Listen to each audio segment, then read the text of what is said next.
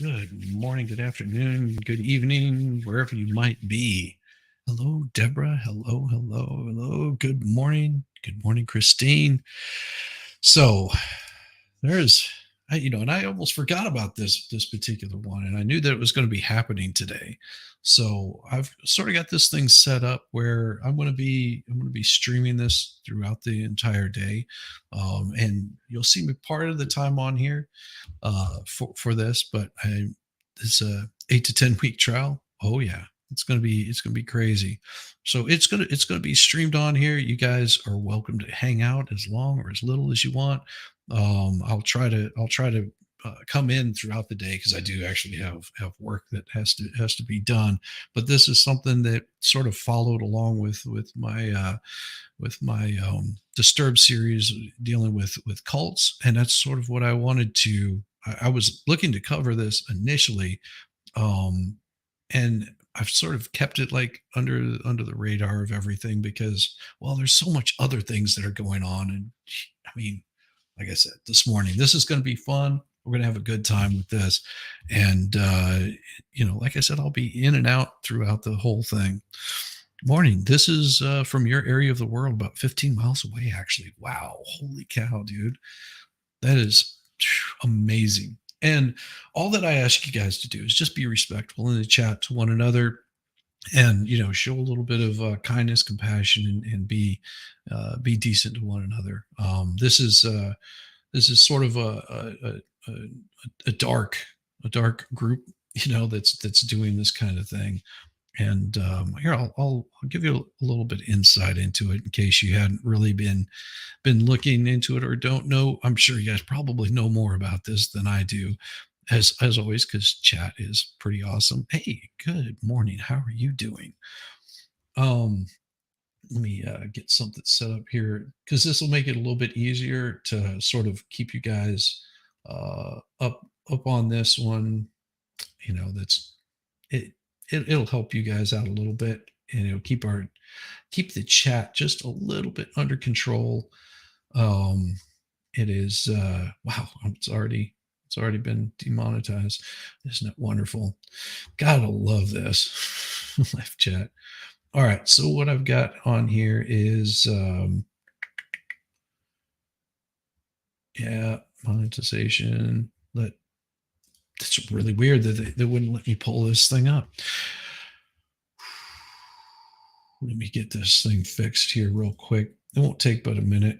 It's really weird how YouTube acts towards these things. So I'm gonna just give me just a second because I want you guys to sort of see what's up with this. Here we go. Share this tab instead. So opening statements begin Wednesday under the trial of Chad Daybell. After narrowing down a pool of 57 to 18 on Monday, the court is in recess on Tuesday. Schedule reconvene on Wednesday at 8:30 in Ada County, where 18 jury members will hear opening statements. Daybell is accused of deleting his wife. He faces the death penalty.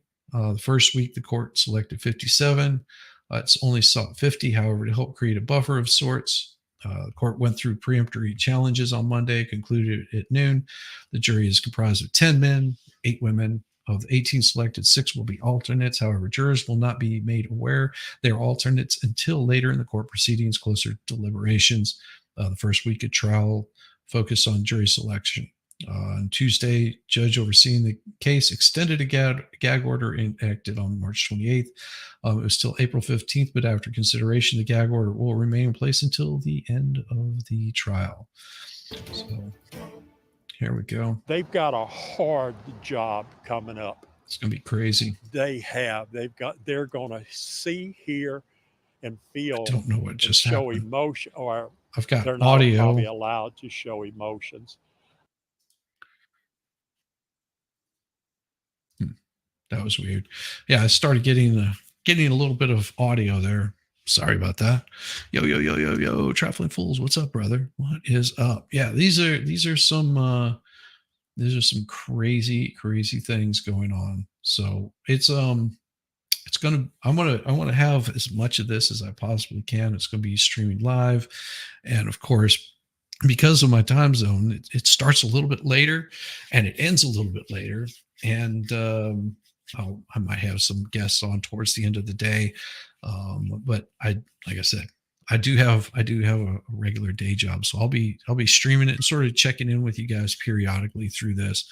And I'll have to get, I'll be getting something else set up on this where around lunchtime, the stream will continue on. May do like a little bit of something for the chat, like maybe talk with you guys a little bit whenever their lunch break happens. It'll probably be about 2 or something like that, so I can sort of catch everybody up on things. And I'm doing a flying solo today. I may have some guests on. We shall see. We'll see what happens. If there's a couple of people that I have in mind that I enjoy having them come in and share in the love. It's a good day to be out here doing this. Oh my gosh, the stuff that people send me is insane. I've got all kinds of weird stuff going, and it is for if you want. There's one person send an invite to that I know they're really damn awesome. Baker will probably be dropping a lot of his folks off over here whenever he finishes up for the day. People can get caught up, and it's yeah. So that's sort of what my day is looking like. Work, and I will have to jump off once this thing fires up, like because I have a couple of things to take care of, but it'll be the stream will be up and running. That's the plan. In probably about another 27 minutes, that thing will be firing up. Well, that's the thing. We do have monitors, and that's me. Because I will break a foot off in a fool. They start going after my crap. We like to keep it real, like to keep it chill, and no shenanigans. And I think there's a way to do this that I can put in here with this particular one, and maybe that's it. Nope. Done. We'll just leave that for to keep you guys a little bit safer from the fools that'll be coming in here. Comment moderation. I'm just looking to make sure that I don't end up with, I may just turn on subs only because I think that'll make it a little bit easier.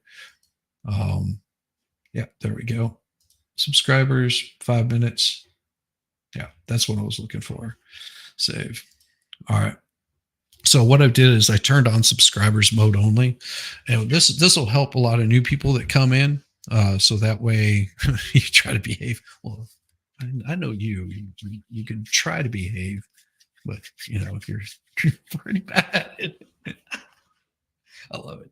No, so it'll be yeah. I'll put on the watch. What was that? Sorry, watching Heart Grows small group. Oh yeah, it'll grow. So I would imagine by the end of the day we should have quite a few people that'll be filtering in, probably some new people.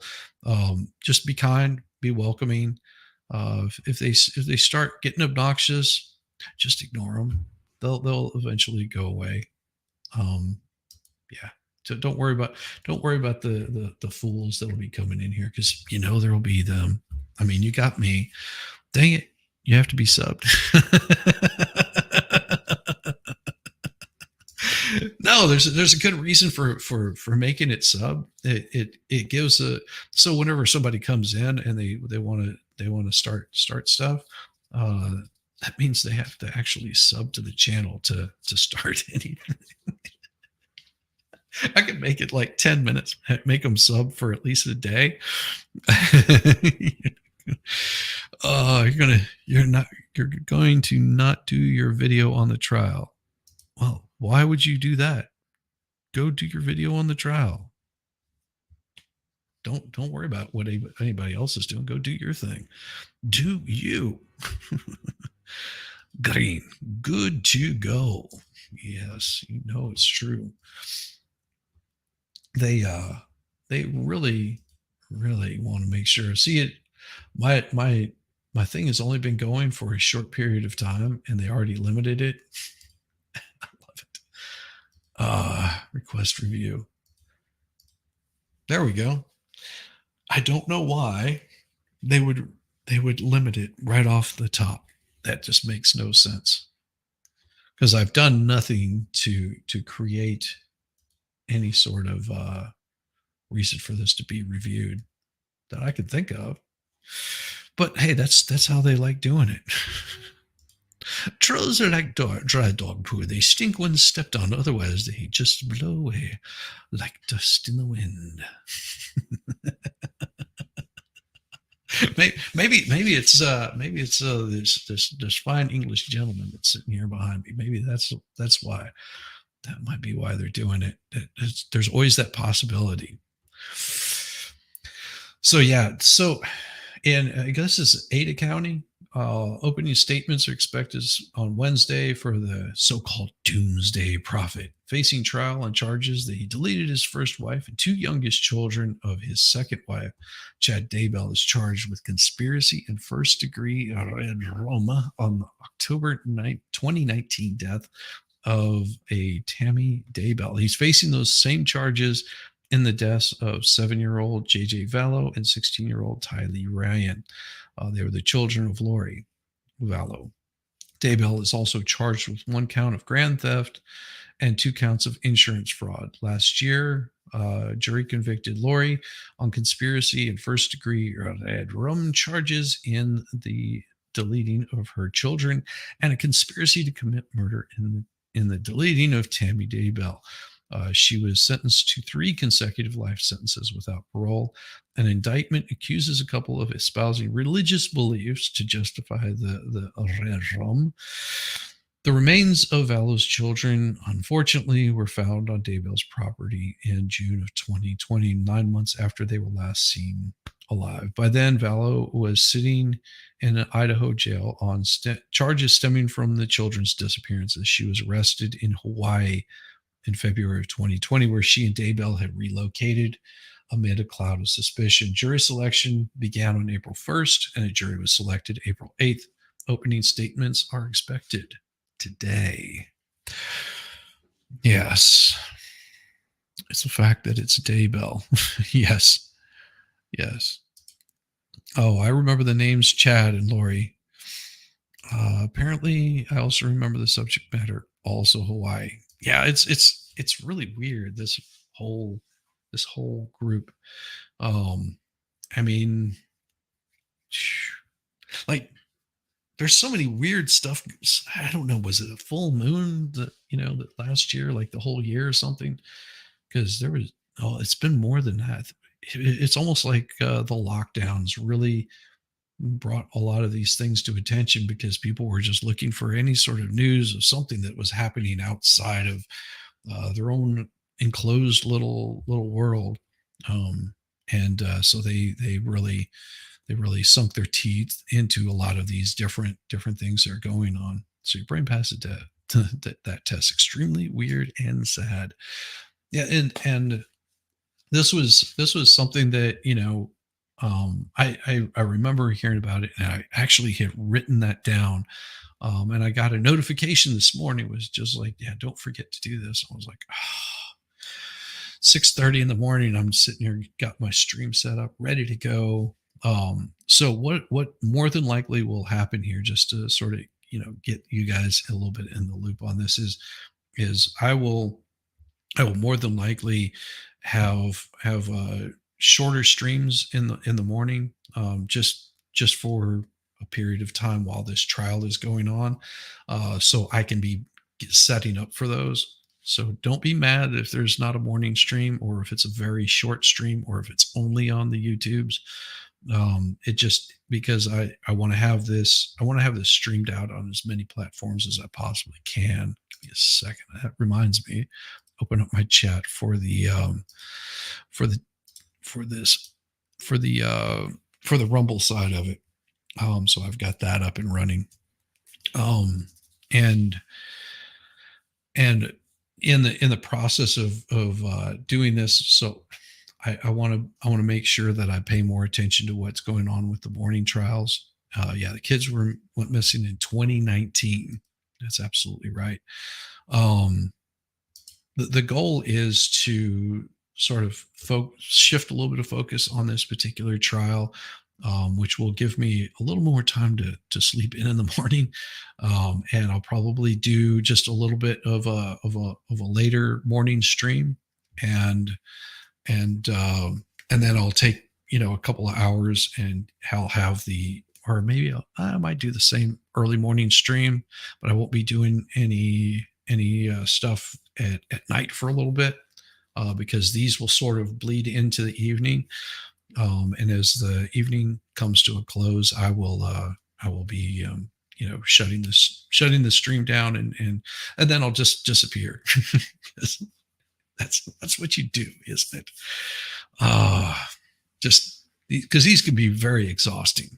These can be very exhausting. And I want to sort of have these going, um while I'm working, kind of thing. Because I work during the day. I actually have a day job. It's weird how that works out. So you guys will get to listen to the trial if you want to, and this is a safe spot to do it. If you start getting get those weirdos that start coming in, just be respectful to them. Let them spew their things, and we'll deal with them as it goes. We won't be too mean to them. At least try not to be. Sort of hoping this thing gets fired off. We've got, according to this, another 17 minutes. So once that gets going, it'll sort of follow along the best way that I can with it. It's what is the I'm trying to see if there's something in here. Oh my gosh. Yeah, this is gonna be awesome. Let's see, we've got, oh yeah, so that's gonna be interesting. So there was some opening statements, I believe. Yeah, they're wanting to make it really super difficult for people to see this. Um, for your information, this court is notorious for being late. Well, that does happen. Uh, yeah, being late is not uncommon. That's sort of the fun stuff that you get to deal with these folks. We're just waiting for the opening statements to sort of kick in. Um, Whenever they do, you'll see the little emoji come popping up here, and that's sort of a sign that we're about underway. So no guarantees it's going to work, or that we won't end up getting some sort of thing that wants to give us a hard time. Anybody wants to give us a hard time. So right as the vid was showing, starting some effect, hospitalized 2019, 2021. I'm so sorry. Like, I mean, that sucks, being hospitalized for this. Hello, Flatty. Good to see you. Good to see you. It starts today at 10:30. Absolutely. Well, it starts today at 10:30 Eastern time, but they will probably be running late as Mr. Robertson or Mrs. Robertson, D. Robertson said. It'll probably be starting a little bit late. It does happen, that these things do start late. No biggies there. No biggies there at all. It is, and I thought about doing sort of like an aftermath of it, but I figured that would really take me into the evenings way too late, and If this trial goes on as long as I think it's supposed to go on, we're looking at a very long, drawn out trial, and my wife will probably snap my neck in two if I don't if I don't do some work, like real work. That's how it goes. But the good thing is it's on weekends, so we get the weekends will be free of all this kind of stuff, and yeah, we'll have a good time here. That is sort of the plan. Was that you really should be in bed, as you have to be up in 4 hours, but wanted to say I will make it. Thank you very much. You get some rest, sweetheart. Just really get some rest. It's oh, hello, Mrs. Robinson. If y'all nasty. Oh, it's projected 8 to 10 weeks according to jury selection questions. Wow, that is so insane. So this will be going on while I am out of town. Man, that is gonna keep me busy. It means I'll have to have my laptop up and running. The good thing is I can probably be working and streaming at the same time.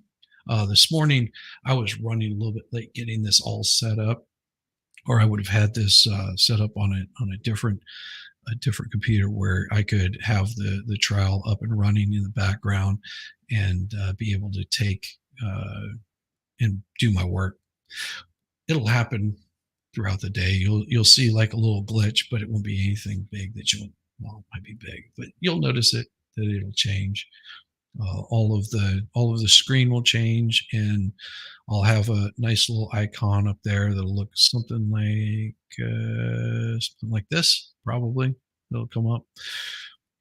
Doesn't mean that I'm not listening or there. It's just I have like I said, I have work to do today. But this is I'll be coming in as I possibly can. You'll hear a little bit of me saying things in the background, hanging out.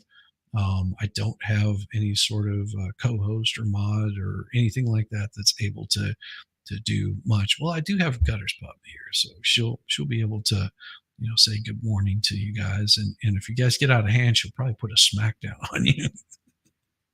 Or she'll start shit up, which is fine too. Uh, what is up, lady? Oh, had a great time talking with Gutter's Pub last night. She's so damn awesome.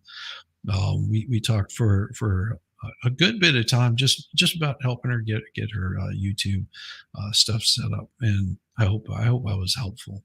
Hope I was helpful.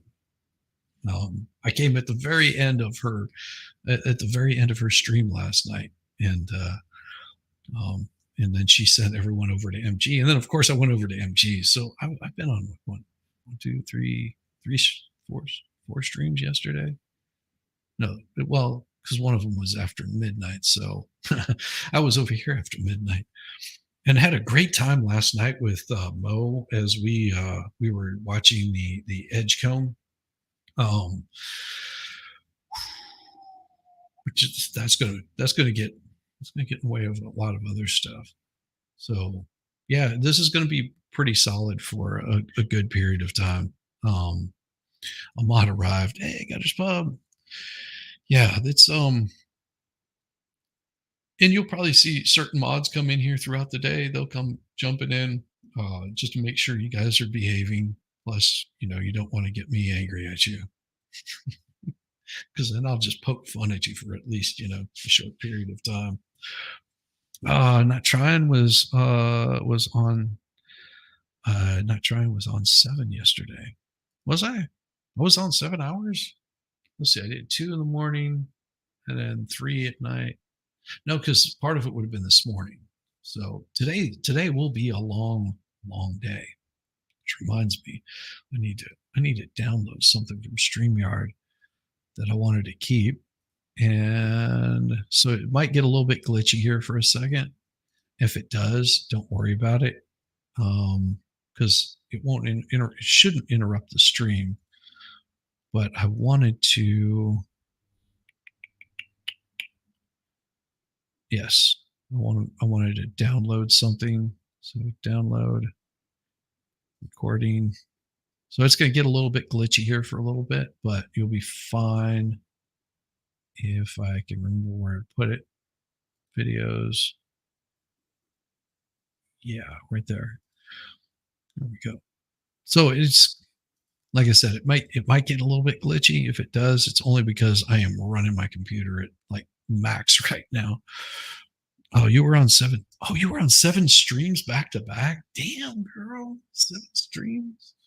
Megan. You need to get some rest. Cool, Monterey. Yeah. Be very, very, very, very, very careful. I mean, this was a problem that I ran into early on in my YouTube stuff. Was I pretty much went everywhere and all the time, and doing 6-hour streams, 9-hour streams, getting like an hour's sleep, getting up and doing another X amount of streams. It was insane. And it was doing nothing to grow my channel at all. Once I sort of toned everything down, I was able to get a little bit more rest, and my health picked up and got a little bit better. Oh, thank you. My wife got that for me.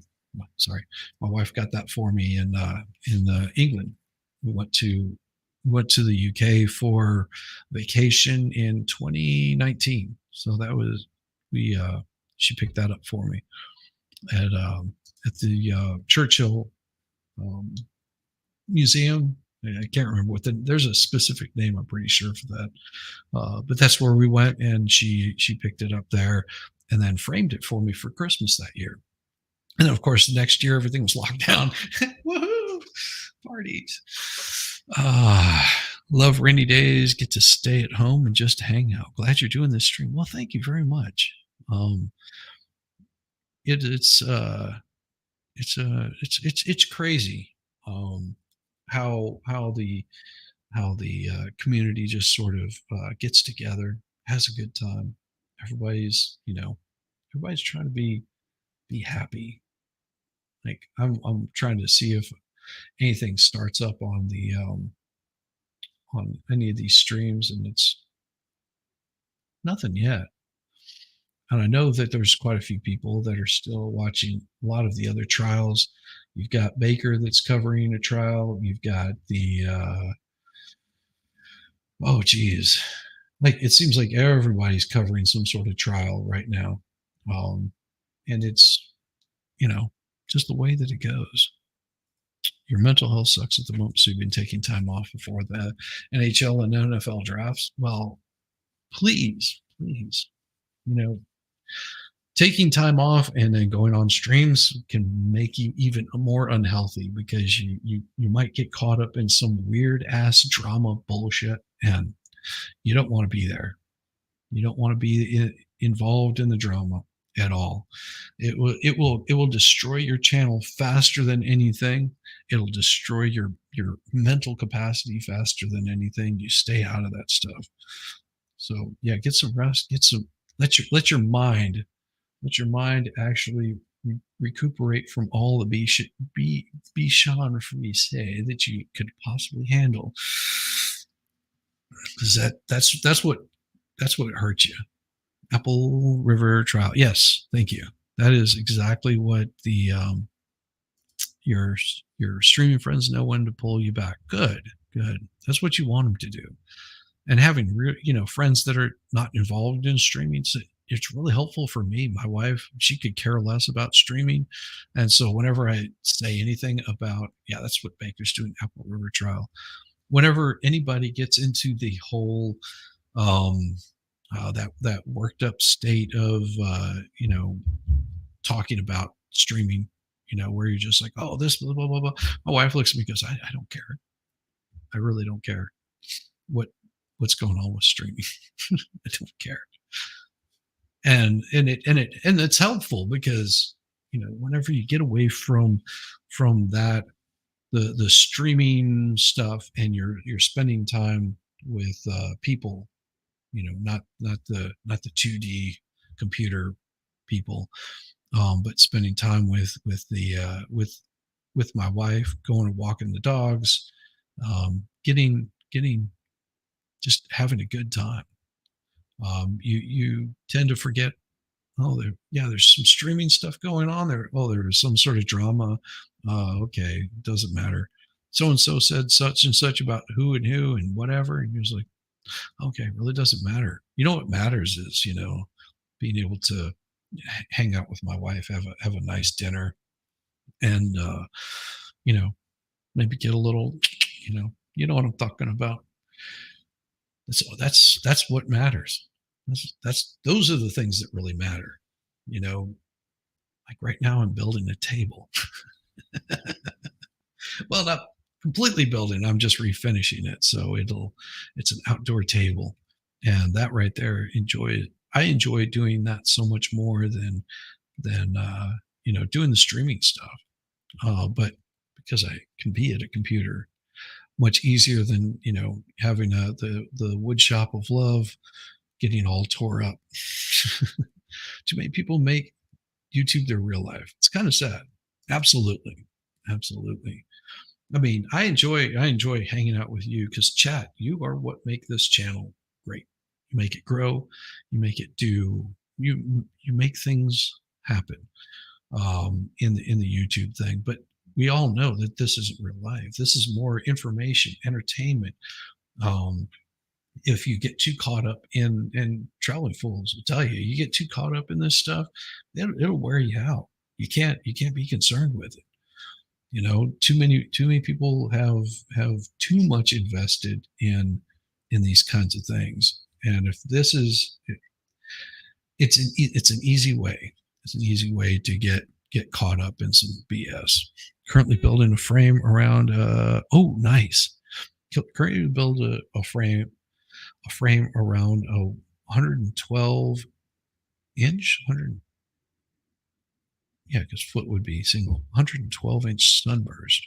Wow, that'd be interesting. I love it. You're currently writing your novel and playing with the new Xbox. See, that's so nice. So many interesting people. Yeah, there are lots of interesting people. Who is Daybell and what did he do?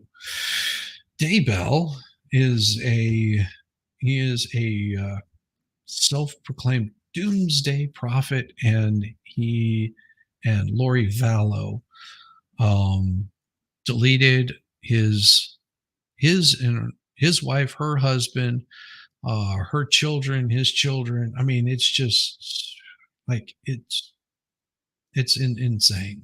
Just these this couple, they formed a little cult, doomsday cult, and started deleting to get people out of the way. It's so bad. It really is bad. So that is the breakdown of it. And of course, the trial. Oh, here we go. Trial will be coming up here shortly. Just want to make sure that got everything. Okay.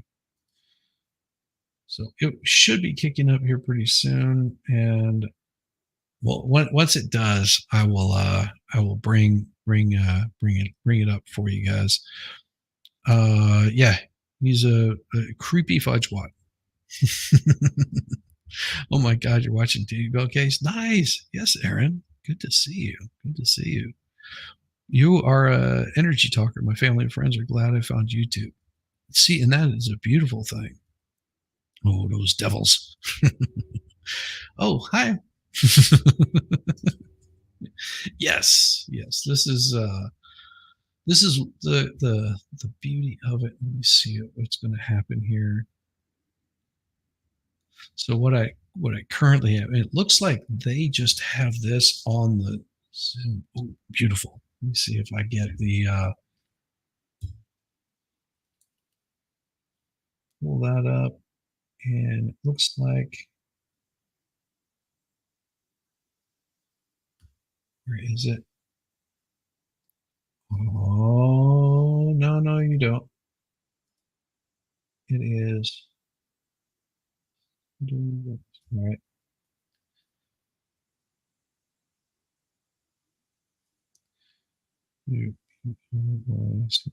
All right. I'm looking up things right now to make this work.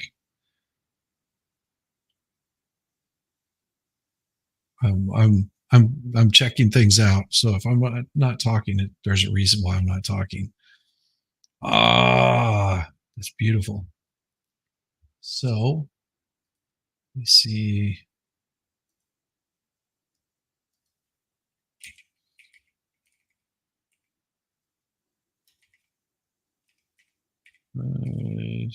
There it is.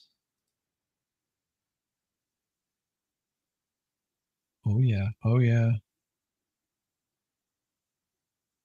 Where is it? Where is it? Where is it? I will find it. Give me just a minute. Because I want to make sure that I have this in here. Wow, where is it? I'm looking for it, looking for it.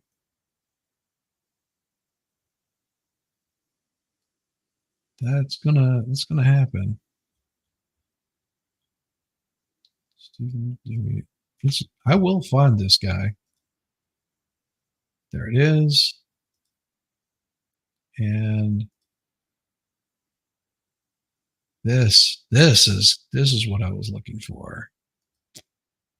And we will present this. So what this does is this helps being able to get this one up where I don't have to. We'll make sure this is correct. Yep, this is it right here. So this is what I've got currently. Ha ha. So what I can do is I can throw this up here and throw in that one. And maybe this one. There we go. This will be awesome. So that's currently what we're looking at. That's currently what we've got going on. So as soon as this fires up, we'll be able to see it. Isn't that awesome? What is going on? Be back at some point. Excellent. You be safe. You be safe. When health issues have you stuck at home, YouTube can brighten your life. Oh, thank you. I try to keep it lighthearted. Just a tad bit, just a small amount. Keep it lighthearted without getting too crazy with things.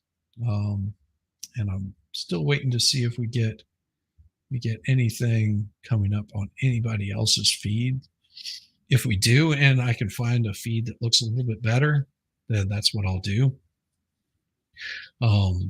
There's, I'm sure, going to be quite a few people watching this one, watching it pretty closely to sort of get an idea what's going on. And oh, thank you, Melanie. I appreciate it. These guys right here, yes, JW, really, you got to enjoy the man's company. Hey, Lefty, what is up? Zombie Children, lighthearted entertainment. Well, cicada kids. Call them cicada kids because that's what they is. Cicadas, chia kids. Oh man, yeah. I'm just waiting to see if anything comes up on this. If it does, I'll bring it back up. But that's what we're looking at right now. We are looking at that right now. Let me see, and I'll just hide that for a little bit so you sort of get what you're going to end up seeing whenever it comes up. I love it. Now, no guarantee that it's going to keep that particular one up there, but that's for now. That's what it'll look like. If it ever opens and they start the trial itself, it looks like they're waiting on the judge to fire this thing up. If he's going to fire it up, there's a possibility that we may have to switch to a different feed if it comes up. If it does, then awesome. I would love to be able to dip right into the actual feed instead of having to rely on somebody else's feed. Maybe I should read some Daybell soft corn from one of his books during slow times. Ooh, I could do that. I could do that. I could do that. I don't have any. I don't have any of his books though. Sorry. I don't know how to. I don't know how to get those. I don't know how to get those. If someone has a link, just hit me up in the Discord. I could pull that stuff up. Of course, that might be really creepy, knowing what he did. Bummer. Bummer. It would require somebody with the ability to get that stuff for me. I don't have access to a lot of that stuff. It's crazy, but I'm usually so busy with the work thing that I don't have time to do every bit of research on every single thing that I would love to do. Really, you don't want them books. Probably not. It rubs butter on the kernels.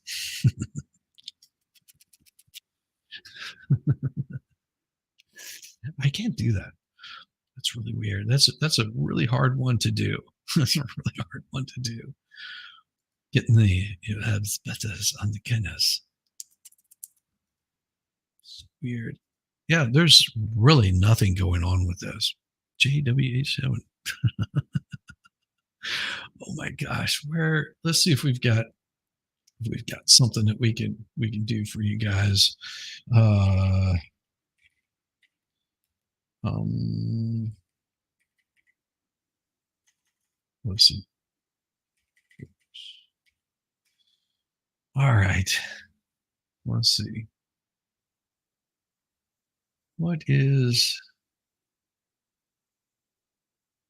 Oh, those are Chad Daybell books. Um Prolific author. Yeah, you would have to like send these things to me. Those would be weird. Seven principles that will. Books are rare books, new books. So weird. I'm sure that those things are selling out like crazy too.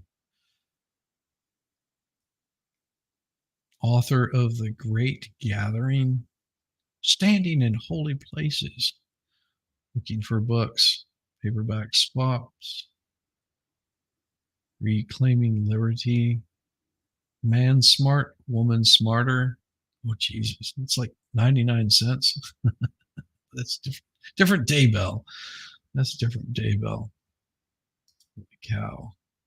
I'm hoping that we get some audio here pretty soon. Of course, if the court is running late, um, oh Jesus, so crazy. There was something that someone wrote that there was in it was 2020. My bishop showed me the kids' baptism books he had found on clearance at Desert Book. I was primary pres. I saw Chad Daybell on the cover and asked him if he realized who that was. I told him Chad Daybell was a guy who had deleted two children found in his backyard. I told the bishop I hoped he kept his secret. Oh, receipt. Sorry. Oh my God, that's so crazy. Yeah, these people were completely wacky. And this is where you get somebody that gets so into a religion that they form their own religion, or commonly known as a cult, which is can be unhealthy. I mean, give it a little bit of religion is not a bad thing, but when you get to the point of like, thinking that you know it all, then you're so far away from knowing it all.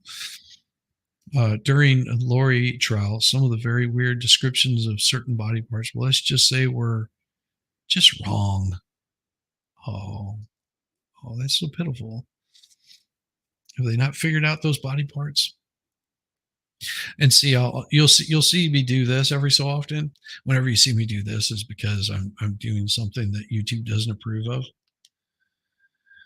They take issue with these certain things, so I try to avoid doing them on camera.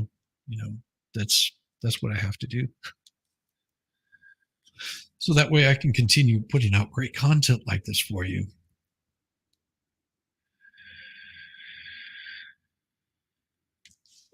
Yes, there we go. Because this is going to be a very very long day. So if this is starting at 10:30, and that would be what, 9, 8:30, 8:30. Maybe that starts at 11. It could be starting at 11. But if they're starting at 10:30 West Coast time, then it's going to be really really late in the day whenever these things finish up. Really late in the day. I may have to rethink all of this. Oh, apparently he didn't. Oh my gosh. Yeah, the horrible things that they did. So the opening statements is really what I'm interested in seeing, because those would be quite interesting. Um, so I didn't see or hear any of the on your side of the states. Hey, my dog's Rock. Good to see you. Good to see you. It's finally a case on your side of the states. Perfect for you. Oh, nice. Why is it certain religious groups tend to create really crazier cults? See, I don't know if that's really really true. I mean, I guess it could be. Um, Maybe the extreme people may. Here's the thing, you know, that I've seen is people get really into the extremes, um, and that's dangerous. But there's that something about human nature, I think, maybe puts us in this position of we want we don't want to ride the gray lines. Um, because riding the gray lines looks like you're non-committal. It goes back to whenever I got a job at at a major box store. I guess that's the best way to put it. Um, they wanted some sort of psychological evaluation, and all the questions were created to, if you're just sort of like, yeah, this, I don't care, whatever. If people are, whatever, just whatever the question was. I can't even think of any of them off the top of my head, but the person that I had talked with, the manager of this big box store, they were just like, holy cow, we want to hire you. You're like on top of computers. You know what you're doing. We want to have you in here. Um, and so I completed like their little psych evaluation questionnaire, and they basically said, nope, we ain't going to hire you. Okay. I went back to the manager. I was just like, listen, you said you're going to hire me, but then, because of this thing. Oh, and they explained to me this, oh, that's because they're looking for absolutes. Whether it's an absolute yes or an absolute no, they want you to be very decisive and very precise on your answers. There's if you answer it in the gray anywhere, on a scale between 1 and 10, what do you rate your intelligence level? They don't want you putting down 5. They want you to put down either 1 or 10. They it was that kind of stuff, and I was like, well, that's stupid. I was like, because it's an impossibility. Well, and they didn't care. They didn't care. Uh, People like this have an addictive personality. That is a possibility. I think that is part of what it is. Their personality requires them to have that hand fidget. The I don't. And it could just be that they're because they're highly intelligent, that they think that they're above um, other people that they think might be lower intelligence or beneath them in any way, shape, or form, or they see the grand plan and they know everything. They've seen it, they know it, and they have to, and they tend to attract people that are less secure in their views. Um, and that's how they build up their that's how they build up their group. That's how they make it stronger. And then in doing that, they're also, yeah, it's hard to explain, but I think I agree with you on this. They just have that addictive personality that takes it that one step further. Hmm. That's the scary part. You don't want them taking it that extra step is dangerous, very dangerous. Why is this giving me a hard time? Rumble is always acting funky on me. So what's going to happen is I'm going to put a little bit of music on. I've got to go take care of something here for about 10-15 minutes. I have to go walk my neighbor's pup. That's one other reason why I will be doing these streams a little bit differently, but I do have to go walk my neighbor's puppy dog. So you guys stay entertained, keep keep cool with each other. I'm going to pull up the stream because it'll probably start while I'm away, because that's what it does. And give me just a second to have this thing come up for you guys. And there we go. So what I'm going to do is I'm going to step away for like 10, 15, maybe 20 minutes at the most. I've got to go walk the pup, and that's what I'm going to be doing. So if it starts, you should have volume, should have everything going on. This is the live court feed. We may switch it up as we do, but I will see you guys in a few. All right.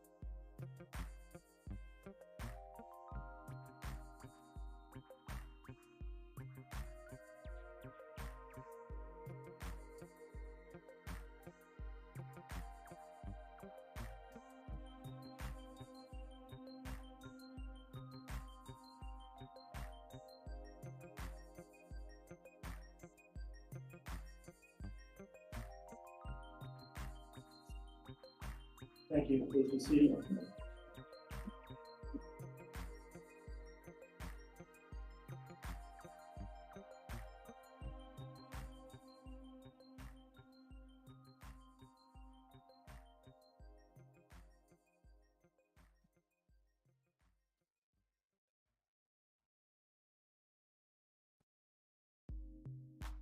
All right, good morning, everyone. We're on the record now on Fremont County case CR 22-21-1623, State of Idaho versus Chad Guy Daybell.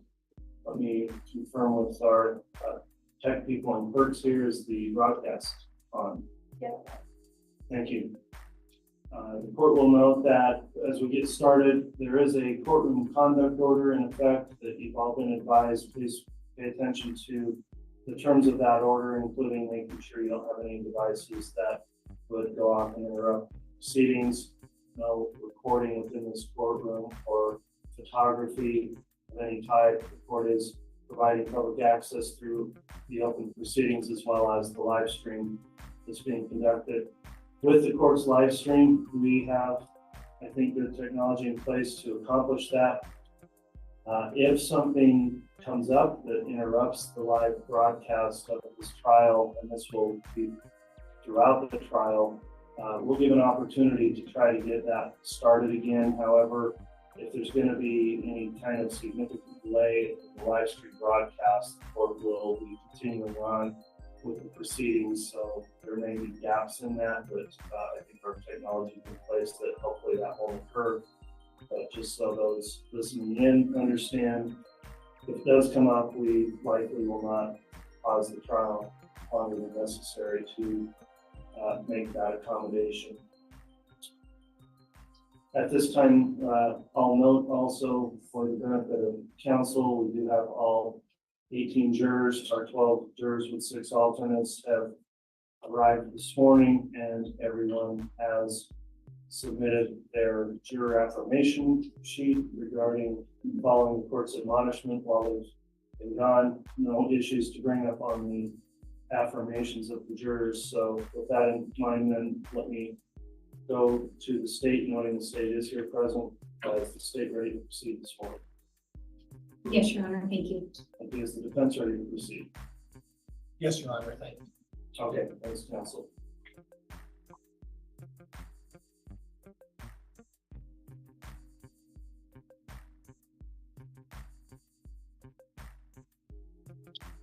All right, before we bring the jurors in, which we'll do very shortly here, I also, as we are getting started and before the jurors are sworn and we take evidence, is there, I believe we've already had a motion to exclude witnesses. Let me just clarify on the record, is there going to be a motion to exclude witnesses through the evidence portion of the trial made by the defense? Yes, Your Honor. Very well. The court will reaffirm then there has been a motion to exclude witnesses. So as the state begins with its case in chief, keep that in mind that they are not permitted to observe the trial proceedings, including the live stream. The only exception would be for a witness. If they statutorily qualify as a victim, then they are permitted to observe the proceedings. So each witness is going to be questioned whether or not they've observed any trial proceedings, and I would instruct the state, and then following the defense, if they have witnesses, to make sure that the exclusionary rule is followed. Does the state have any questions on that matter?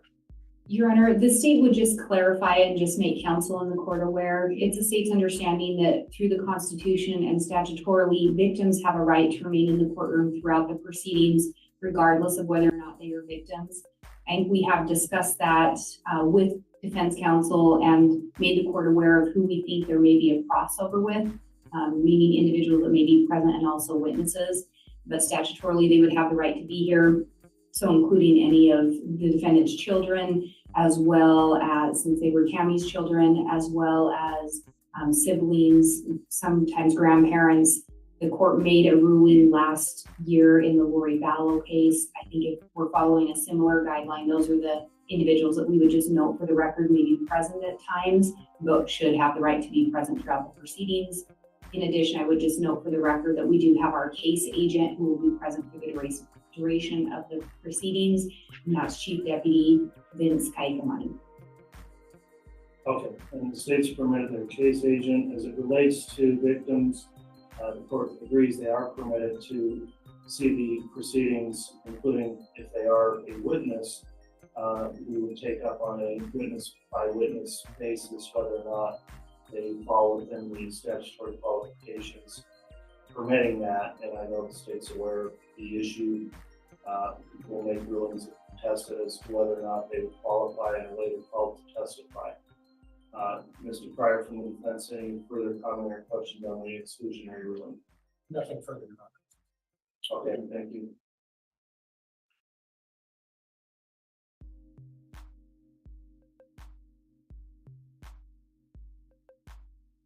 All right, this time then we will have the jurors brought in. Yes, sir.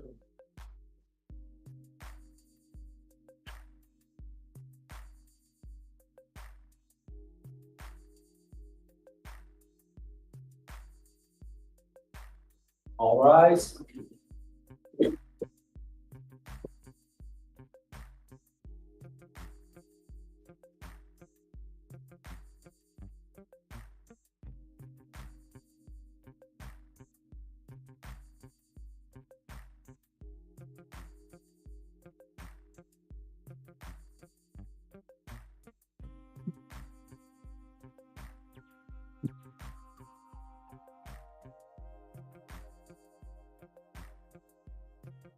Oh, the jury is present and accounted for. All right, thank you, Mr. Bale. Please be seated.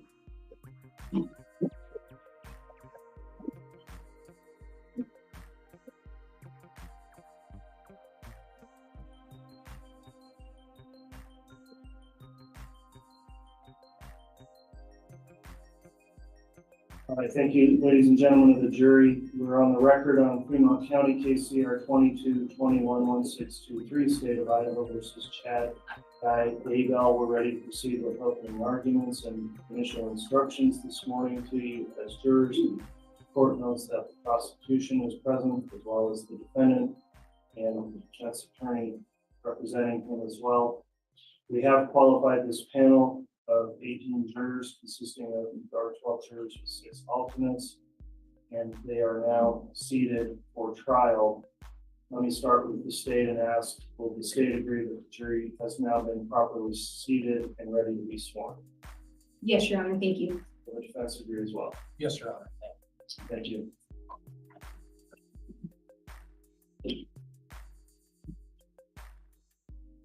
All right, ladies and gentlemen of the jury, thank you for returning this morning. You're now seated as jurors in the case before us. As previously been told, I'm Stephen W. Boyce, the District Judge of Fremont County in charge of this courtroom trial. I'll briefly reintroduce you to some of our court personnel assisting here today. Shannon Holstein, seated to my right, is the clerk who is keeping minutes of the trial proceedings, will be marking trial exhibits and administering oaths to you as jurors and to the witnesses. We do have our courtroom bailiffs as well who assist with keeping order in the courtroom and helping the jury move about where they're supposed to throughout the day, and in enforcing any conduct orders we have in effect here for the trial. Our court reporter today, Amy Bland, is taking a stenographic record of everything said during the trial proceedings, and my staff attorney, Courtney Stallings, seated to the far right, who assists me with legal research and administrative matters that come up throughout each day of trial. Each one of you has been qualified, examined, and selected to serve as a juror of this court. The clerk will now have a roll call of our seated jurors. Please, Madam Clerk, if you would conduct the roll call. As to each juror, once your juror number is announced, please just indicate present or here verbally so we acknowledge that on the record. Madam Clerk. Juror 27, present. Juror 219, Here. Juror 505, Here. Juror 631, Here. Juror 653, Here. Juror 686, Present. Juror 752, Present. Juror 1680, present. Juror 823, Here. Juror 1358, Here. Juror 1365, Juror 716. Smith. Juror 751. Here. Juror 997. Here. Juror 1078. Juror 1577. Here. Juror 1271. Juror 1382. Thank you, Madam Clerk. This case has been brought by the state of Idaho. I'll sometimes refer to the state as the prosecution. State is here represented in this trial by Lindsay Blake, Fremont County prosecutor. Ms. Blake, could you please stand briefly?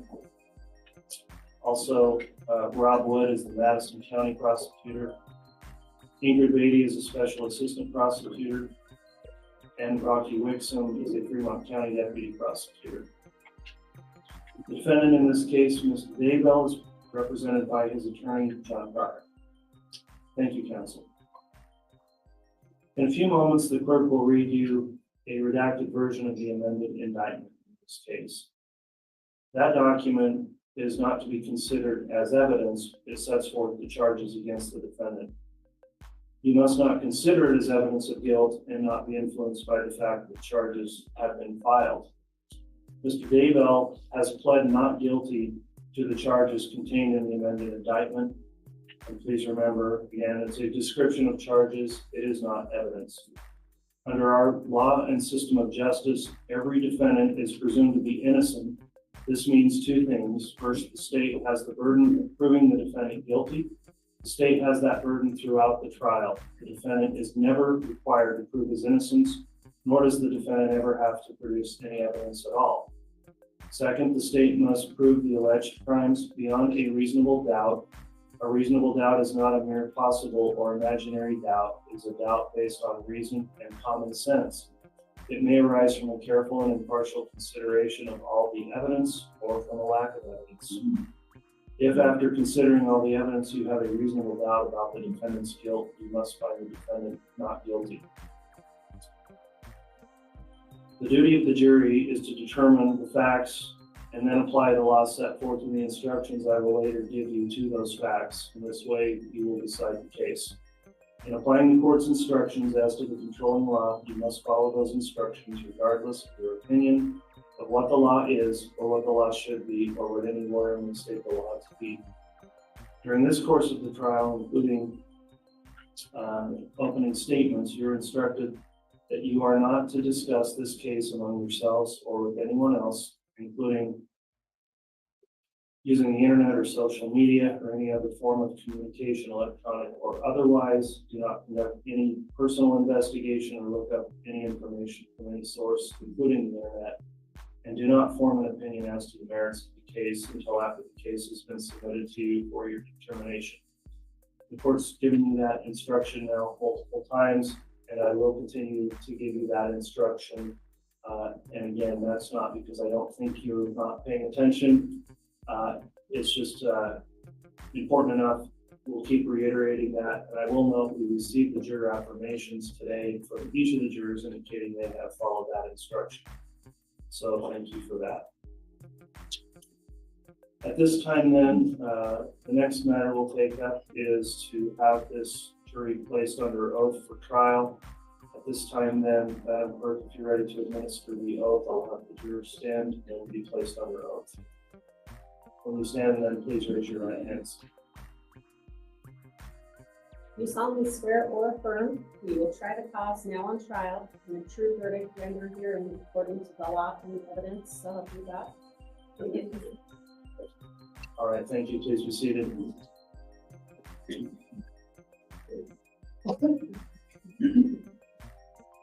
All right, the jurors have already been advised of some of our trial procedures in this case, and I'll just give you some additional general information here. Our normal schedule is to run trial from 8:30 each day until 3:30. At times that will need to be modified for certain reasons. Sometimes we have matters to be argued outside of your presence. Sometimes during the recesses, they may seem to go long because we're conducting other court business outside of your presence. But we will take recesses through the morning and also in the afternoon. If anyone is uncomfortable, needs a break or recess for some specific reason, please notify the bailiff and we'll do our best to accommodate each of you and keep you comfortable while you're here. In addition, if anyone has any kind of accommodations they need, for example, assistance with a hearing device, other matters, please notify the bailiff again, and we want to make sure you are as comfortable as you can be and able to be alert and attentive throughout the presentation of evidence in the case. These seats that you have been assigned to at this time will be your specific seat throughout the trial. Please return to that same assigned seat each day or after each break so that we are able to determine who's here and if someone's not, for some reason, who's not here.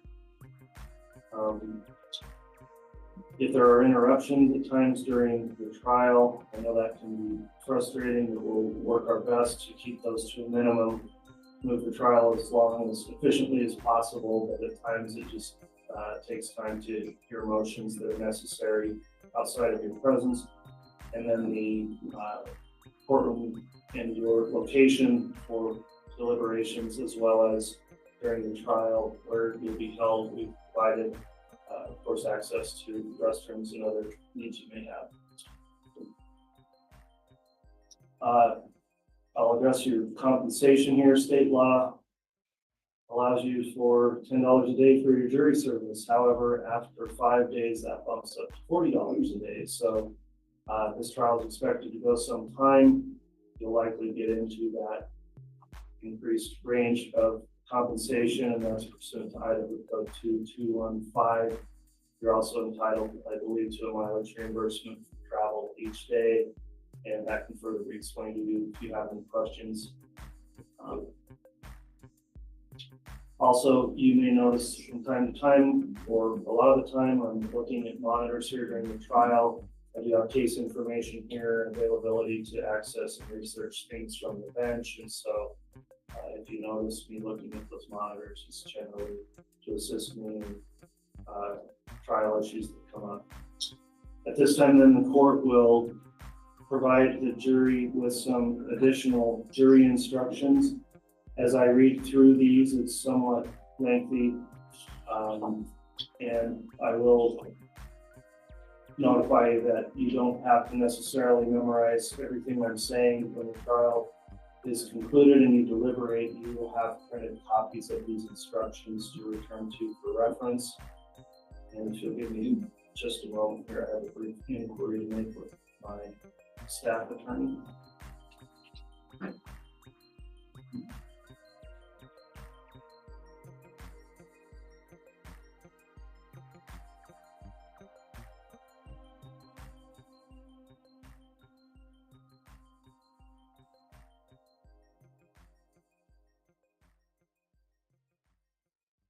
All right, thank you.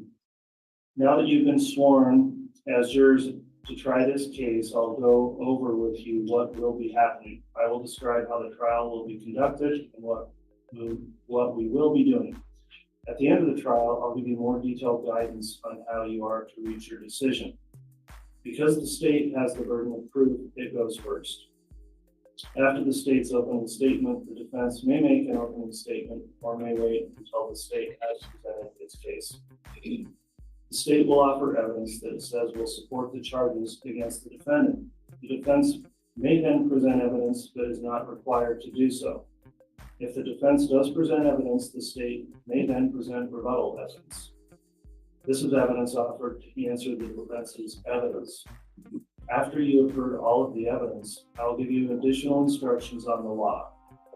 After you have heard the instructions, the state and the defense will each be given time for closing arguments.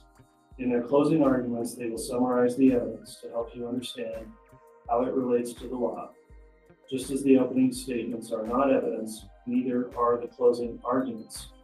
After the closing arguments, you will leave the courtroom together to make your decision. During your deliberations, you will have with you my instructions, the exhibits admitted into evidence, and any notes taken by you in court. The defendant is charged by the state of Idaho with a violation of law. The charges against the defendant are contained in the amended indictment. The amended indictment is simply a description of the charges. It is not evidence.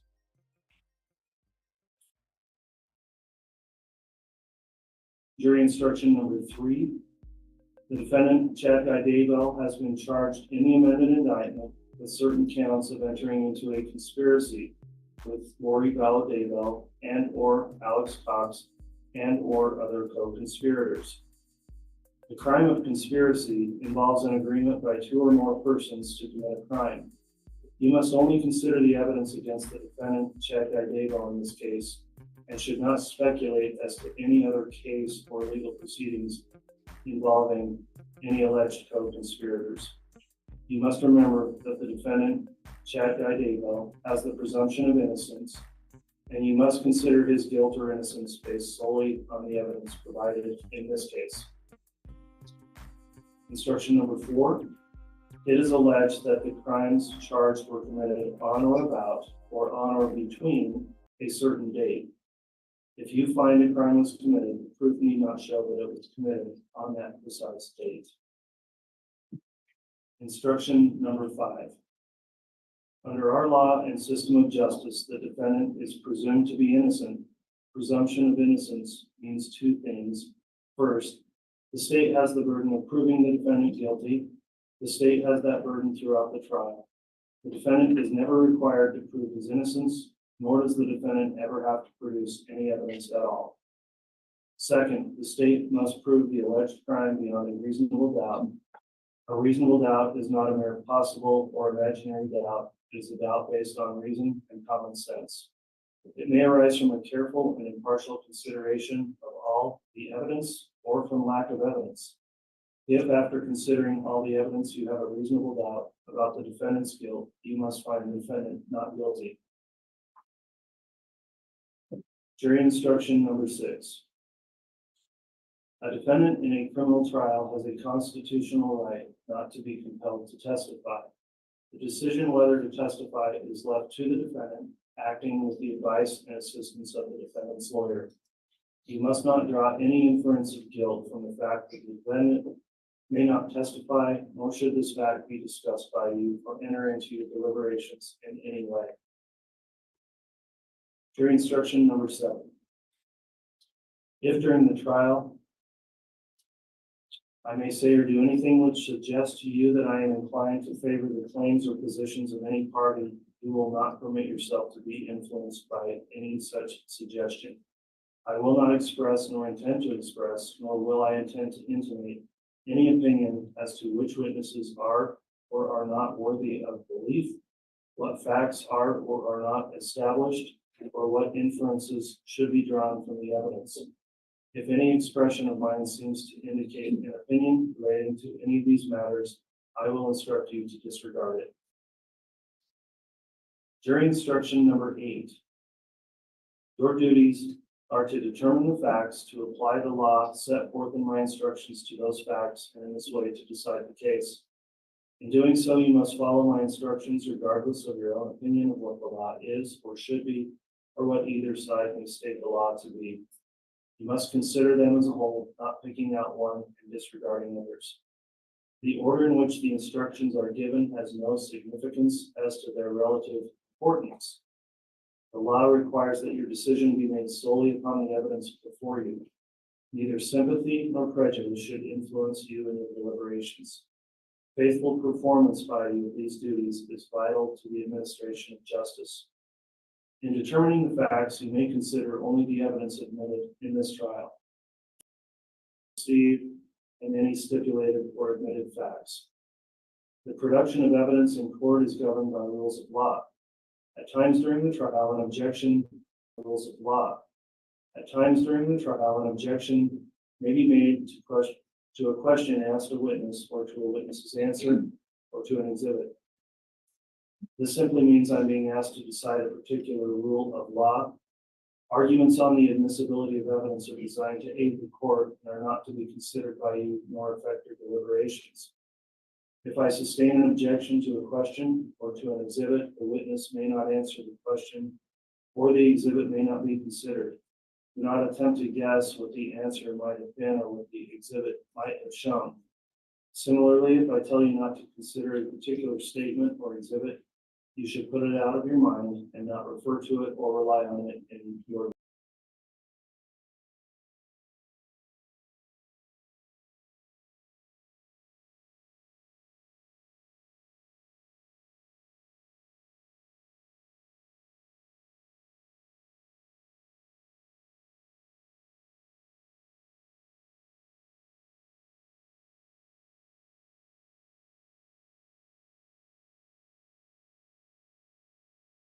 more smoothly. Some of you have probably heard the terms circumstantial evidence, direct evidence, and hearsay evidence. Do not be concerned with these terms. You are to consider all the evidence admitted in this trial. However, the law does not require you to. Sorry about that, everyone. As the I'm sole back. judges of the facts, you must determine. Sorry. what evidence you Sorry. believe and what weight you attach So what do we to got it. going on? There is no magical formula by which one may evaluate testimony. Daybell Trial should. All the experience and background of your lives.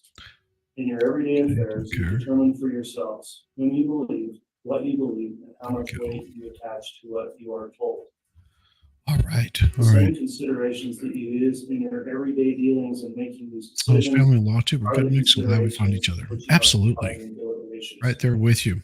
In deciding what you believe, do not make. It also helps to explain, Because more Stringer witnesses explain may what's going on. Well, testify thank one you, way Lady than Tammy. another. Good to see you. Your role is to think about the testimony of each witness. So right now they're you just, heard and these are decide just how jury much you instructions. believe of what they Nothing have to say. important to, it's A just witness telling them who what they has need to special be knowledge looking at. of a particular matter may give an Letting opinion them on know, that matter in determining the about weight to be given such an how they need opinion. to find. This You is should consider the a judge giving qualifications and instruction. credibility of the Oh, witness thank you.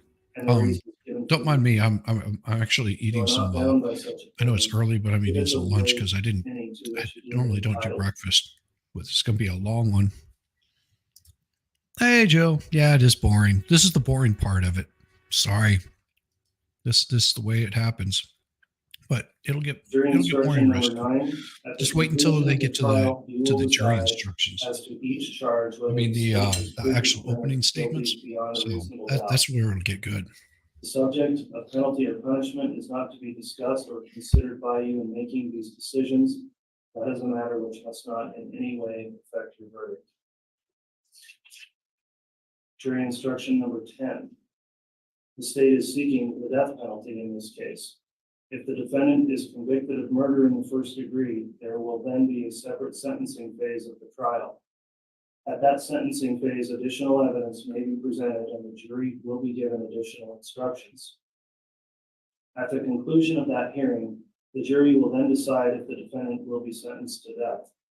If the jury decides that the defendant will not be sentenced to death, either the defendant will be sentenced to a term of life imprisonment without the possibility of parole, or the judge will sentence the defendant to a term of life imprisonment during which the defendant could not be paroled for at least 10 years and possibly for life.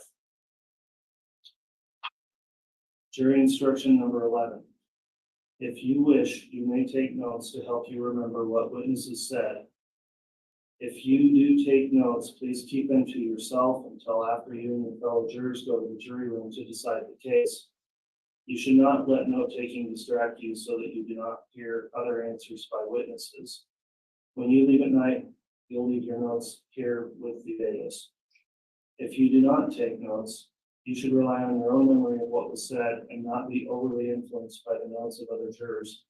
In addition, you cannot assign one person the duty of taking notes for all of you. Jury instruction number 12. It is important that as jurors and officers of this court, you obey the following instructions at any time you leave the jury box, whether it be for recesses of the court during the day or when you leave the courtroom to go home at night. First, do not talk about the case among yourselves or with anyone else during the course of the trial. You should keep an open mind throughout the trial and not form or express an opinion about the case. You should only reach your decision after you have heard all the evidence, after you've heard my final instructions, and after the final arguments. You may discuss this case with the other members of the jury only after it is submitted to you for your decision. All such discussion should take place in the jury room. Second, do not let any person talk about the case in your presence. If anyone does talk about it to you, tell them you're a juror of the case. If they won't stop talking, then report that to the bailiff or courtroom staff here as soon as you're able to do that. You should not tell your fellow jurors about what has happened. Answer to your Third, question. during this trial, do not talk with any of the How many parties, instructions the are there? lawyers, or any It just witnesses. depends By this, I mean, not only do what not the talk about instructions case, but do not the talk judge at all, has. even if it happens There's not past too the many. time of There's day. quite a few. It's just No other way basically can setting all the parties be groundwork. assured of the fairness, they are entitled to Your first capital. Oh my gosh. Hey, Joe. Fourth, during no, this don't. trial, do not make any investigation of They the case can be or rather inquiry boring. outside of the court on your own. It's when it Not gets to put any interesting, it placement gets in really the testimony, interesting. have more of the court to Really do so. interesting. You must not So, consult any books, records, this internet, is or any other source of information hopefully unless I not. specifically The authorize good you part to is do it doesn't so. have a lot of fluff to it. Fifth, do not read about the case in the newspapers. Do not listen to radio or television broadcasts about the trial. You must base your verdict solely on what is presented in court and not upon any newspaper, radio, television, or other media account of what may have happened. Each day, you will be required, as I mentioned, to sign an affirmation that you will follow this admonition of the court. That concludes the court's first instructions then, and as I mentioned, you will be providing copies of those when you deliberate for further reference. Next, at this time then, I am going to have the clerk read the amended and redacted indictment to you. Madam Clerk, if you're ready to read the amended indictment, please do that at this time. They're going to read the amended indictment.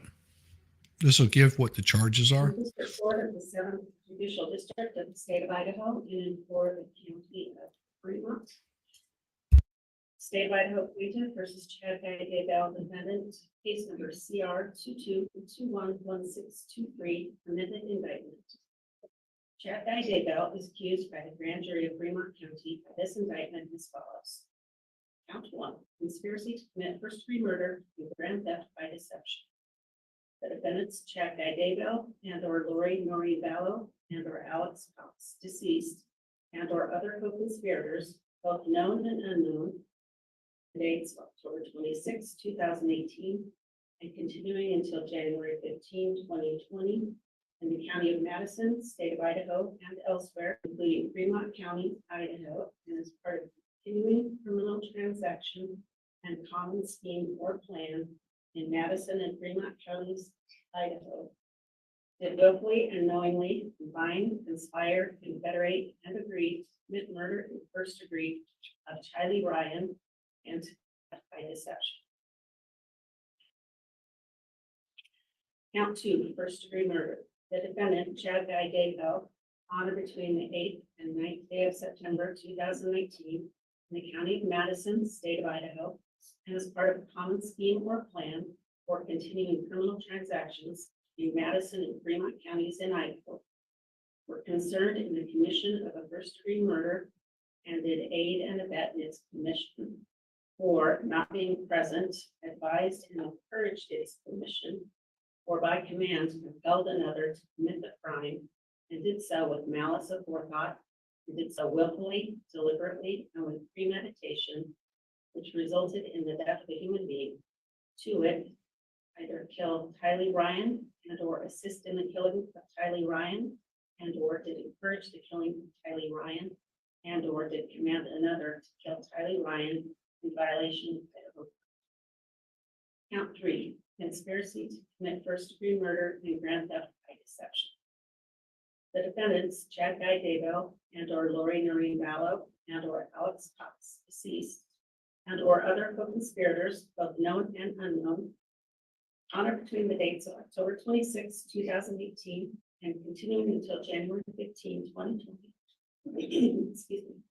In the county of Madison, state of Idaho, and elsewhere, including Fremont County, Idaho, and as part of a continuing criminal transaction and common scheme or plan in Madison and Fremont counties, Idaho, that willfully and knowingly combine, conspire, confederate, and agree to murder in Well, first good degree luck. Be safe. Joshua Be safe. Vallow, hereinafter J.J. Vallow, and to commit grand theft by deception. Count 4, first degree murder. The defendant, Chad Daybell, on or between the 8th and 9th day of September 2019 in the county of Madison, state of Idaho, and as part of a common scheme or plan for continuing criminal transactions between Madison and Fremont counties in Idaho, were concerned in the commission of a first-degree murder and did aid and abet in its commission, were not being present, advised and encouraged its commission, or by command compelled another to commit the crime, and did so with malice aforethought, and did so willfully, deliberately, and with premeditation, which resulted in the death of a human being. To wit, did either kill J.J. Vallow and or assist in the killing of J.J. Vallow, and or did encourage the killing of J.J. Vallow, and or did command another to kill J.J. Vallow in violation of Idaho Code. Count 5, conspiracy to commit first-degree murder. The defendants, Chad Daybell and or Lori Vallow and or Alex Cox, deceased, and or other co-conspirators, both known and unknown, on or between the dates of October 26, 2018, and continuing until January 15, 2020, in the county of Fremont, state of Idaho, and elsewhere, including Madison County, Idaho, and as part of continuing criminal transaction in common scheme or plan in Fremont and Madison counties, Idaho, did willfully and knowingly combine, conspire, confederate, and agree to commit murder in the first degree of Tammy Daybell, and did combine or conspire to commit murder, and one or more of such persons did enact to effect the object, combination, or conspiracy. Count 6, first-degree murder. The defendant, Chad Daybell, on October 18 to 19, 2019, in the county of Fremont, state of Idaho, was concerned in the commission of first-degree murder and did aid and abet in its commission, or not being present, advised and encouraged its commission, or by command compelled another to commit the crime, and did so with malice aforethought, and did so willfully, deliberately, and with premeditation, which resulted in the death of a human being. To wit, did either kill Tammy Daybell and or assist in the killing of Tammy Daybell, and or did encourage the killing of Tammy Daybell, and or did command another to kill Tammy Daybell in violation of Idaho Code. Count 7, insurance fraud. The defendant, Chad Daybell, on or about October 19, 2019 through October 30, 2019, in the county of Madison, state of Idaho, did with the intent to defraud or deceive an insurer for the purpose of obtaining any money or benefit, insurer or other person, a statement as part of or in support of a claim for payment or benefit, knowing that such statement contained false, incomplete, or misleading information concerning any fact or thing material to such claim, to wit, did present and or cause to be presented an insurance beneficiary form to Life Map Assurance Company in violation of Idaho Code. Count 9, insurance fraud. That the defendant, Chad Daybell, on or about October 19, 2019 through October 31, 2019, in Madison, state of Idaho, did with the intent to defraud or deceive an insurer for the purpose of obtaining any money or benefit, insurer or other person, a statement as part of or in support of a claim for payment or benefit, knowing that such statement contained false, incomplete, or misleading information concerning any fact or material thing to such claim, to wit, did present and or cause to be presented an insurance beneficiary form to Primerica Life Insurance Company in violation of Idaho Code. Signed as a true bill on the 24th day of May, 2021, signed by the deputy presiding grand juror, acting as presiding grand juror in Fremont County, state of Idaho. Crazy. To these charges, the defendant has entered a plea of not guilty. All right, thank you very much, Madam Clerk, for reading the redacted amended indictment. Now we In can't this wait to case, hear the. again, I will advise the jurors, remember, the indictment is a description of charges. It is not evidence. That concludes the court's opening instructions and the reading of the Opening indictment. instructions. There we You've go. been sworn as well. The next matter we would take up then are opening statements. We inquire of the state, is the state ready to proceed with openings? Yes, Your Honor. Who will be giving the opening statement? I will remember. Very well. Mr. Wood, you may present your opening. All right, here we go. Opening statements. That's what I've been waiting for.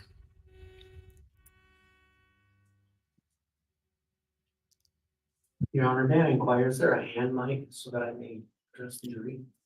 I think we do have one. Might take us a moment to get it over to you. And then I do have a PowerPoint attached. All right.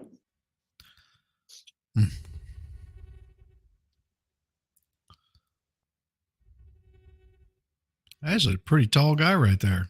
Either that or that attorney's really short.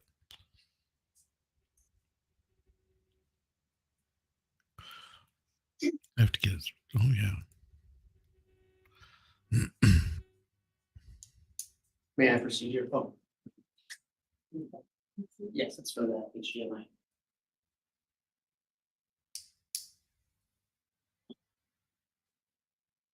There we go. May I proceed, Your Honor? Yes, you.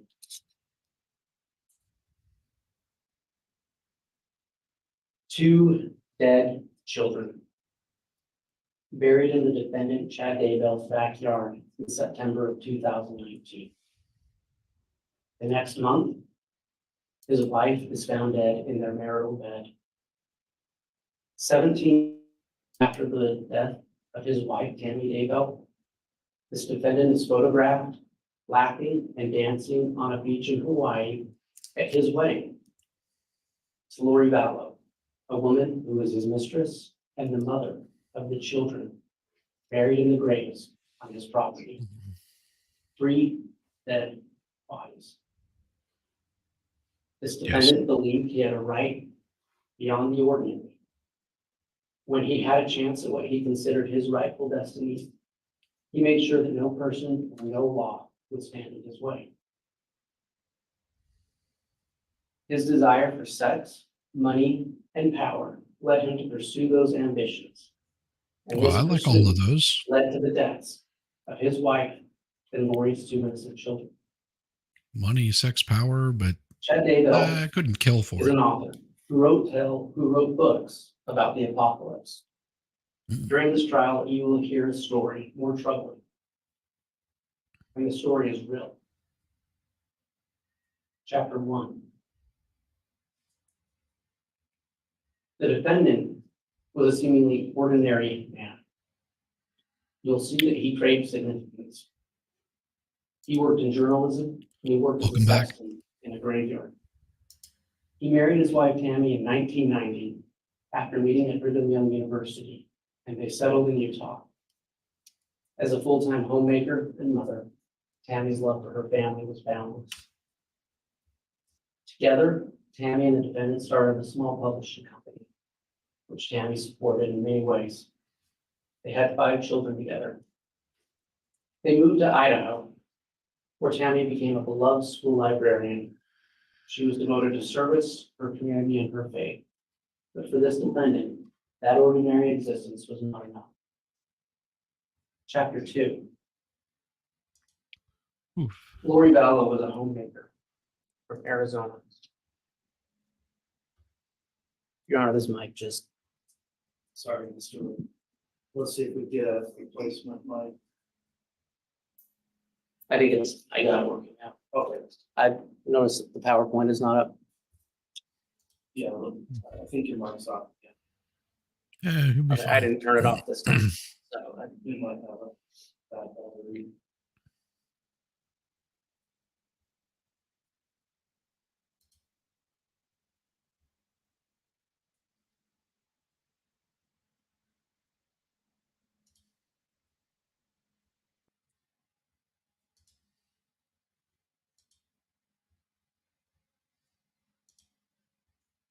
You want to from the screen as well? Your Honor, it's up on the screen and I can plug in the HDMI. I'm not sure why it's not. Transfer. I don't know if there's any more personnel with that. Let's see if we can get some help to maybe see if we can get the signal to work. Would you on like that. this lawyer? He did a good job at Lori's trial. Wow, excellent. Excellent. Yeah, this is oh man.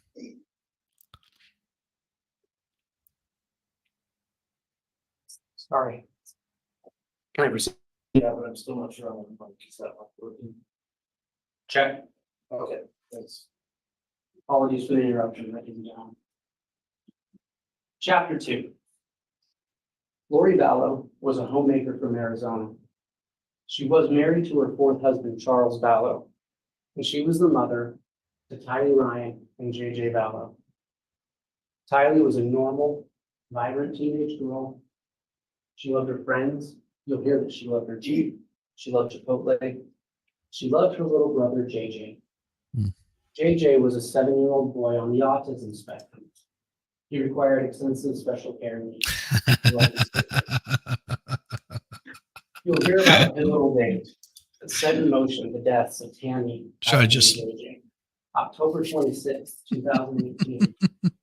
That was a day when Chad Daybell and Lori Vallow met at a religious conference in St. George, Utah, where they were a mutual acquaintance. At this time, both still married to other spouses. That introduction set in motion the reality you're going to hear about. We know what happened next through the defendant's own words. You'll hear. They played badminton. Though both married, Chad and Lori began to have an affair. Nope. You will hear excerpts from the defendant's soon? extended text messages to Lori that reveal his mindset and his motivations. In his thirst for sex, power, and money, Chad created an alternate reality I where they like called sex. themselves I James like and power. I Elaine, like money. names that Chad and That's I like a from bad past thing. lives Come on. connected together.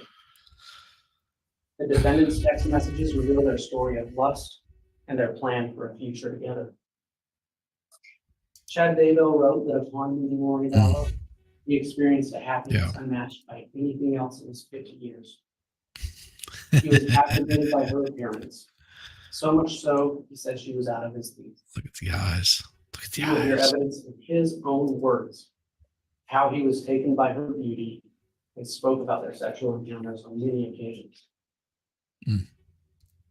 More than anything else, Chad's obsession with Lori was rooted in her adoration for him.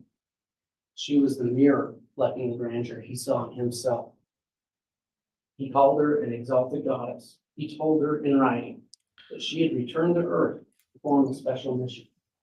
Part of that mission included being with him. They soon came together and turned their dreams into a plan for the future. One free from what they called obstacles, and those obstacles were Tylee, JJ, and Tammy. Chapter 3. You'll hear that in the world that Chad and Lori planned for themselves, they identified those who stood in the way of their dream as dark. Their spouses, Oh, yes. Lori's So own riveting. children, and any who oppose them were labeled sometimes as dark spirits or even Explosive. zombies. Zombies. This was more than an alleged belief of frightening labor. Maybe some sex The evidence will zombies. show that it was a That's what's our convenient next one. narrative that dehumanized people who stood in their way and who were labeled as obstacles. This narrative gave them the pretext to remove people from this world for their own good. Chad and Lori preached that only through spiritual intervention, what they sometimes call casting, Hey, Joe. sometimes You're through awake. You're burning, awake. or even through death, that these dark spirits be cleansed. Enter Alex Cox, Lori's devoted brother. Chad and Lori manipulated Alex with promises of spiritual rewards. They wielded their influence over Alex, drawing him into their plotting and planning of their own future. After the deaths of Tylee, JJ, and Tammy, Chad Daybell gave Alex a blessing. This blessing was reported by Lori, who was present. And in that blessing, he said to Alex, "You have earned the privilege to be a member of their exclusive religious group." And he also said to him, "You have already assisted us in ways that can never be repaid." But you will also see other text messages. Chad and Lori discussed more earthly concerns, that Alex could be the one to implicate them. Alex knew this as well. Shortly before he died, on December 12th, 2019, he told his wife, Zulema Pastenes, who you will hear from, he was afraid he was going to be Chad and Lori's fall guy. Chapter 4. Once their calculated plan was devised, it only took months to execute and remove perceived obstacles in Chad Daybell's path to a new life. Charles Vallow, Lori's husband, who was labeled as dark by the defendant, was shot and killed by Alex Cox in Arizona. Lori stood to gain $1 million, money that could fund Chad and Lori's future. Yet following Charles's death, Lori Vallow awaited a $1 million life insurance payout that never came, only to learn that the beneficiary was no longer her. Upon learning she would not receive that insurance money, Lori would text Chad, "I'll still get the $4,000 a month from SS, meaning Social Security." Chad replied to her in a text that read, "It will be interesting to see if it got changed after he had 2 bullets in his chest." Tylee Ryan, also branded dark and a zombie, was last seen on September 8, 2019. Subsequent investigations revealed the horrifying truth. Her remains, charred and dismembered, were found in a grave on Chad Daybell's property. Without Charles's $1 million in insurance money to support them, Lori Vallow continued to illegally receive Tylee's Social Security benefits, provided after the death of Tylee's biological father, who had been Lori's 3rd husband. According to this defendant, J.J. Vallow, Lori's son, was also possessed. No, not at After all. he was labeled as a dark entity, his fate was no less tragic than his sister's. His young life was also claimed. Later, his bound body was discovered buried in Chad's backyard, his death by suffocation. Yet while JJ was missing, Lori continued to illegally receive JJ's Social Security benefit, money provided by Charles Vallow's dad. Tammy Daybell, a vivacious, healthy mother, was another individual labeled as a dark spirit to be removed. On October 9th of 2019, she reported being shot at night near her home by a man covered in black. She thought it was a paintball gun.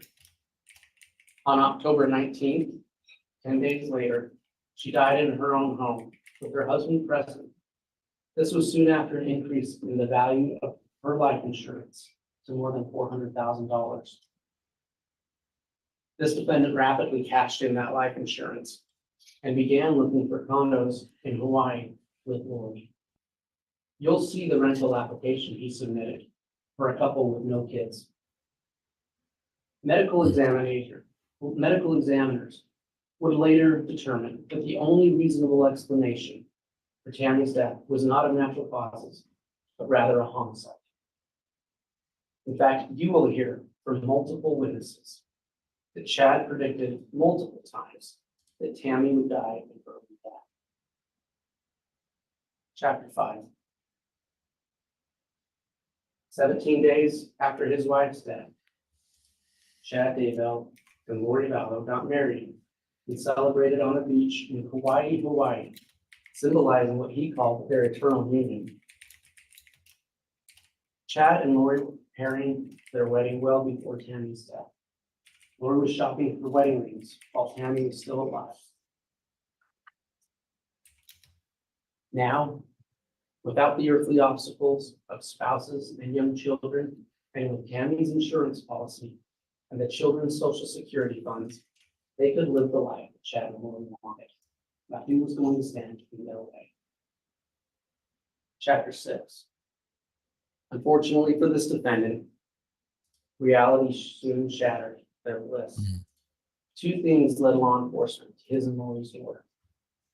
On October 2nd, 2019, Lori Vallow's nephew-in-law, a man named Brandon Boudreaux, was shot at in Arizona by someone from what he believed was Tylee's Jeep. Law enforcement in Arizona investigating Brandon's shooting contacted law enforcement in Fremont County, Idaho, to look for Alex Cox. And for Hey, Tylee's Heather. Jeep. Good to see you.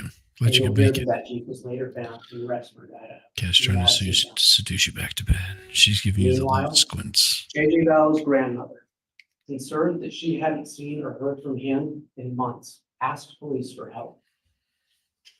The police followed up and located Lori in Rexburg, Idaho, where the police did a welfare check at Lori's apartment. Law enforcement arrived at Lori's door on November 26, 2019. When asked about Lori, Chad first told law enforcement he didn't know her very well, despite the fact that they were married and had been in a relationship for over a year.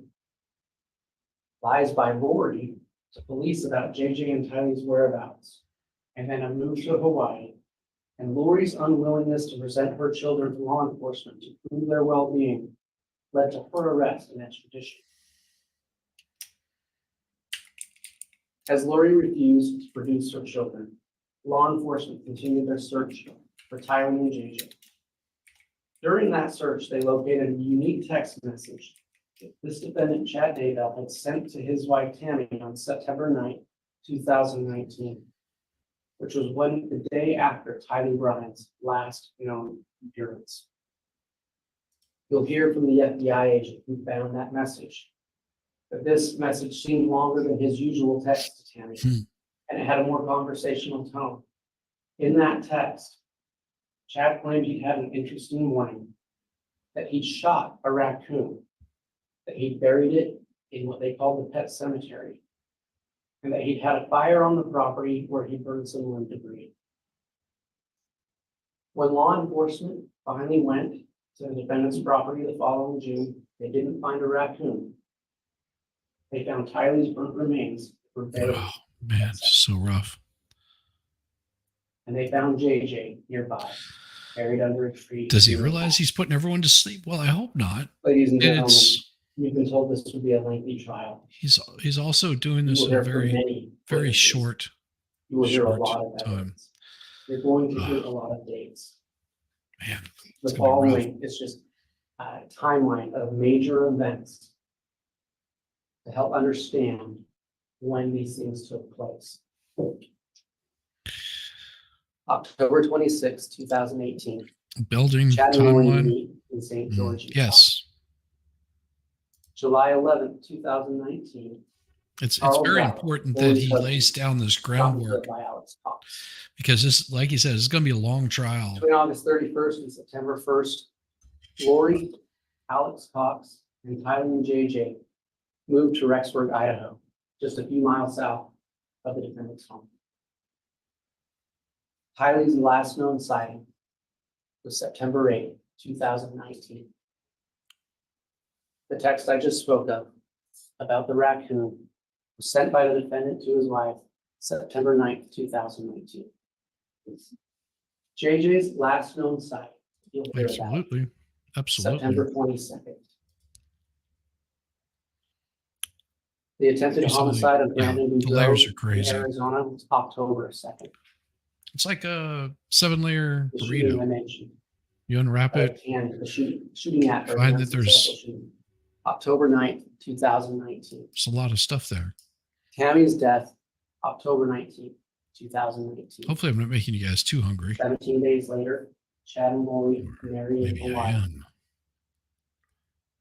Law enforcement did a welfare check looking for JJ November 26, 2019 in Rexburg, Idaho.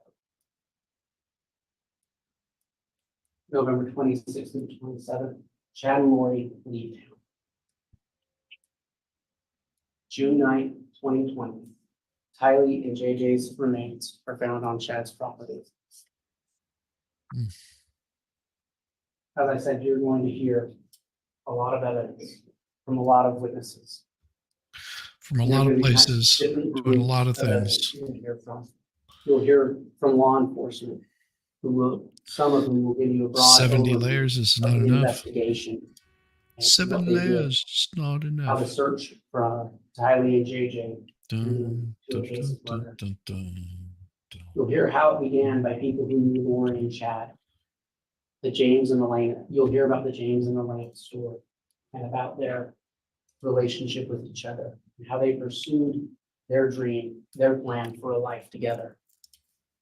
You'll hear in the defendant's own words, people referred to as obstacles, how they need to be gotten rid of. You're gonna hear financial evidence. Here's You'll the hear from thing. An FBI forensic accountant. And a I know this is detective going to be a long trial, but if he was smart, he would make this a very administrative short opening statement. I'm sure that We'll he's talk about an the excellent finances attorney, involved in this case. but you'd be You'll hear surprised more from law enforcement, from Shortening it multiple law up, enforcement agencies. how much they can actually Fremont retain. County Sheriff's Department, the FBI, Social Security Administration, about the No, you're not. investigation. I hope into not. these crimes. You will see I hope forensic not. evidence. If you are, There- then you'll that's see then we DNA have things to worry testing about.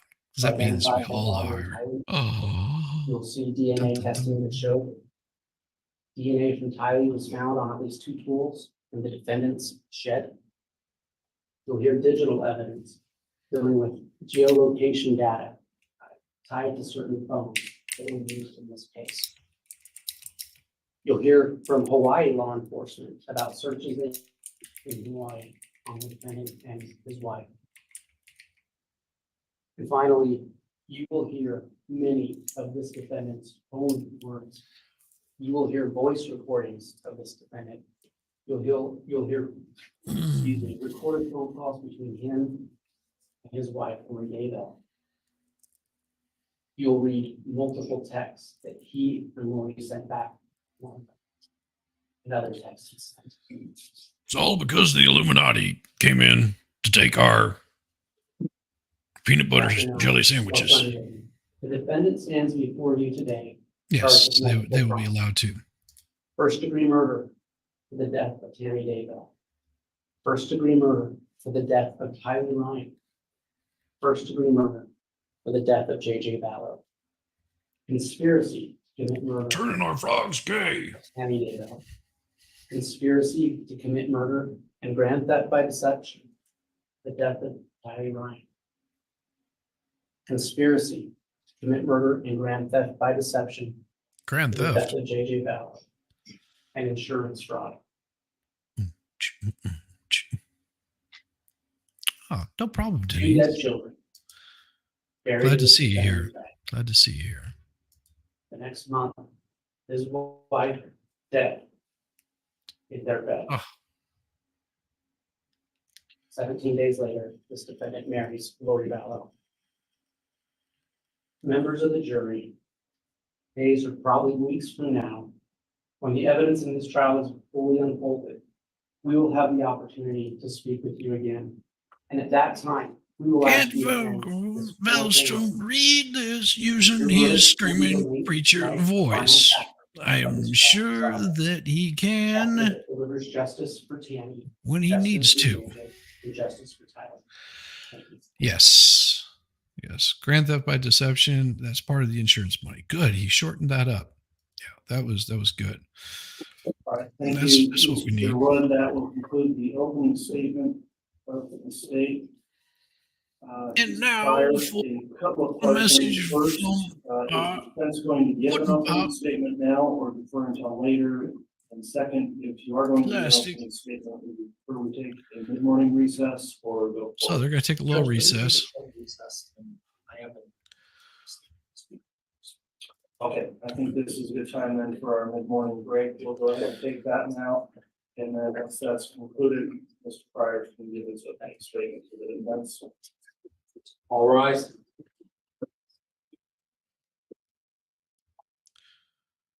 All rise. Man, you mean I got to stand up? Doggone it. Well, I do have a standing desk, so that makes it a little bit easier. So what I'll do is I'll hide that for a little bit. Get my desk to raise. You'll see me disappear behind my desk. Bio break. All right, you guys go take a little bit of a bio break. Go grab yourself a little bite to eat. It is like 12 o'clock noon. Man, you guys are awesome. Give me a second. There we go. Oh, yes. Go take a little bio break. Go get a little bit of something to eat. Relax a bit. Enjoy. This is going to be a long trial. They said 8 to 10 weeks. Oh my gosh. Do you know how long and drawn out this is going to be for this?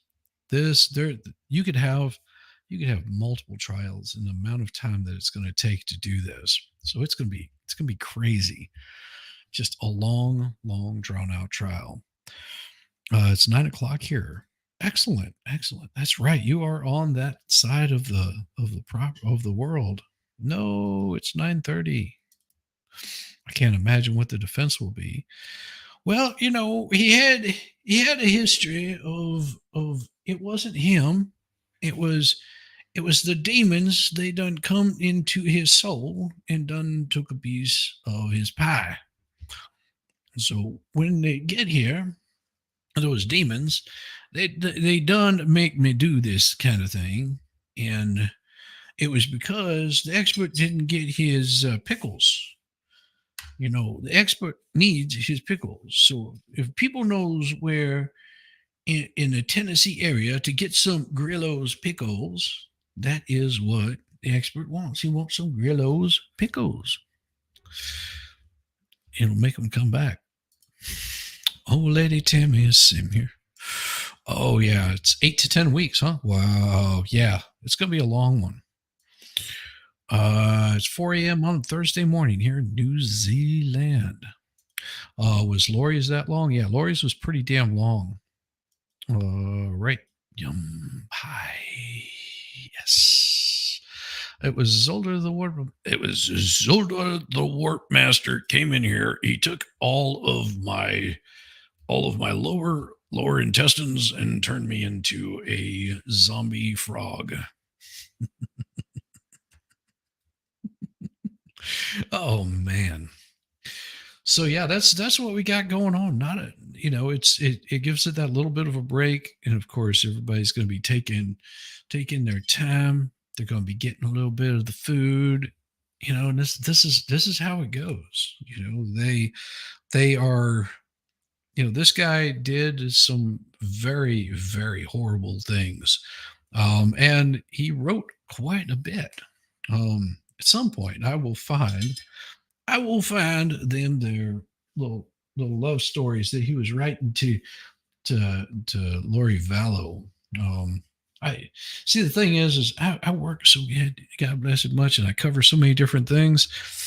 But this is going to take about 8 to 10 weeks. If they get into half of what they did in Lori's, it'll blow you away. Oh, I can imagine. So I can absolutely imagine that it will. I don't get too surprised by this stuff. I mean, you've seen enough of these trials. I want to say it was during Bradley Yorn that it was probably one of the most disturbing things that I could possibly listen to on a stream. Just the lack of self-awareness and how much he actually did not care about life or any part of it. Okay, Aaron, thanks. Didn't follow Lori's trial because it was audio only. That makes sense. I know nothing about the guy. This case is the guy guilty. He is innocent until proven guilty, as always. Innocent until proven guilty. But they do have a lot of proof, and it's gonna get crazy. Lynette has nothing on the crazy of these guys. That is very true. So Lynette might be crazy, but you get to this level of crazy and it becomes dangerous. Deleting your children is not a good thing.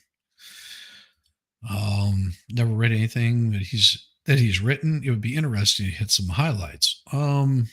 Well, I can hit a couple of them. Yeah, that one was hard to follow. Just hope Shizzy continues to watch. So I have folks that I like to watch with.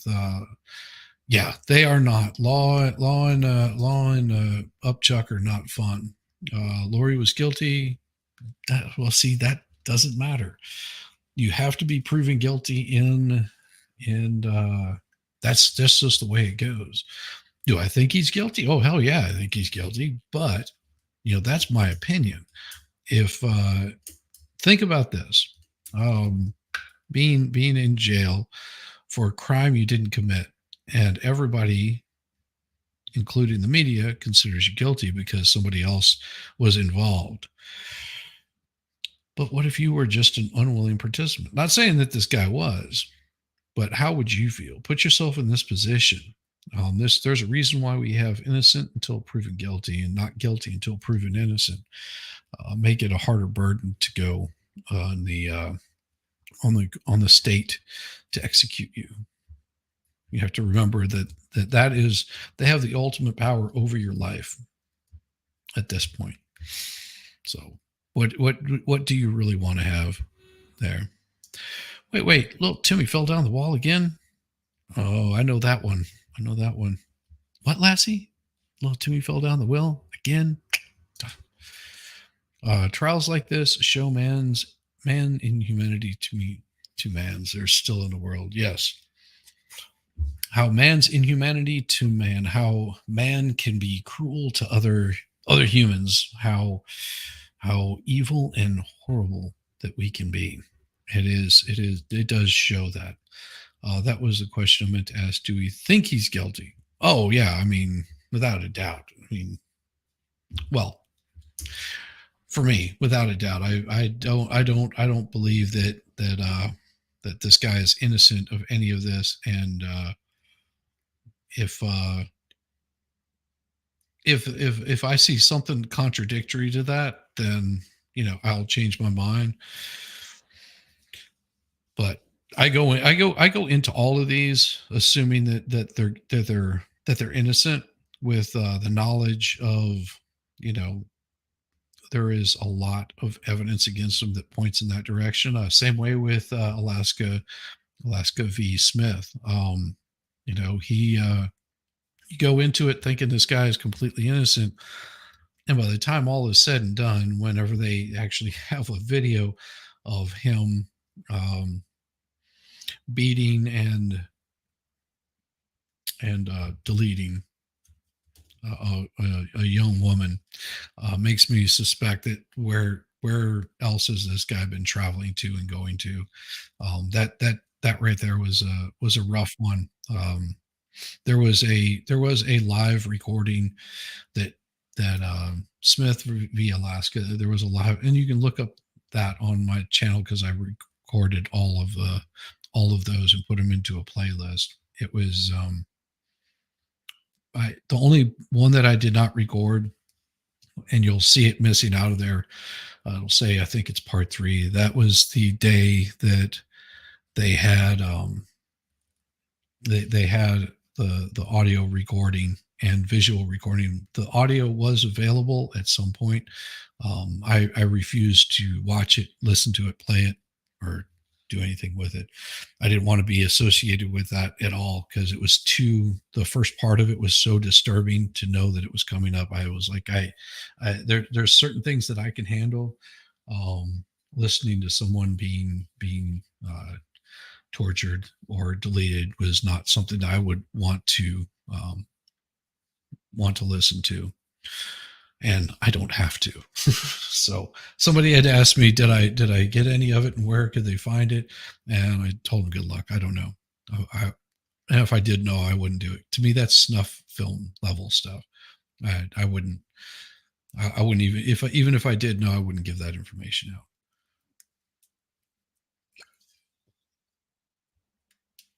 Just, I don't think anybody needs to be have that in their head. What's up? Oh, thanks. No problem. Discretion is the better part of valor. Yeah. I was curious if he was leading her or the other way around. No, I think that they were. I think they were actually in love with one another in a weird, sick, twisted kind of way. And they more than likely viewed their spouses as something that was in the way, and the children as something that was in the way. And nothing was going to stop them from achieving, their being together. Had they continued on and gotten away with this, who knows what they would have been doing. Just feeding off each other. Yeah, absolutely.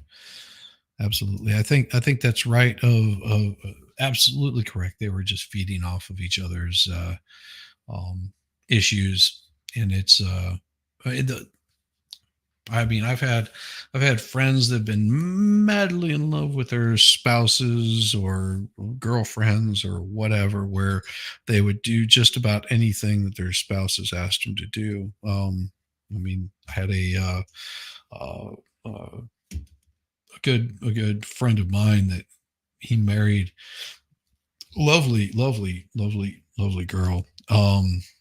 And they had been married for about 2 or 3 years, and then um, one day she shows up and is pregnant. You know, well, not shows up, but they were around together, and the father was another friend of his, and he was married, and the wife was a friend of. So it was a husband and wife, and they. So I sort of distanced myself from them because, well, they were a married couple, and me being single, I was just like, I don't share a lot in common with them. And so turns out that this other couple that they were hanging out with, he gets her knocked up, and of course his wife loses her mind a little bit. She beat the hell out of him, and basically told him that he was going to raise that child. He was taking care of that child. And of course the husband, he that this happened to, he's married to this woman. The child's not his, and because he was so enamored and so in love with her that he was just like, okay, that's cool, whatever. I don't know, man. I would have been, I would have been divorcing that thing and heading on. There, it's inexcusable. It means if she did it this time, she's going to do it again. And how could you ever trust her after that? You know? Yeah, it was a weird situation. So I've seen people get completely blinded by their love and all this kind of crap, where they just do really stupid things. I've seen women be in really abusive relationships because, well, he's not like that all the time. He actually is very loving, and he treats me really well whenever he hasn't been completely drunk, and throws me down the stairs. Yeah, I'm sure he's a swell guy. Yeah, there's those are those are dangerous relationships for people to be in. Hmm. Yeah. Uh-oh. Yeah, it happens. It happens. Oh my gosh. So what is going on with you today, chat? Have you gotten any new information on anything? Looks like there's a lot of people that are looking at the YouTubes. God, I got a new email, which I may have to take this. Nope, I don't have to worry about that call. It doesn't. Looks like they didn't even leave a message. Ah, no, I'm gonna send. Okay, it's gonna send an email.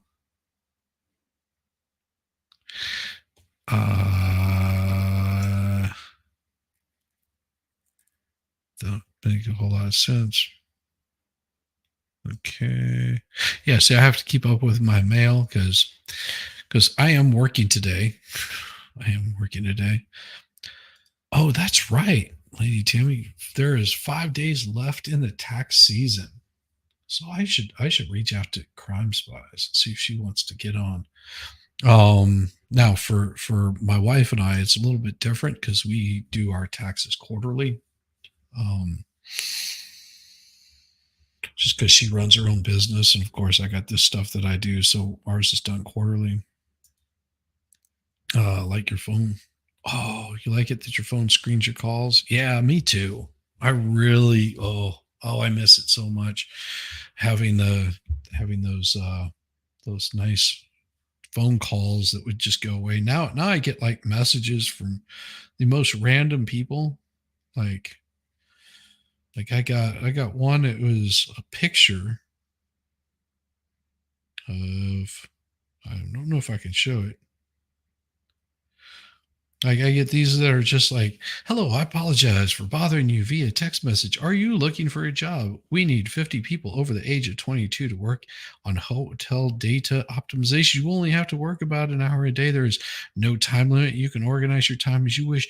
I will provide you with 30 minutes of free training before you start. At the end of the training, you will be paid $50 to $200 for the training.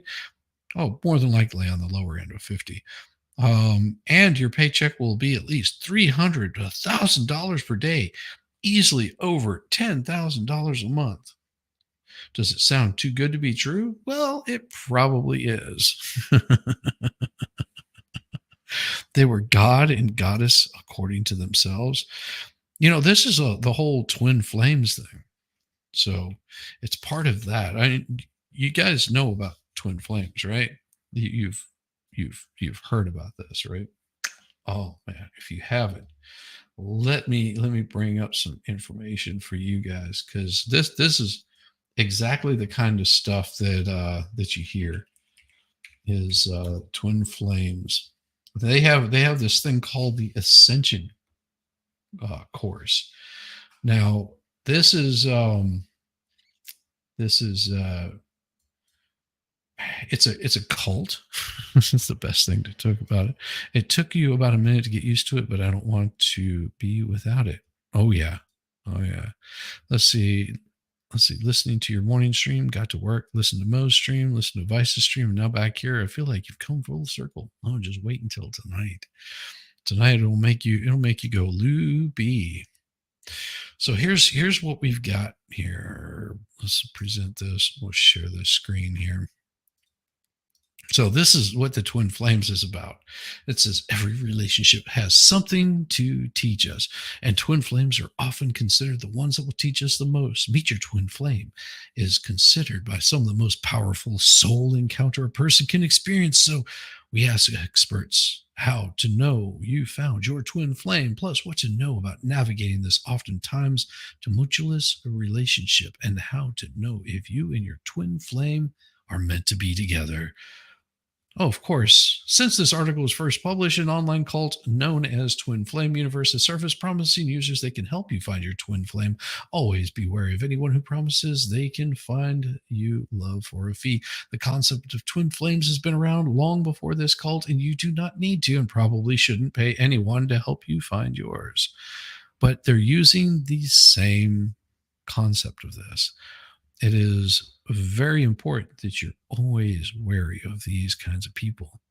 Let's see, listen to you. Oh, sorry about that. I took a deep dive into the twin flames many years ago. I feel for you, because there's still ongoing group that operates out of Michigan. And they're a younger couple.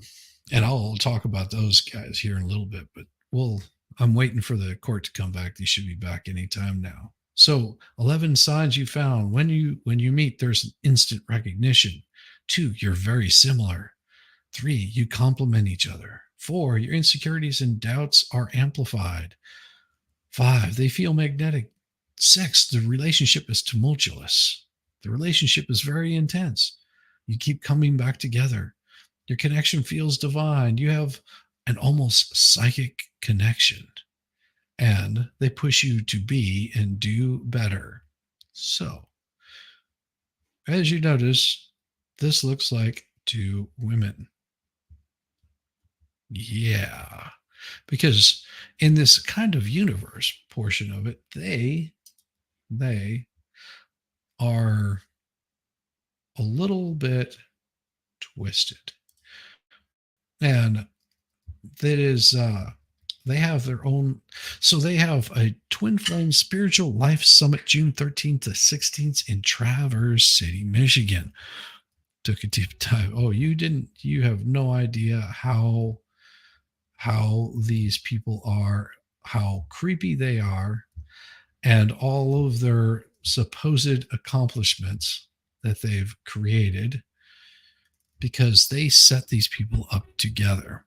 And they are very much the kind of people that will freak you the hell out if you're dealing with them.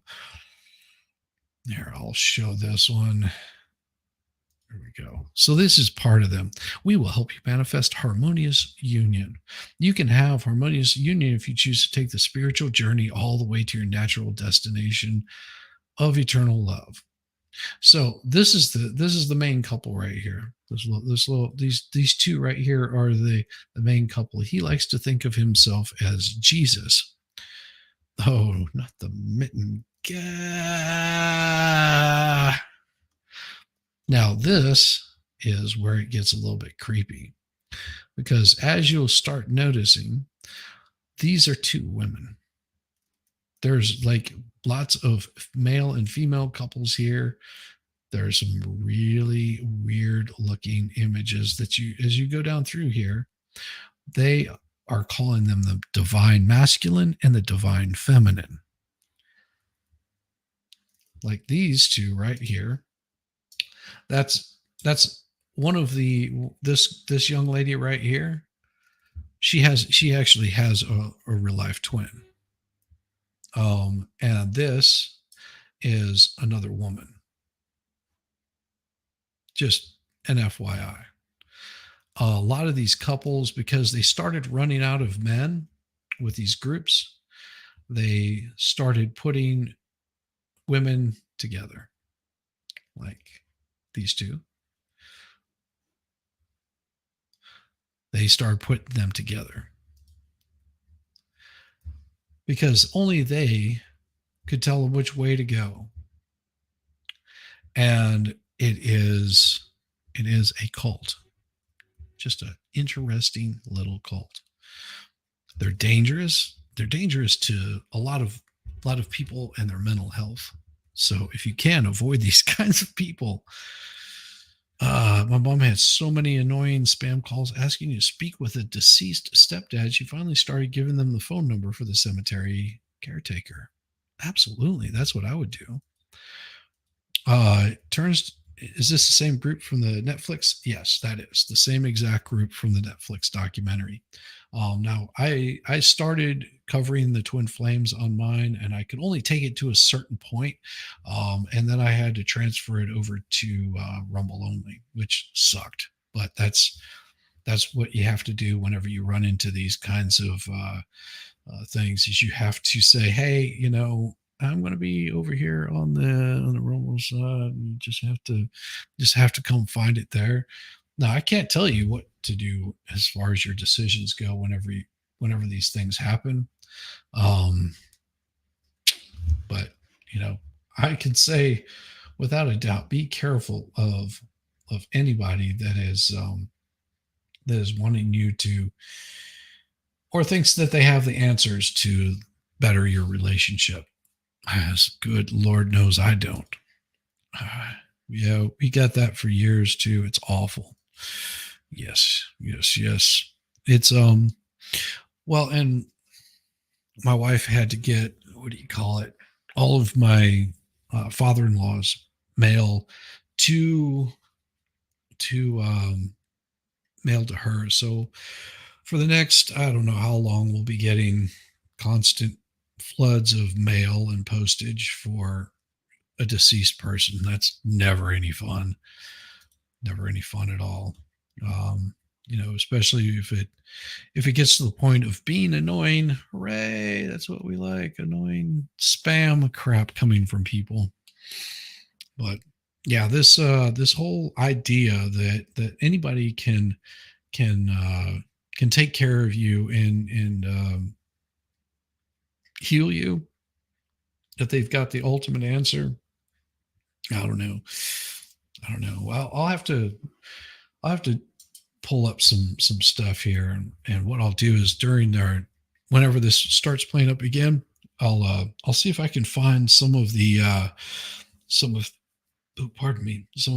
Chad Daybell stories for you guys, not the actual books, because the books, if you read those books, they're going to be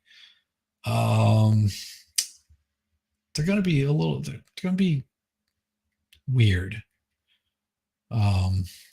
Just saying, they will be pretty weird, because he has books like, let's see, Reclaiming Liberty, Days of Fury, Doug's Dilemma, An Errand for Emma, Chad Daybell, Martial Law, Glimpses Through the Veil, Evading Babylon, now available as an audiobook. Evading Babylon is a book. There's a novel, Reclaiming Liberty. It's available on this one, Living on the Edge of Heaven. All these kinds of books. It's there's also a video called Glimpses Through the Veil, and it's a trailer for a 10-episode video series. So he's got a lot of stuff, and I can show you what I'm talking about just by pulling up a quick thing to his actual website. So it's not like I'm telling you anything different than this. There we go. So this is his website, Reclaiming Liberty, Standing in Holy Places, the official website of Chad Daybell. About Chad, it gives he's worked for the past 2 decades. The Times of Turmoil, a sequel to his best-selling Standing in Holy Places, which continues to find success in LDS bookstores and the national retail chains. Chad is also known for his other novels, such as Chasing Paradise and the Emma trilogy, as well as nonfiction books for youth, including the Aaronic, more like moronic priesthood, the youth of Zion. He and his wife Tammy also created the Tiny Talk series for primary children. So on the outside, this guy seems to be just a normal everyday Joe. Seems to be, has all the appearances. Got that for years to awful. Yep. Must talk very softly, almost whisper, then blow a whistle. They don't call back. Yeah, that would be funny. But see, that was probably years ago, because now it is all automated, so they can be pricks without you doing anything. That's why I don't even read them,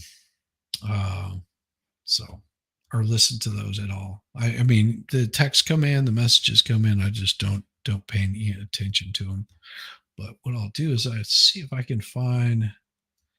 Let's see.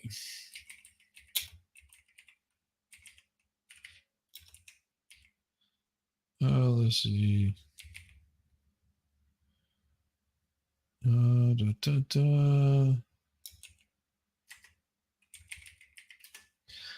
Let's see.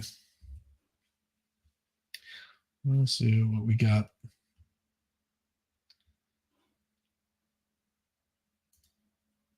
Oh, let's see if we can find these particular ones. If we can find the actual stories.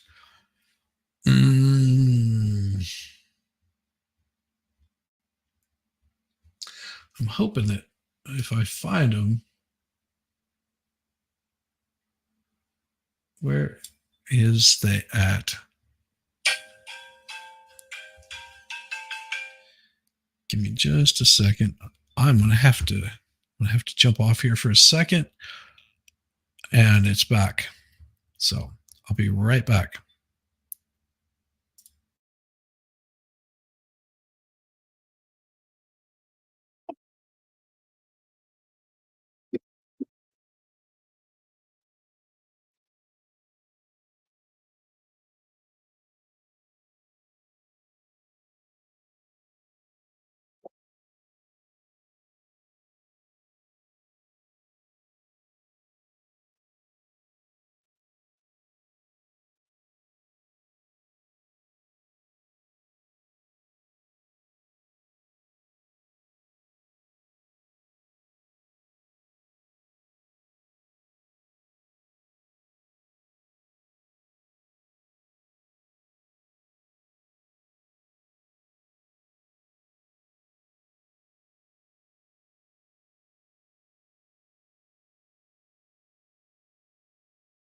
All rise.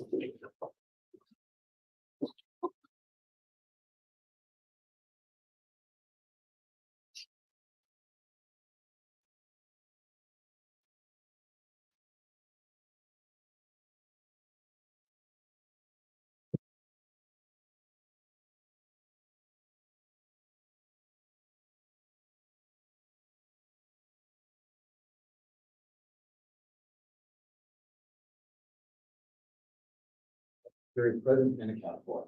All right, thank you. Please be seated.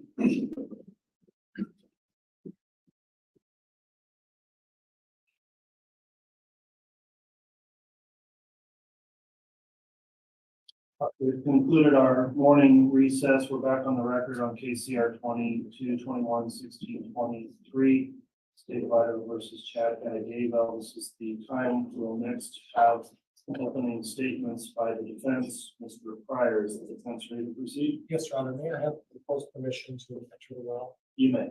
Thank you. And maybe check that microphone to make sure it is working. Okay? Good morning, ladies and gentlemen.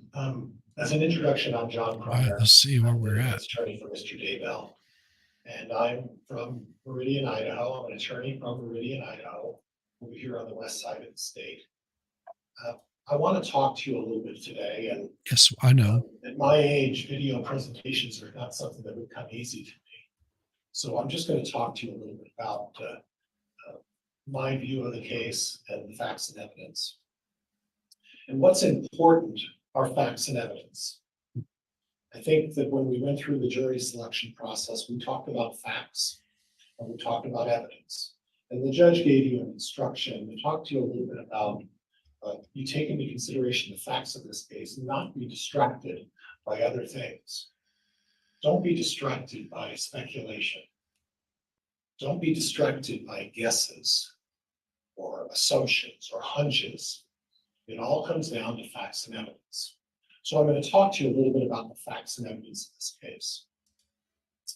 Chad Daybell, and I'm learning this, and I've had some time to learn about this because it didn't come natural to me. But Chad Daybell went on what's called a mission early on in his life. And I guess what a mission is, I'm not familiar with that, but I guess what a mission is they go away to a location and they talk to people about their religious beliefs. And Chad's faith, that was important as part of his faith. And when they return from these missions, they start the process of moving on with their lives. And when Chad got back from doing his mission in New Jersey, Daybell, another fact that I discovered, and you'll hear a little bit about, is that Chad had an extended engagement, had an extended by his faith standards romance before they got married. Chad and Tammy dated for approximately 6 months. And what I understand is by their nature, 6 months is an extended dating process before you end up getting married. So after 6 months, they got married. They were married in Utah and proceeded then to have children. They have 5 children, now all 5 adult children. At some point, they moved back here to Idaho, or moved to Idaho, and they started a small publishing company. And you'll hear testimony that the publishing company was predominantly run by Tammy. Tammy managed it. Tammy was the brains behind the company. And Tammy basically took the reins and did everything that was necessary to move this publishing company. It was a small publishing company, a very small publishing company. And what they did is basically publish books. Chad would write these books, and he would write these books about his religious experiences. In his faith, he had certain beliefs, the faith that he practiced. You know, when he went on his mission, when he, read his interpretation of the books that he used for his faith, he started writing books about things that were consistent with his faith. Things like premonitions. We've all heard of premonitions, about being able to predict things, about being able to see maybe when things happen. And some people believe in that, some people don't. People have personally experienced that, or I've been here before. But he writes about his premonitions. He writes about good and evil. and what it means to be good, and what it means to be evil. He writes about dark and light. He writes about subjects that are a little darker, like death, and maybe the coming of the end of things, and when his savior in his mind is going to come back, and maybe there'll be some kind of a redemption of some sort. But his books covered a lot of subjects like that, and they were all based on fiction. In other words, he was writing these books about theories and things that came into his head, and he would write these stories. But he also wrote children's books, and he wrote books for teenagers, and he wrote these books about adventures and then some crazy ideas about things that kids and teenagers get involved in. In about October of 2018, Chad was going out, and he was invited by one of the witnesses that you'll hear in this case to speak about his books. And this was not uncommon. He would travel, and he would be asked to say, well, come and talk about some of the things that you believe in. You've talked about these premonitions, some life experiences. You're going to hear testimony about that. And he was invited on one particular occasion in late October. And he attended this, and while he was there trying to sell his books, and like most of us who are business people, the focus of these meetings really was for Chad to try to get his books published, because that's how he made a living. And he was there in one of his booths trying to promote his books, and he laid them out there. And this beautifully stunning woman named Lori Vallow comes up, and she starts giving him a lot of attention. And she pursued him, and she encouraged him. And you'll hear testimony that she went so far as to grab behind the booth and sort of help him in trying to sell some of his books. She obviously had an interest, and maybe she felt that he was this publisher, or maybe she had an opinion. You'll hear testimony about that. And then after the seminar, there was a length of time where there was no contact between the two of them, a month and a half, 2 months. And during that time, Chad Daybell went on his day-to-day life.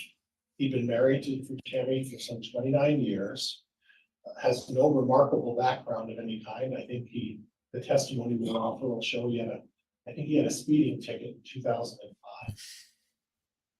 Wow. But Lori Vallow was a different story.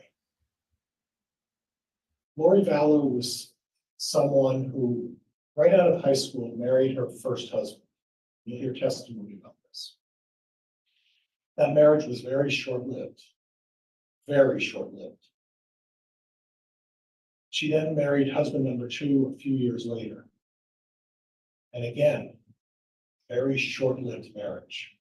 And there's some testimony indication that there were some problems with the marriage that caused the breakup. But the concern seems to be, the theme seems to be that Lori's brother Alex, and you're going to hear about Alex Cox. Alex Cox was Lori's protector. Alex Cox would do anything and everything to protect, aid, and assist Lori Vallow in whatever her endeavors, without unbridled question, anything. And if Alex Cox even perceived that there was a problem, Alex Cox reacted. You're going to hear testimony that in 2007, I believe it was in August of 2007, Lori Vallow had finished up going through her third marriage with Joseph Ryan.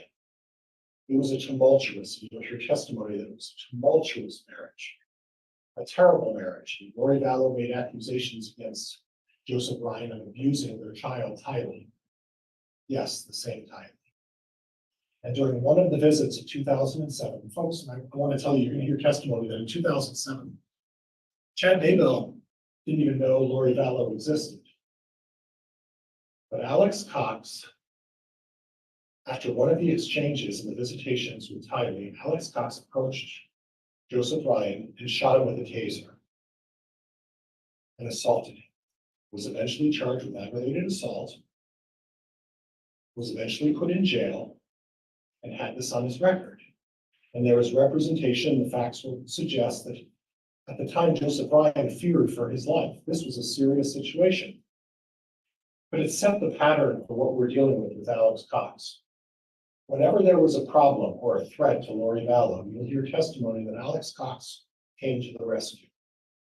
But Alex Cox would run without even question and do whatever was necessary to solve Lori Vallow's problems. We're going to fast forward then to 2019. Lori Vallow is still married to Charles Vallow. And the prosecuting attorney mentioned this, yes. Chad Daybell at that point, coming in January and February, started to have communications with Lori Vallow. And yes, folks, it turned into an inappropriate relationship. 2019 and forward. And yes, he was engaging in discussions. He was engaging in contact with her, all of the things that the prosecutor talked about in terms of a relationship. But subsequent to the seriousness of this relationship getting rolling,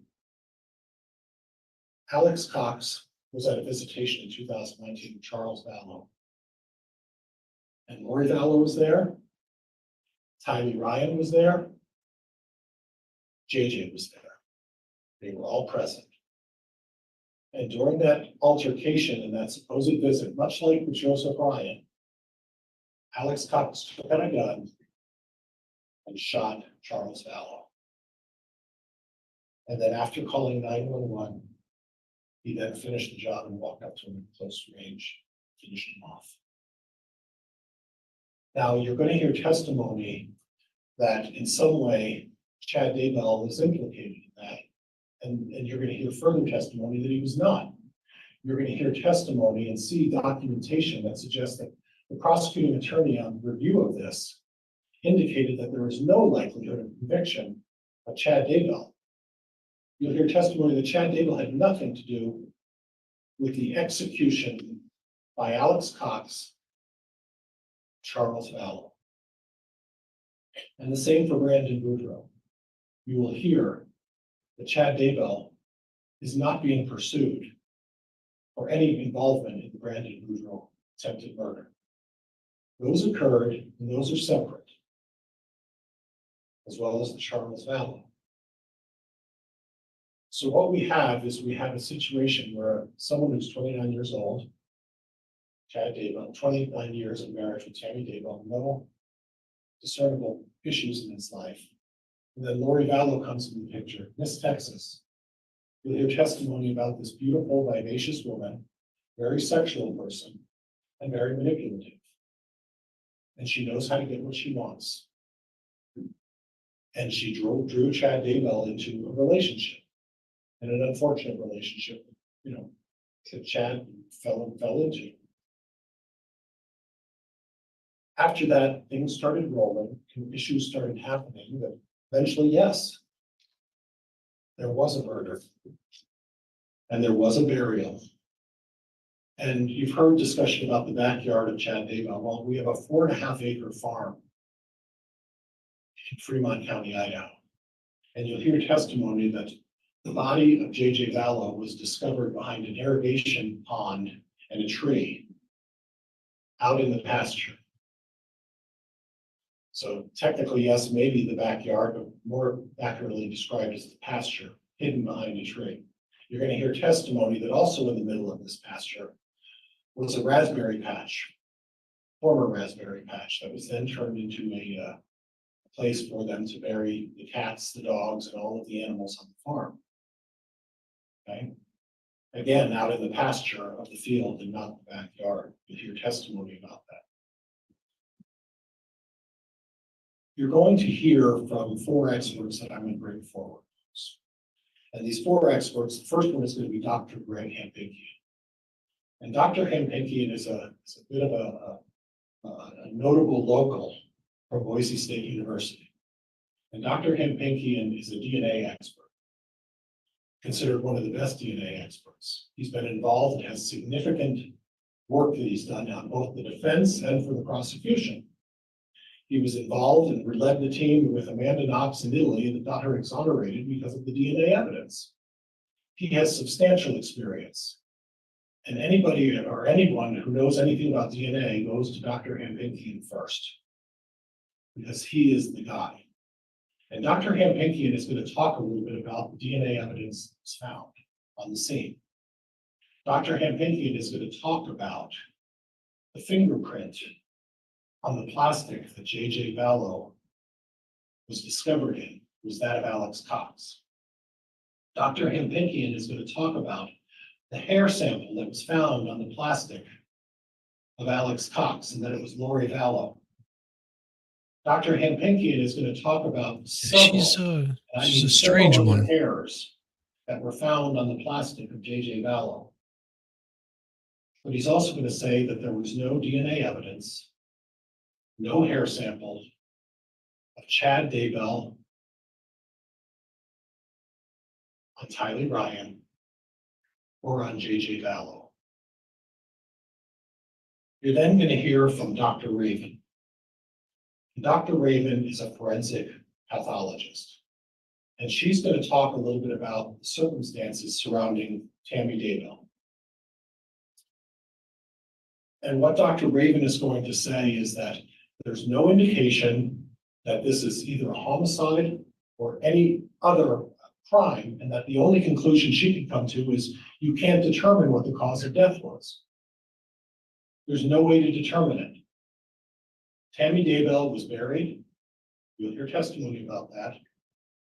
And then a short time later, the police officers showed up and they dug her body up after she'd been buried, after she was laid to rest, and then continued after the body was pulled out of the ground and continued to examine it for whatever they were looking for.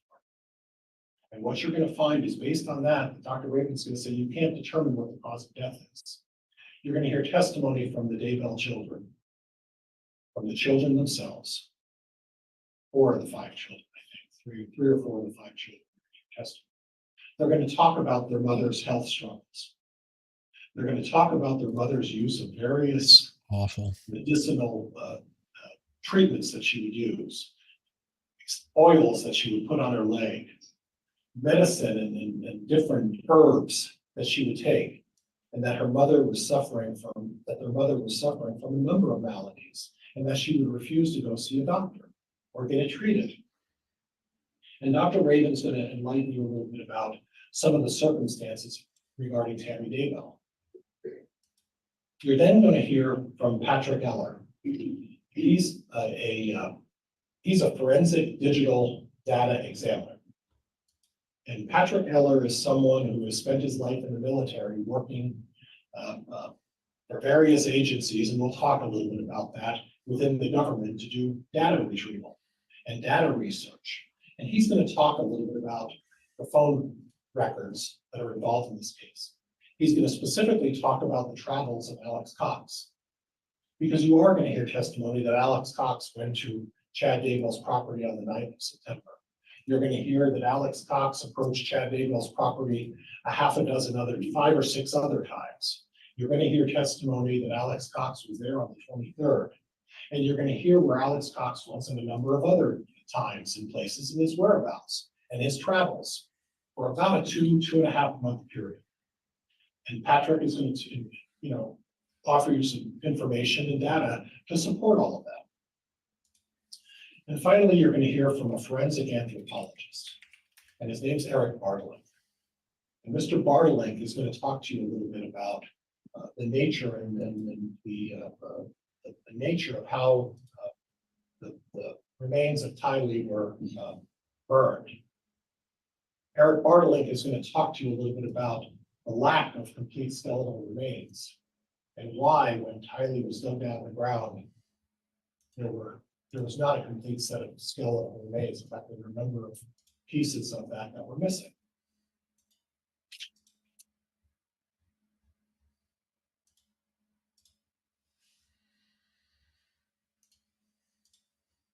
You're going to hear a lot of evidence, and the judge has talked to us a little bit about not making a decision until you hear all of the evidence. And there's a specific jury instruction that talks about that. The jury instruction is, consider all the evidence. Listen to the instructions from the court on how you're to proceed. Listen to the arguments of the prosecuting attorney and the defense. And then and only then do you make your decision. And at the conclusion of all that evidence, and at the conclusion of the judge's instructions, the arguments of both of the defense attorneys, I'm going to ask you folks to return a verdict not guilty. Thank you, folks. Thank you for your time. Oh, that was nice. Much short. I like the short. That concludes the opening statement Oof. of the defense. Then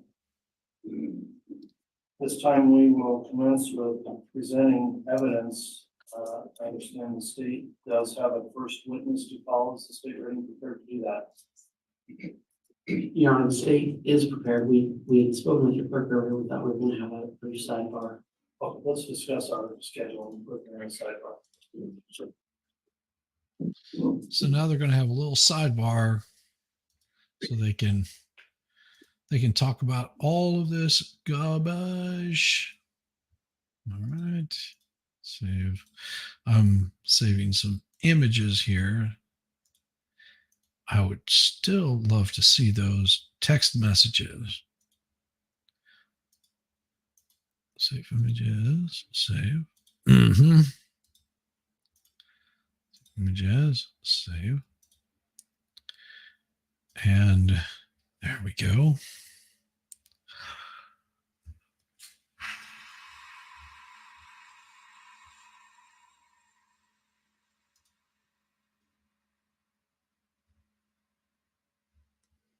Is this it right here?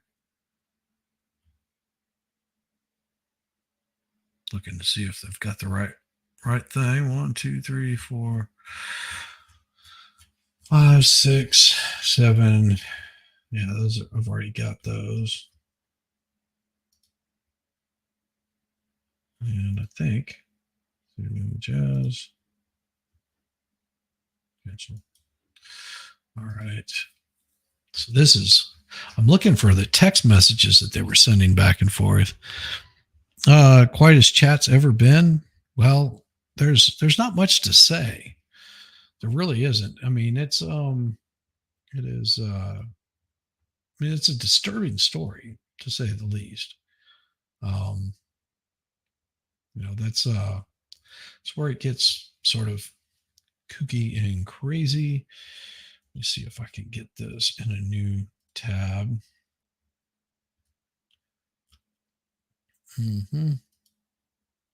So, what happened? Those are the texts between her and her sons. I'm not going to read those. I'm going to read that or that. Let's see. Text messages. Nope, those aren't it either. They do have some text there on that one. See more anyway. I'm not seeing the actual text. If I had the text, I would read them so you guys could hear them, and I would probably read them in like the worst voice I probably ever could. Hopefully, you'll get to hear some of them spicy.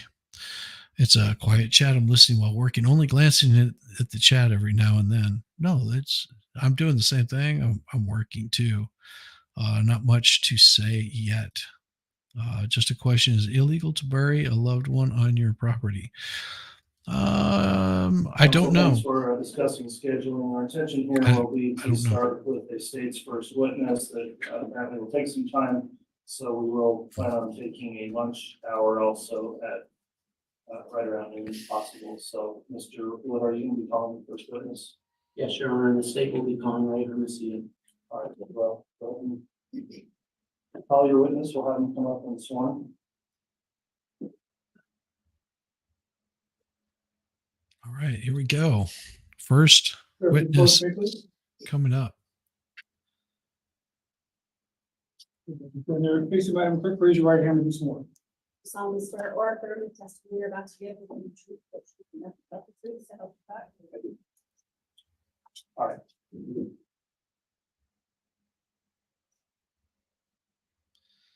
She looks like a man. Looking to see if we have these texts between them. Sir, as you testify, just remember to make a audible response to anything being questioned, so that the record stays clear, and try to avoid speaking over the top of anyone questioning you. That in mind, then, if you would, if you'd like to inquire, you may. Thank you, Your Honor. Officer, will you state your name and spell your last name for the record? Ray Hermosillo, Hermosillo. All right, Ray. Your Honor, is that microphone on? I'm not sure.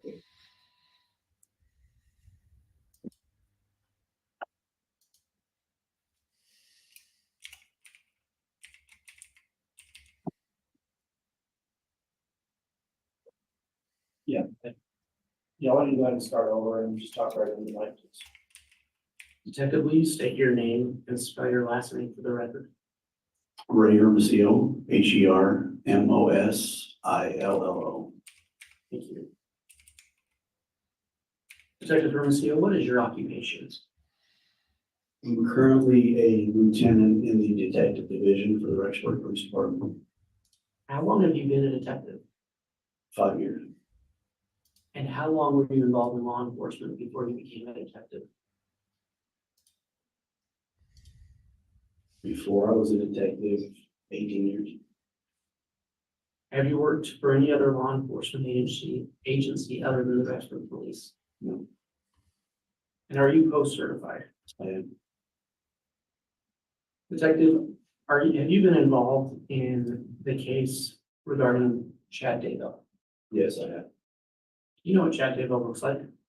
I do. Is he present in this courtroom? He is. He's at the defendant's table for sure. Low screen time. Thank you. Detective, let's talk about how did you initially become involved in the investigation regarding Mr. Daybell? On November 1st, 2019, I was contacted by Fremont County Sheriff's Office. I was told that there was possibly a Jeep that was involved in an attempted homicide in our jurisdiction. So at that time, with that information, I contacted Gilbert Police and asked what they needed us to do to assist them. What did you do? Gilbert Police asked us to seize the Jeep if it was located. They gave us the address of 565 Pioneer, which is Rock Creek Townhomes. They also asked us, Detective, I'm gonna stop real quick. Where is that address located? What city? Rexburg, What county is Rexburg in? Madison County. So once you received that address, what did you do? Gilbert asked us to seize the Jeep if we had located the Jeep. They also asked us to perform intermittent surveillance. So at that time, that's exactly what we did. When you say intermittent surveillance, what did you do to perform that surveillance? When we were driving around, when there was no other calls coming in, we would park in front of the residents, behind the residents, take photographs of anybody leaving or coming in. That's basically what we did for the surveillance. And do you recall what dates you did that surveillance? The dates were between November 1st and November 4th when I located the Jeep at 565 Pioneer. Did you ever see the defendant at that address? I did. There were a few times during the intermittent surveillance that we had taken photographs of the defendant, Mr. Daybell, and Lori Vallow, either coming or going from the residence. And that was between the dates of November 1st and November 4th. Judge, could we have for the record have this officer established? I'm sorry, 2019. So Right, and did you, when you talked about seeing Mr. Daybell, was that between those dates of November 1st and November 4th, 2019? That's correct. And your primary job was to look for a Jeep, is that accurate? Yes, that's correct. Your Honor, I'm gonna ask that the witness be handed what's been marked, the state's exhibit 90. Very well, the court has a courtesy copy and counsel as well.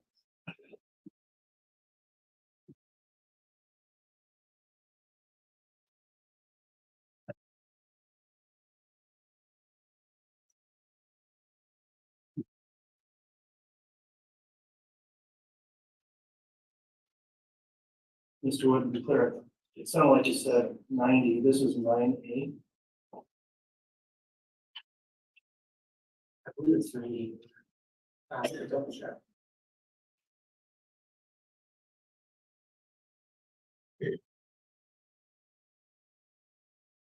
Glad to see the exhibit, so I can confirm my words. It's okay.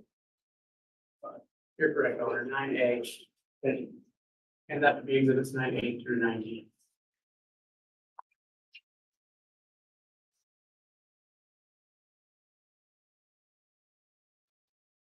Detective, do you recognize state's exhibits 9A through 9B?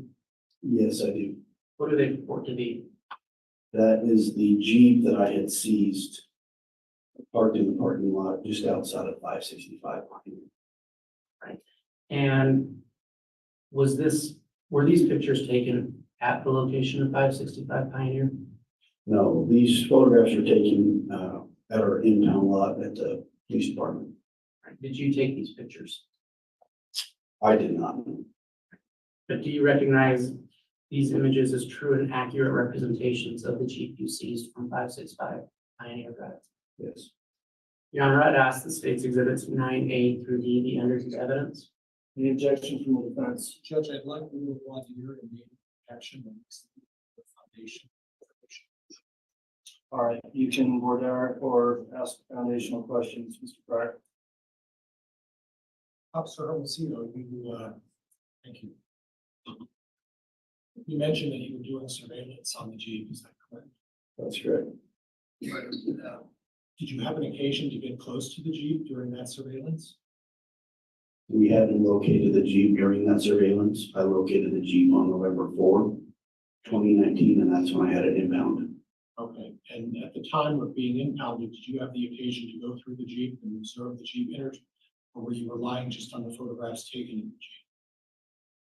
Do you understand my question? No, sir. Can you I'll repeat it? rephrase that. Did you have a personal occasion to go through the inside of that Jeep and observe the contents within the Jeep? Your Honor, I think that goes beyond the scope of this specific exhibit. I guess the issue, Mr. Wood, is he indicated he did not take these photographs, and some of the exhibits also contain photographs of the interior of the Jeep, so it's proper, more dire negative objection. Thank you. May I continue, Judge? Yes. Officer, all I'm trying to establish is I don't want you to be able to testify that someone else took the pictures and this is what they found. I want you to be able, you're authenticating and you're under oath to swear that these are accurate photos. I'm trying to find out if that knowledge is based on your personal experience, or is it simply based on the fact that you're relying on somebody else who told you this is what we found? So that's what I'd like you to clarify for me, if you would, sir. Sure. I impounded the Jeep. I was standing next to the officer taking the photographs, and I also went through the Jeep personally. Okay, I withdraw the objection. Thank you, officer. All right, exhibits 9A through D are admitted. Thank you. May I publish to the jury? You may want to have a quick sidebar with counsel. Like a reporter.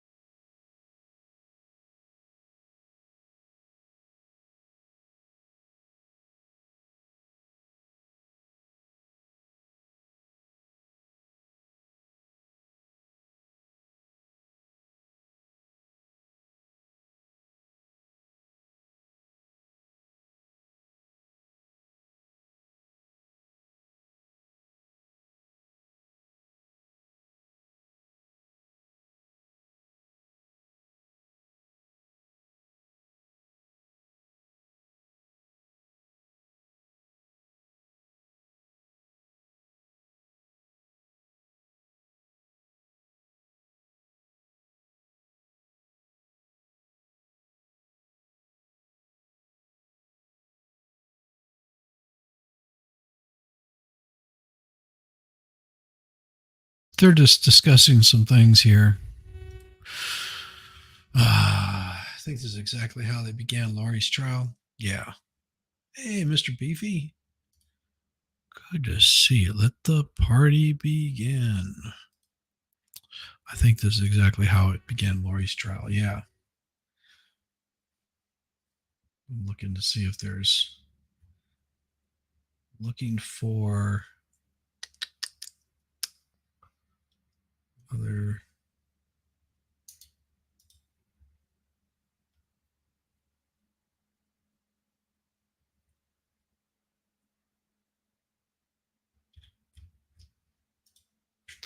See.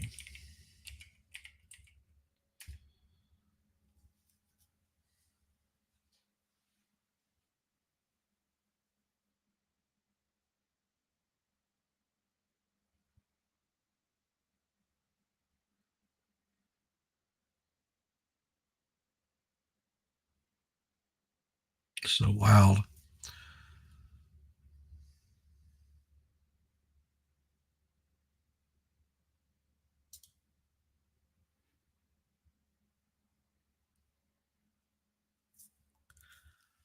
Oh man.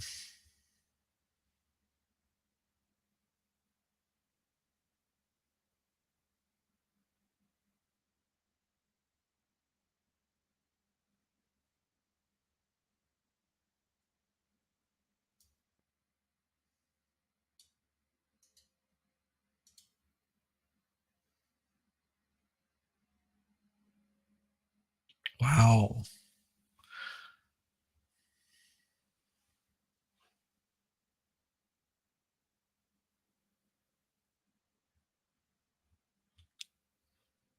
So they're having some serious discussion here. Oh, good morning, Shizzy and chat. Good night, Annette. Good morning, good evening, good afternoon. I knew I was going to throw his, yeah, I knew he was going to throw his wife under the bus. Of course. That's sort of the trick to it. They throw each other under the bus, just to make it seem more believable. All right, Mr. Wood, if you'd like to proceed with publishing the court's instructions there on the sidebar, then you may publish any or all of the photos. Thank you, Your Honor, and if I could have access to the other. See, paste.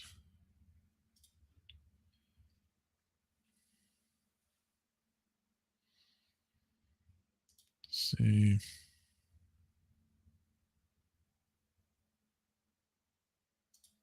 Detective, is this what you saw in State's Exhibit A? Yes, Is this the Jeep that you had been assigned to do surveillance for? that's right. Did you ever learn who this Jeep belonged to? I did. Who did it belong to? It was registered to Charles Vallow, but we later determined that Tylee Ryan drove that Jeep. Detective, this is State's Exhibit 9B. Is this that same Jeep? Yes. Doesn't matter. They could both still be guilty. That's all I'm going to publish now. All right, thank you.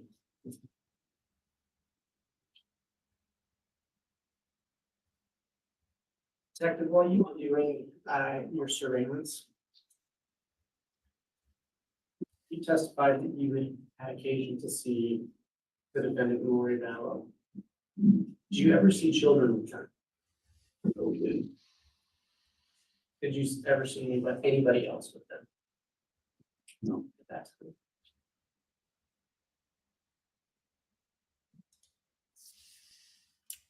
Were you, at that time, were you aware of who J.J. Vallow was? No, Were you aware of who Tylee Ryan was? no, So when you spoke with, is it fair to say that when you were initially contacted by another law enforcement agency, they did not ask you to look for those children at that time? that's correct.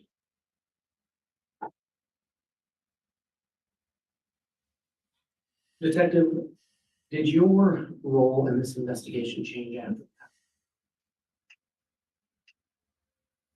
It did.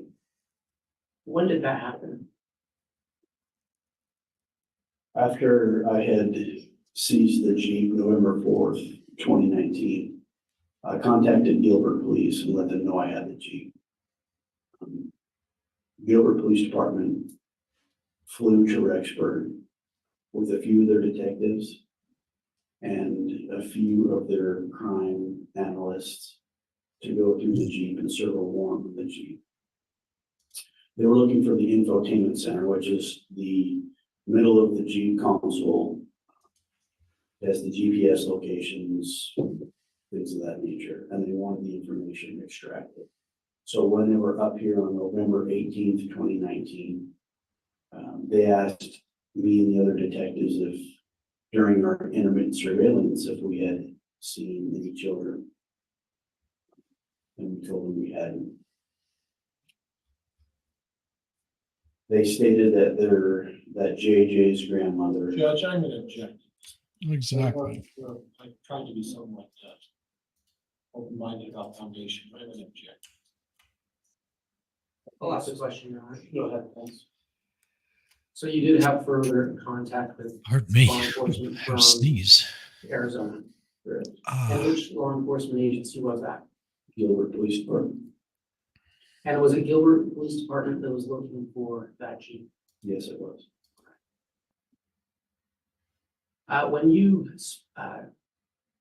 When you followed up with them about the Jeep, did they give you any other information about their case?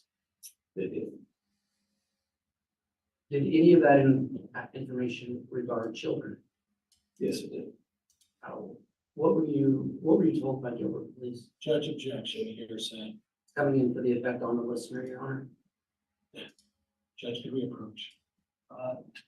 No, give me a moment to make a ruling on that.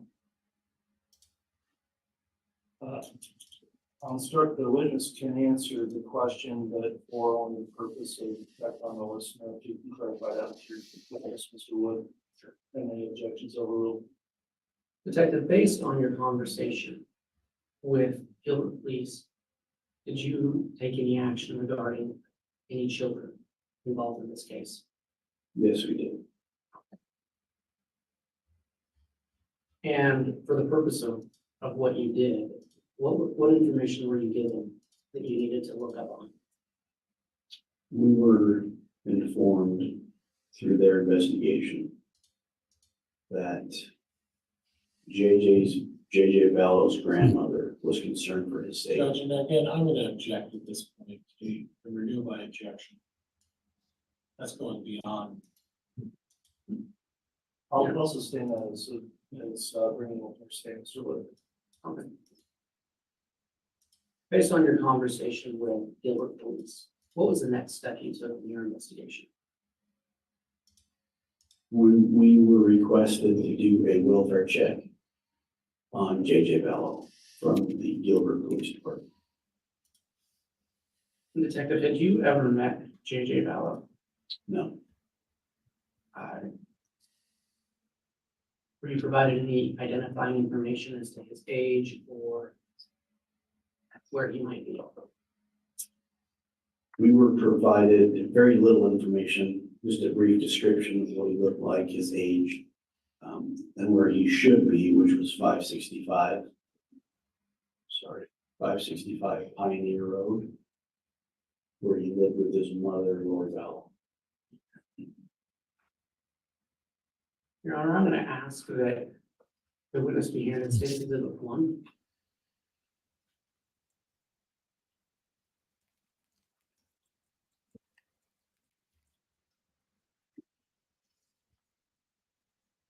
Judge, I'm gonna stipulate to the admission of State's Exhibit 1. All right, it's being offered, Mr. Wood. Yes, Your Honor. State's Exhibit 1 has been offered without objection. The court will admit State's Exhibit 1.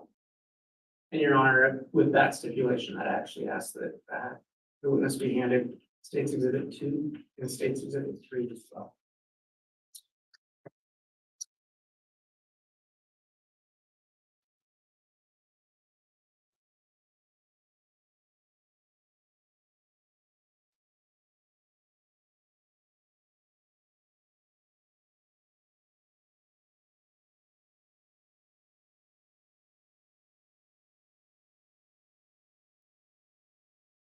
further stipulate to State's Exhibit 2, and stipulate to State's Exhibit 3.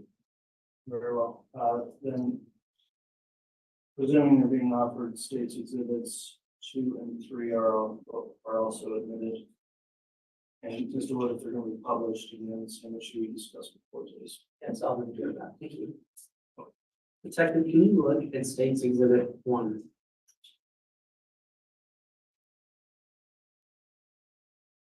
Okay. What is State's Exhibit? That is a birth certificate out of the state of Louisiana. Your Honor, where this is, may I publish? Yeah.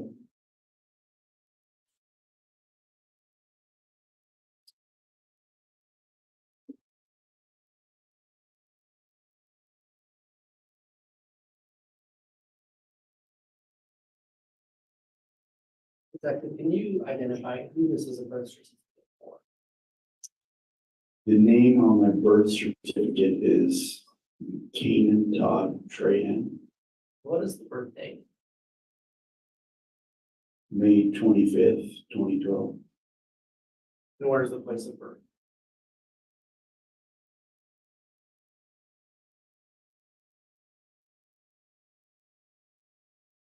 Lake Charles, Louisiana. Your Honor, if I may publish State's Exhibit 2. Yeah. Detective, I'm going to ask you to turn to the second page of State's Exhibit 2.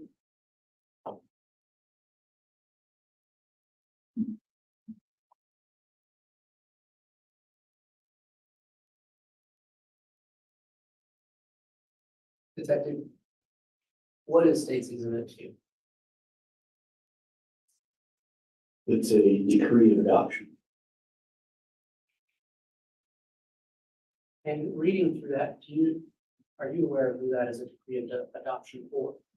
Yes, Who is it for? Keenan Todd Trahan.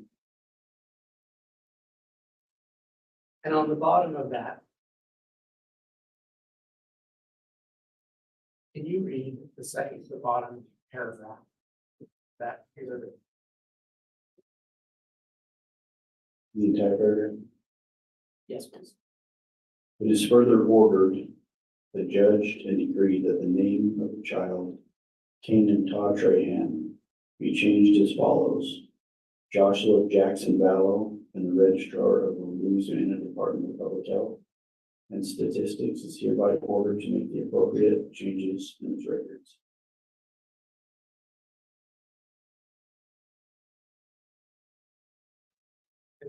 May I publish State's Exhibit 3 now? Yes.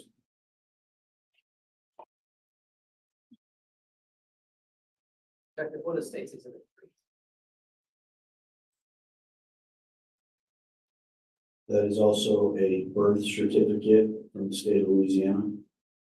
And who is it a birth certificate for? Joshua Jackson Vallow.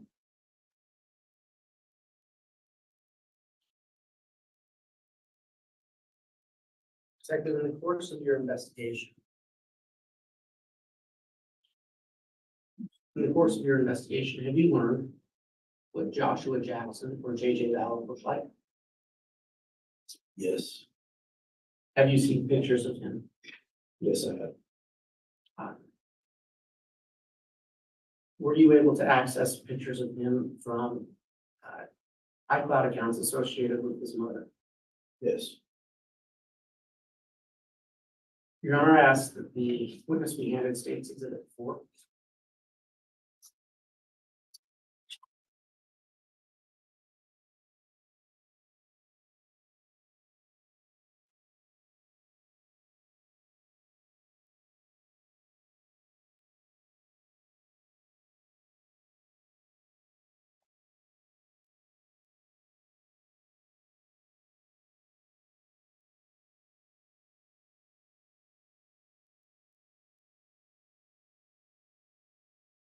All right, the witness is handed states exhibit 4. Detective, you testified that you never met JJ Vallow, correct? correct. How did you come to know what he looked like? Through photographs we were given, Where did you get those photographs? We received a few from Gilbert Police. His grandmother, Kay Woodcock. I think that's all I can remember. And I spoke with you briefly before. Did you ever have occasion to review iCloud accounts belonging to Lori Vallow? Yes, we did. And on those iCloud accounts, did you find other pictures of JJ Vallow? Yes, we did. And did you find videos of JJ Vallow? Yes. Based on your investigation, what does Exhibit 4 purport to be? Photograph of JJ Vallow. And you didn't take this picture, correct? Correct. But you recognize that individual as Joshua or JJ Vallow? Yes.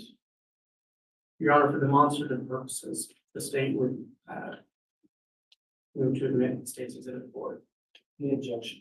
Judge, there's a little bit of foundation that I want to iron on. No, so what's the source of that picture? Where did Lori's iCloud, Lori for Style, iCloud.com. Judge, can we approach just briefly on this issue?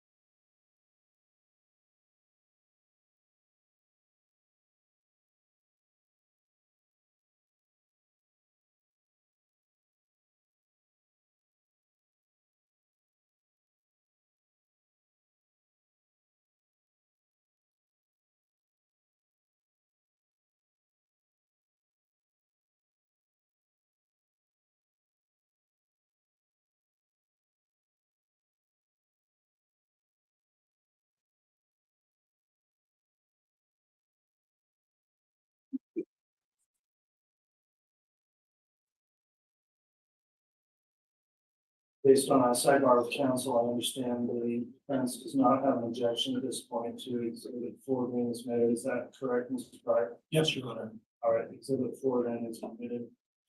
Your Honor, may I publish to the jury? You know,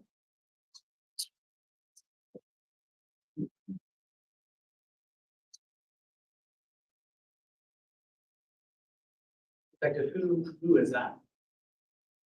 That's JJ Vallow.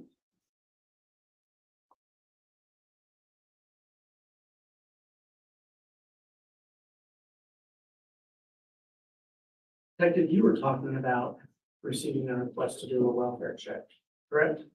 That's correct. When did you receive that request? On November 25th, 2019, late evening hours, I received a call from Detective Pillar with the Gilbert Police Department. And he requested that Judge, I'm going to object to this. A request isn't hearsay. at this point, I don't hear an objection on hearsay, so you see.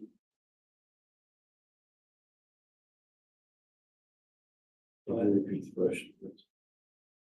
What did you do in response to that request? On November 25th, 2019, I received a call from Detective Pillar, the Gilbert Police Department. He requested that I do a welfare check on JJ Vallow the next morning because he wasn't able to get a hold of JJ or This is staying as hearsay. Did you do a welfare check for JJ Vallow? we did. What date did you do that? November 26th, 2019. How did you go about doing that? On that morning of November 26th, 2019, myself and Detective Daybell went to Lori Vallow's residence where we presume JJ was at. She lived at 565 Pioneer, apartment 175. As we approached, expecting to speak with Lori, we noticed the defendant, Chad Daybell, and Alex Cox unloading a pickup truck near the garage area. And at this point, were you aware of who Chad Daybell was? Yes. How would you learn about him? Through our investigation with Gilbert and communicating with Gilbert Police Department. And so you recognized who he was. Correct. And at that time, were you aware who Alex Cox was?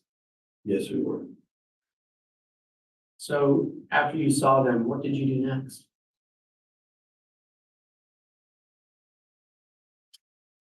I got out of my vehicle and made contact with Alex. He was standing at the driver's side of his pickup truck, and the defendant Daybell was on the passenger side. I asked Alex if Lori Vallow was home, and he stated that she wasn't home. I asked Alex if JJ was home, that we were there to do a welfare check. And at that point, Alex got a surprised, frightened look on his face, looked over at across the pickup at the defendant Daybell. The defendant Daybell then looked back at Alex. And initially, neither one of them answered my question. After they didn't answer your question, what did you do?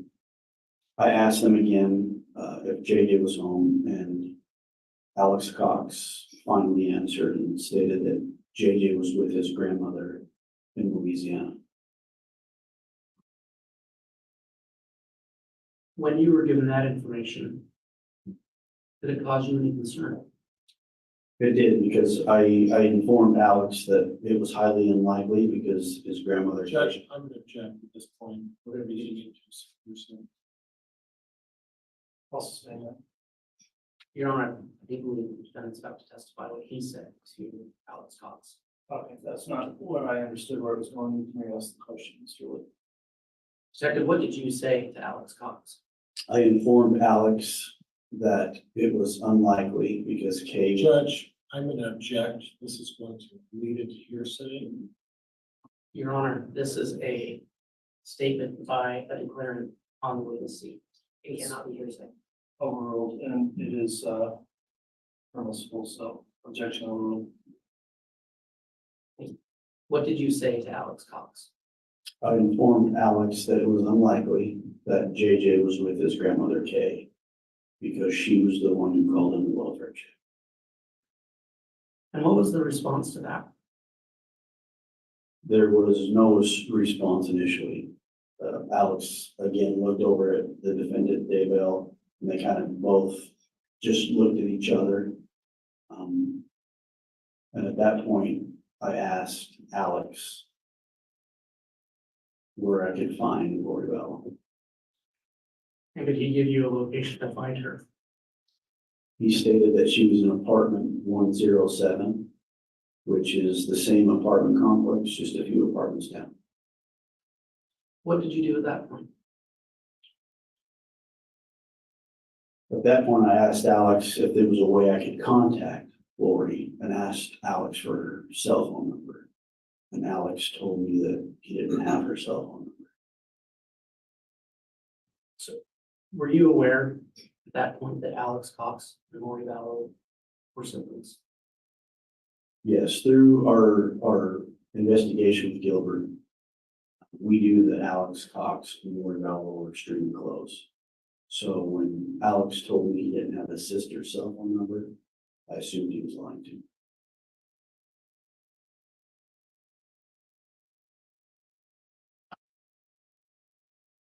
What did you do once you received that information? Myself and Detective Hope left the defendant Daybell and Alex at the pickup truck. We went over to apartment 107 to see if we can make contact with Lori. At that point, we were just trying to find JJ Vallow. And Were you able to locate him at apartment 107?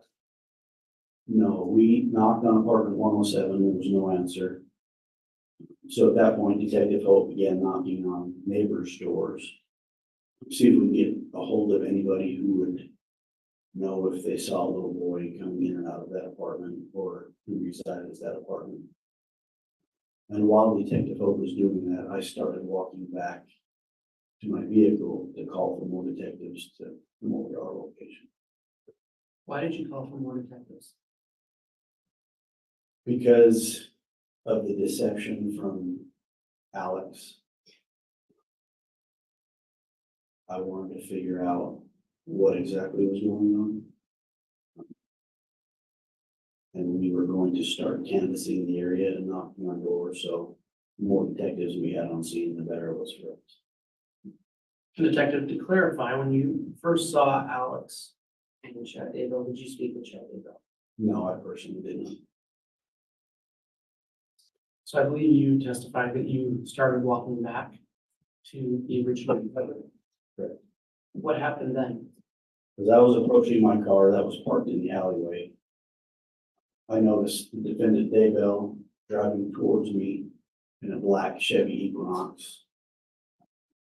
It appeared he had just left apartment 175 and was headed towards me in the alleyway.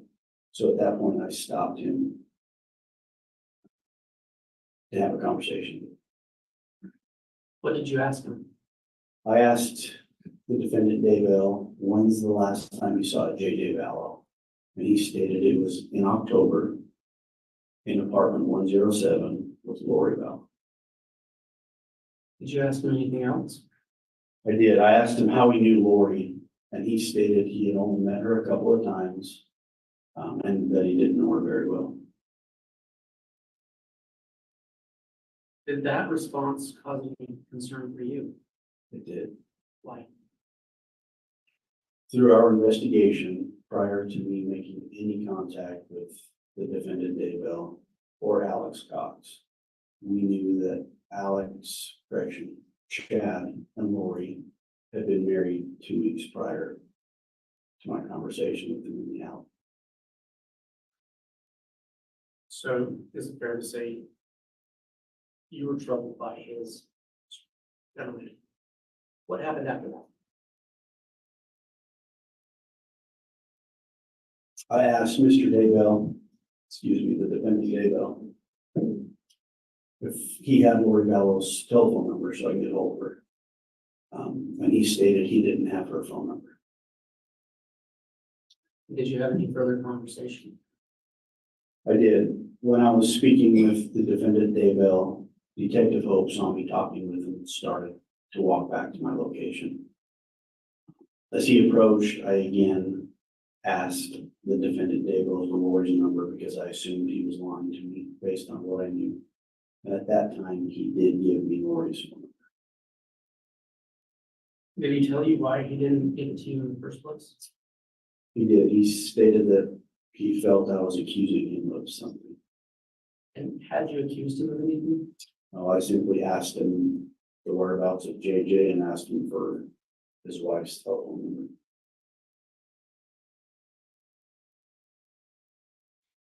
Detective, during this interaction, were you wearing a body cam? No, I wasn't. Why not? In the detective division, most of our interviews are in a controlled environment. We call people into the police department. We have an interview room set up with cameras. So most of the time we're conducting our business and our interviews at the police department. It's very rare we're the first officers or detectives on scene. There's one body cam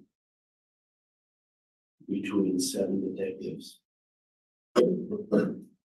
Unlike patrol, where a patrolman is assigned a body cam, a detective is not assigned. What happened after you got that information from the defendant? I called my lieutenant at the time and told him what was going on. I felt that based on the deception and lies from the defendant Daybell, who is JJ's stepfather, the lies and the deception from JJ's uncle, who was Alex Cox. I felt there was more going on with the whereabouts of JJ. And so at that time, I wanted to get everybody over there to see if we could figure out what was going on. So I asked my lieutenant to gather some detectives and respond to my work. And then what happened?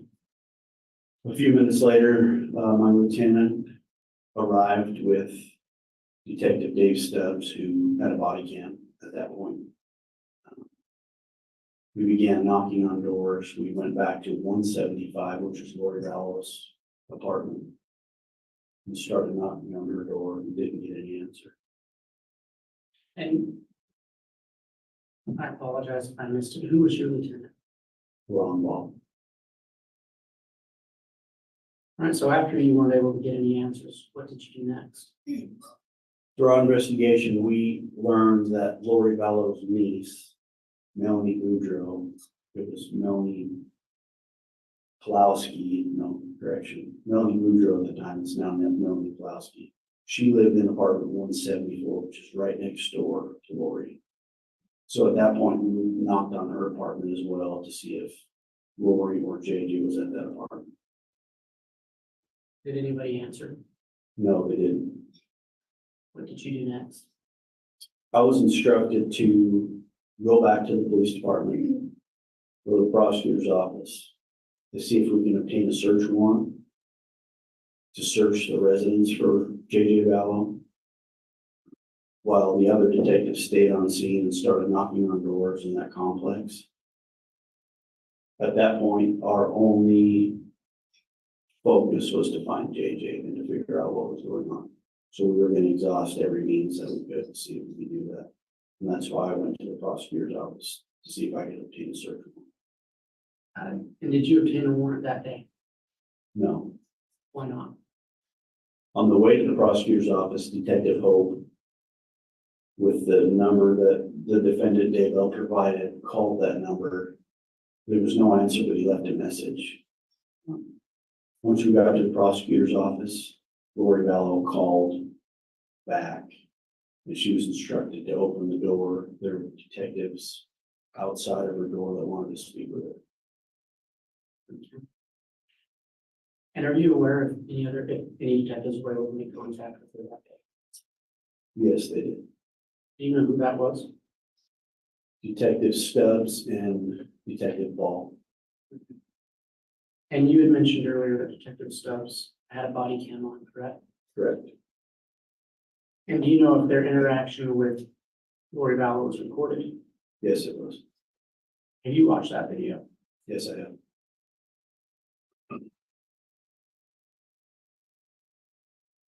At that point in your investigation, what did you do? After Detectives Ball and Stubbs had spoken with Lori Vallow, what did you do? What did you do next? we were informed that JJ was with a family friend. Judge, I'm going to object if there's any comments.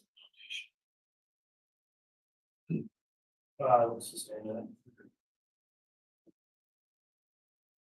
Detective, did you speak with Detectives Ball and Stubbs about their interaction with Lori that day? Yes, Did you speak with them that day? yes, Did you watch the body cam of their interaction with Lori Vallow that day? yes, I did. So you're aware of what she said to them. Correct. Based on what she said to them, what did you do next in your investigation?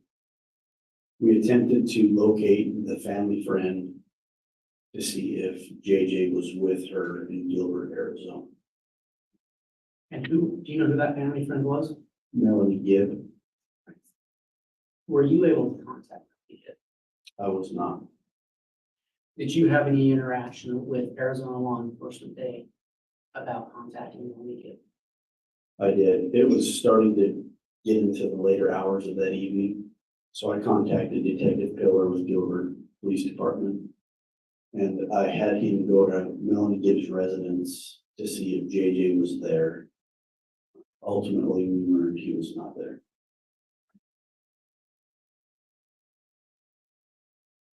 About what time did you learn that JJ was not with them when you did? Roughly 9 o'clock at night. And what did you do when you found out that he was not there? I contacted Lieutenant Wall and let him know. And we agreed to meet at the prosecutor's office that next morning early to obtain search warrants for those apartments. Okay, and just for clarity of the record, which apartments are you talking about? Apartment 175, which belonged to Lori Vallow, 174, which belonged to Melanie Boudreaux, and apartment 107, because that's the last time JJ was seen based on the defendant Daybell's statements. Detective, were you able to obtain those warrants? Yes, we were. What did you do? Well, what day did you obtain those warrants? November 27th, 2019, in the early morning hours. And on that day, did you execute those warrants? We did. Let's talk about that. Where did you search first? We searched apartment 175 first. Was there a reason you searched there first? That was his address that we were given from Gilbert Police Department, and that's where his mother lived.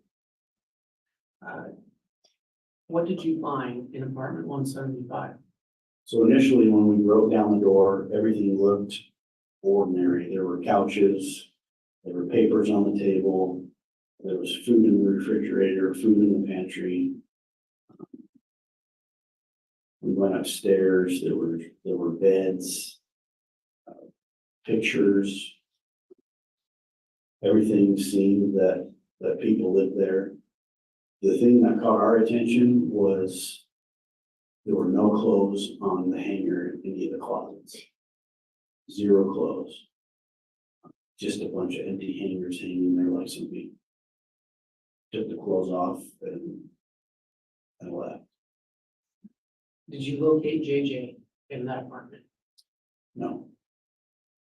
Did you see any evidence whatsoever to suggest that he had been living there? Yes, we did. There were a couple things. We located a child's Star Wars suitcase underneath a little crawl space under the stairs. It was mixed in with some. What is up? As I am alive. Hello, Broken Baker. Flashlights, flares. I'm working on the side. Pops in when I can. Mixed in with those. We also found Wait on. an old prescription bottle prescribed to JJ. Good to see you. Put the link in chat. There you go. In the residence.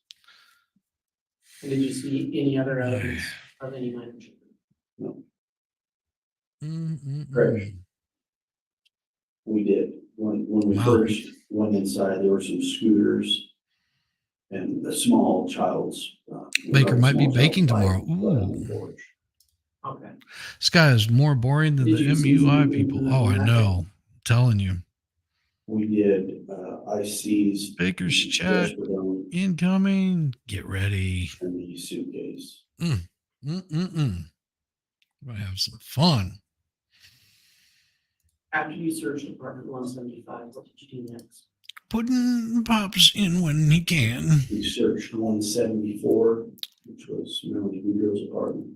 Oh, yeah. Everything appeared normal in there. There were no signs of JJ or anything that. Look at all was you in there. fine peoples coming on We in. also searched apartment 107, and that was Good stuff. completely vacant. There was nothing in apartment 107. Oh, yeah. see Look, anything look at there. from- Look at there. Apartments 174 or 107? We seized. in Ladies apartment and 174, gentlemen, we seized some cash. welcome Baker's Large amount of chat. cash that were Welcome, found welcome, in welcome, the closet. welcome, The welcome. only reason welcome. we seized those were for safekeeping because we had kicked the door. Yes, in there as well. yes. It wasn't able to Hello, lock, so Volstorm. we took that. Good to see you. Hey, Did Bakers. you Missed you locate guys. weapons in those apartments? Hey, how you So doing, in Baker apartment Raid? 175, when we were searching Me the Raid. garage area, we located several different style weapons. Everybody say hello to Baker's handguns, rifles, more than dozen. various Just coming on calibers, in. Hello, army hello, hello. knives, Good to see you. Good to see you. Good to see a you. lot of different weapons that were inside Oh, the what a truck. wonderful group of people. And All you why did you fine seize them? folks. Again, for safekeeping, that apartment didn't lock. And so we took those. Nice. Very nice. So it wouldn't be stolen. Oh, yeah. Good to see you Did all, you you find fine any people. evidence that JJ Vallow had been in apartment 174? No. Did you find any evidence that JJ Vallow? Baker's Raiders. Awesome. Great success. Coming in. Just Jen. Winnesort. Jamie. In apartment Hey, 175, Jamie. we located a storage unit. Ah, the That's most what we awesome were in Jamie. contract. And on that storage unit contract, Let's was snoozing your jury was the instructions were, Lori oh my Vallow. God, they were so horrible. It had listed her. Oh, the as jury the instructions tenant, were awful. and it listed the storage unit number as Yes. 352. And it gave an address Mhm. of self-storage on Airport Road in Rexburg. Awesome. So with that information, we were able to obtain a search warrant for that storage unit as well. And did you participate in the search of that storage unit? Yes, I did. What did you find there? There were a few bikes, children's bikes. There were boxes of winter clothing, some ice skates. There wasn't a lot in the storage unit. There was a personalized, like a family blanket, a big blanket with family photos that were kind of sewn onto the blanket. Those photos had JJ Vallow, Tylee Yeah. Ryan, and their sibling Kobe Ryan. There were pictures of Lori Vallow. But other than This is that, Chad there Daybell. was nothing else really in the store. So this is Chad Daybell. This is closing by the state made When start day you trump. performed Oh these searches, were you looking for Tylee Ryan? my gosh. Sorry to hear that. So to your knowledge, she hadn't been reported missing. That's correct. Your Honor, if I could have a brief second. This one is horrid. Yes, it is. Hey Stacy, good to see you, darling. Darling, good to see you. Oh, another one. They keep getting tons of sidebars. Oh my, oh my. Hello, hitting the like button on the way in. Welcome, welcome, all you Baker's Raiders. Welcome. Good to see all of you. Old Chad is probably going to go down and route if it was Crazy Lori. This is Hermelicio. He is a detective at the time. So I believe it's Lieutenant Hermelicio. It's So what I understand, this would be a good breaking point in his testimony for the lunch hours, is that correct? Yes, Your Honor. this Okay. is We're gonna go ahead and the take our lunch recess at Chad this time. Daybell. Before we do that, again, I will just advise the jurors, please don't discuss the case Mhm. amongst yourselves or with anyone else over the break. In addition, for Ooh, those in he's- the courtroom, yeah. we'll be closing the courtroom, I believe, during the lunch break. So things you have in here. Yes, yes. need to go with you, will reopen on I hope not. conclusion of the lunch break, and we'll still be under the court's governing order for courtroom conduct when we return, so thank you everyone for complying with that. With that in Cool. mind, Do we get to hear an argument? Oh God, it would be so nice, wouldn't All it? rise. Yeah, they just now taking a break. Just now taking a lunch break. And I know it's like almost 2:00 for a lot of you folks, but it's a little bit different time over there in the other part of the country. Hooray, hooray, hooray. So, how are you doing? All you fine people. It is yeah, this is a horrible one. This is a horrible one, and it's interesting. It's I've been looking constantly for these well, not constantly, but pretty damn regularly to find the actual text between Lori Vallow and Chad Daybell. Recap time. There's not much to recap except this this is one. This is part two of a two-part series with hey, excellent. Welcome, North Georgia. Your daughter just told you you're crazy and you got two trials going on at once and shizzy on your phone and the river stabbing on TV. Oh my gosh. Sorry to hear that. No, this one is about the wonderful Chad Daybell, which is the second part of the Lori Vallow Chad Daybell, where they deleted the children and deleted their significant others so they could be with each other. If that gives you any information of how horrible these people are, it's pretty sad. Yes, crazies, loonies. Is he being charged? Oh, he's being charged with so many different things. I mean, it's the list just goes on and on and on. He is being charged with the 3 murders. He's being charged with the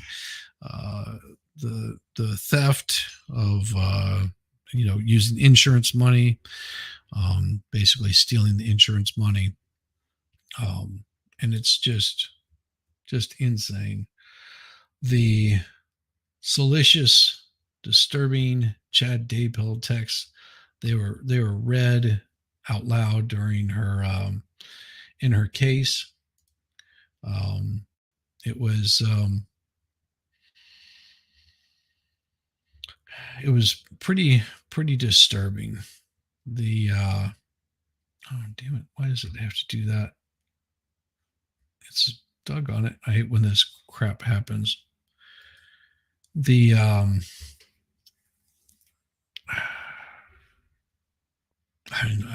I'm just trying to get a couple of things together with these. Hey, Zach, wasn't really. Yes, they were members of the LDS. They started their own little cult. Hey, Shizzy, watch this case very closely since the children were classing and missing. Watch Lori's trial too. Well, Welsh lady, if you want to come on here, I'll drop you an invite. You're welcome to come on, and you can chat a little bit with the people. As my brain is it's been going at 100 since about 6 o'clock this morning. If that tells you anything. Putting words together right now is really super difficult for me because I've been just going absolutely bonkers getting some of this stuff done. There you go. Sent you one.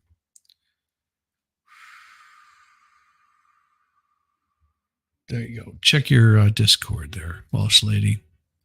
You can talk with these fun folks because I will tell you, oh man, you love cults. Yeah, LDS. They were Latter-day Saints. They started their own group off of this. I was going to pull up a couple of documents here that I thought you guys would find interesting that I got from somewhere else. Let me see if I can. Nope, that's not it. Is the last. There it is. Open.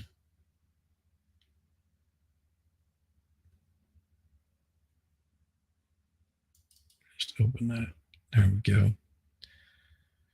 And we'll go back to the very back of them. So there was this story that was being written, and I got this via the East Idaho News. They're from Idaho. Part of this I got from there. Knock on it. Stop. All right. Further messages would indicate the talk and restraining orders in regards to Melanie and Brendan or something of that sort. Why is that giving me a hard time? Weird. Chad sent Lori the following message on 7/13/29. If you could think Chad will chuck Larry under the bus, yeah. What are the requirements, perks, and cons? What do you need? 5 minutes live. Okay, 5 minutes. Lovely. No problem. Wife Vallow is, well, Vallow is not on trial anymore. She is in prison for the unaliving of her husband and children. I wish they wouldn't call her Lori Vallow. She's a disgrace to that name. And isn't she now a Daybell? Well, true. Cults, not surprising, cults take themselves way too seriously. Do you think that Chad will chuck Lori under the bus? Oh yeah, already has. Right from the get-go. Good afternoon, everyone. Good afternoon, Phoenix. Good to see you. So this was written on 7/13/2029. Chad sent Lori the following message. I'm headed to bed so that I can come snuggle tightly against you. I adore you, and you are truly my best friend on earth and throughout all of eternity. See you in a minute. This was prior to Tammy Daybell's death. 2019, notice that Chad began to write Lori a story that was sent in many text messages throughout the day. The story seemed to be a romance novel of sorts, but the names were changed to James and Elena. In future text messages, Chad and Lori would refer to each other as James and Elena or Raphael and Lily. The following is the story that I observed between email and text messages. The text is just as it appeared in the messages and has not been corrected for grammatical errors. And I'll bring it up so you guys can sort of see what I'm looking at. Present, share the screen. Actually, I will present the video file. Sorry, maybe slides. Is that going to work? Let me see. Oh my gosh, what do we have here? We've got something wicked coming in, and I don't know what to do. Should I do a little dance, or yeah, I'll do a little dance.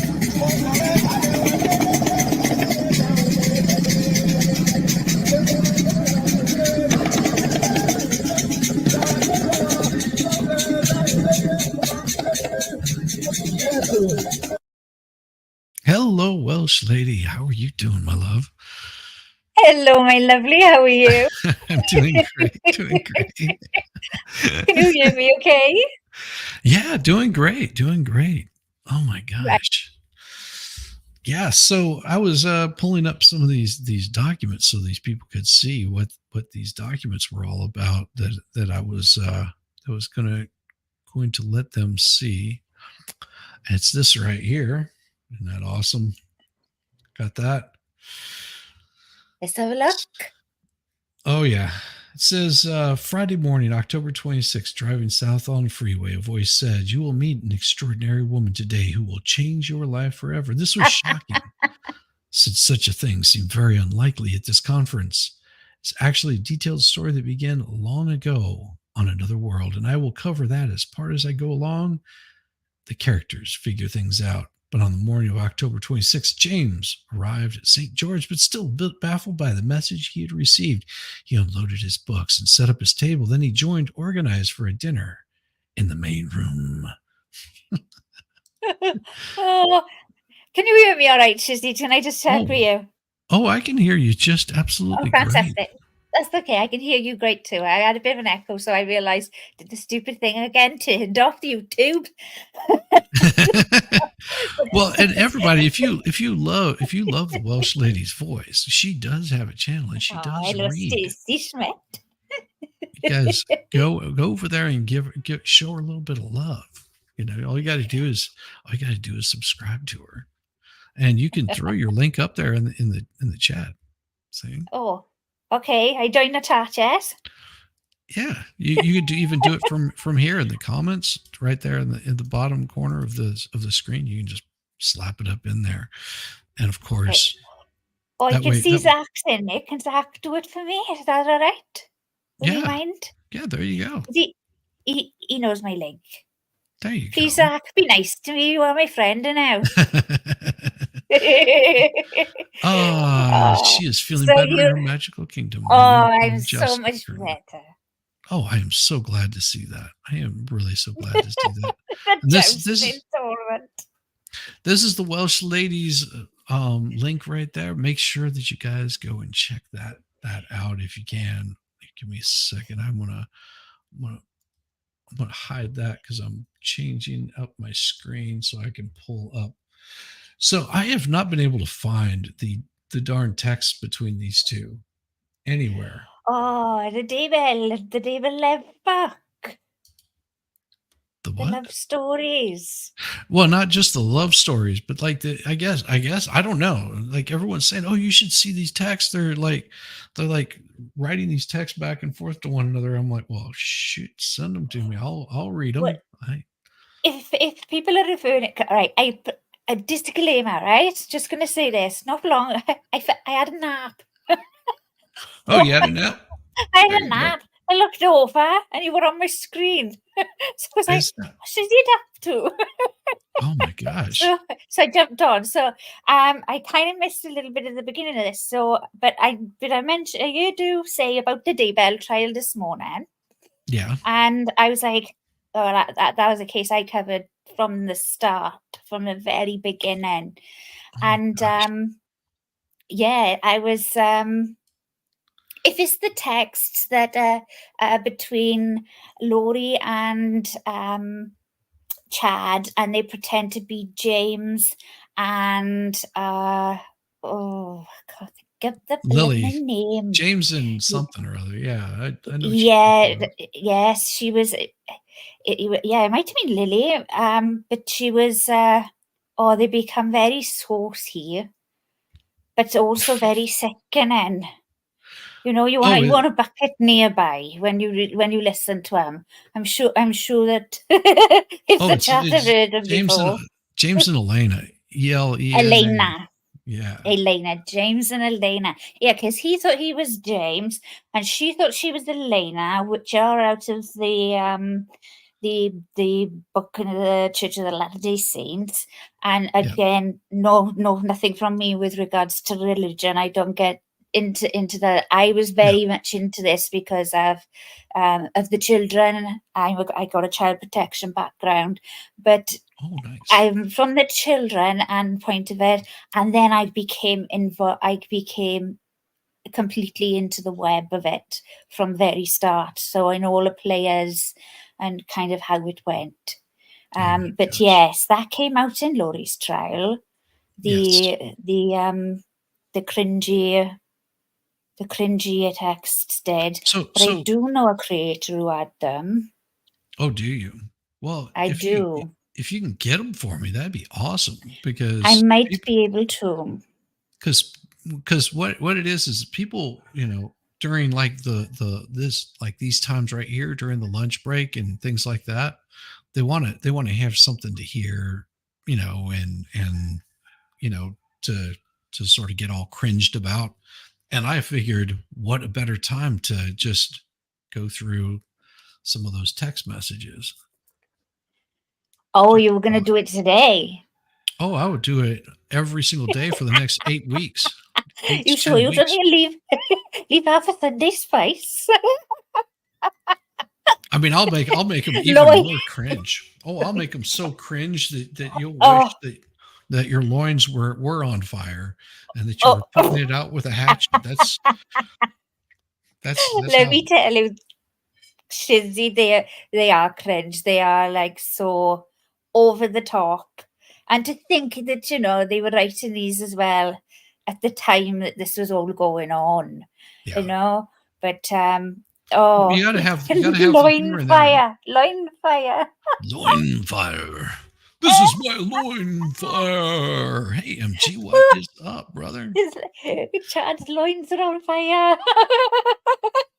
Yeah, you get if anybody can get the text to me, just just send them to me, and I guarantee you, I will make those things so damn cringe that you will wish that you could put out your loin fire with a hatchet.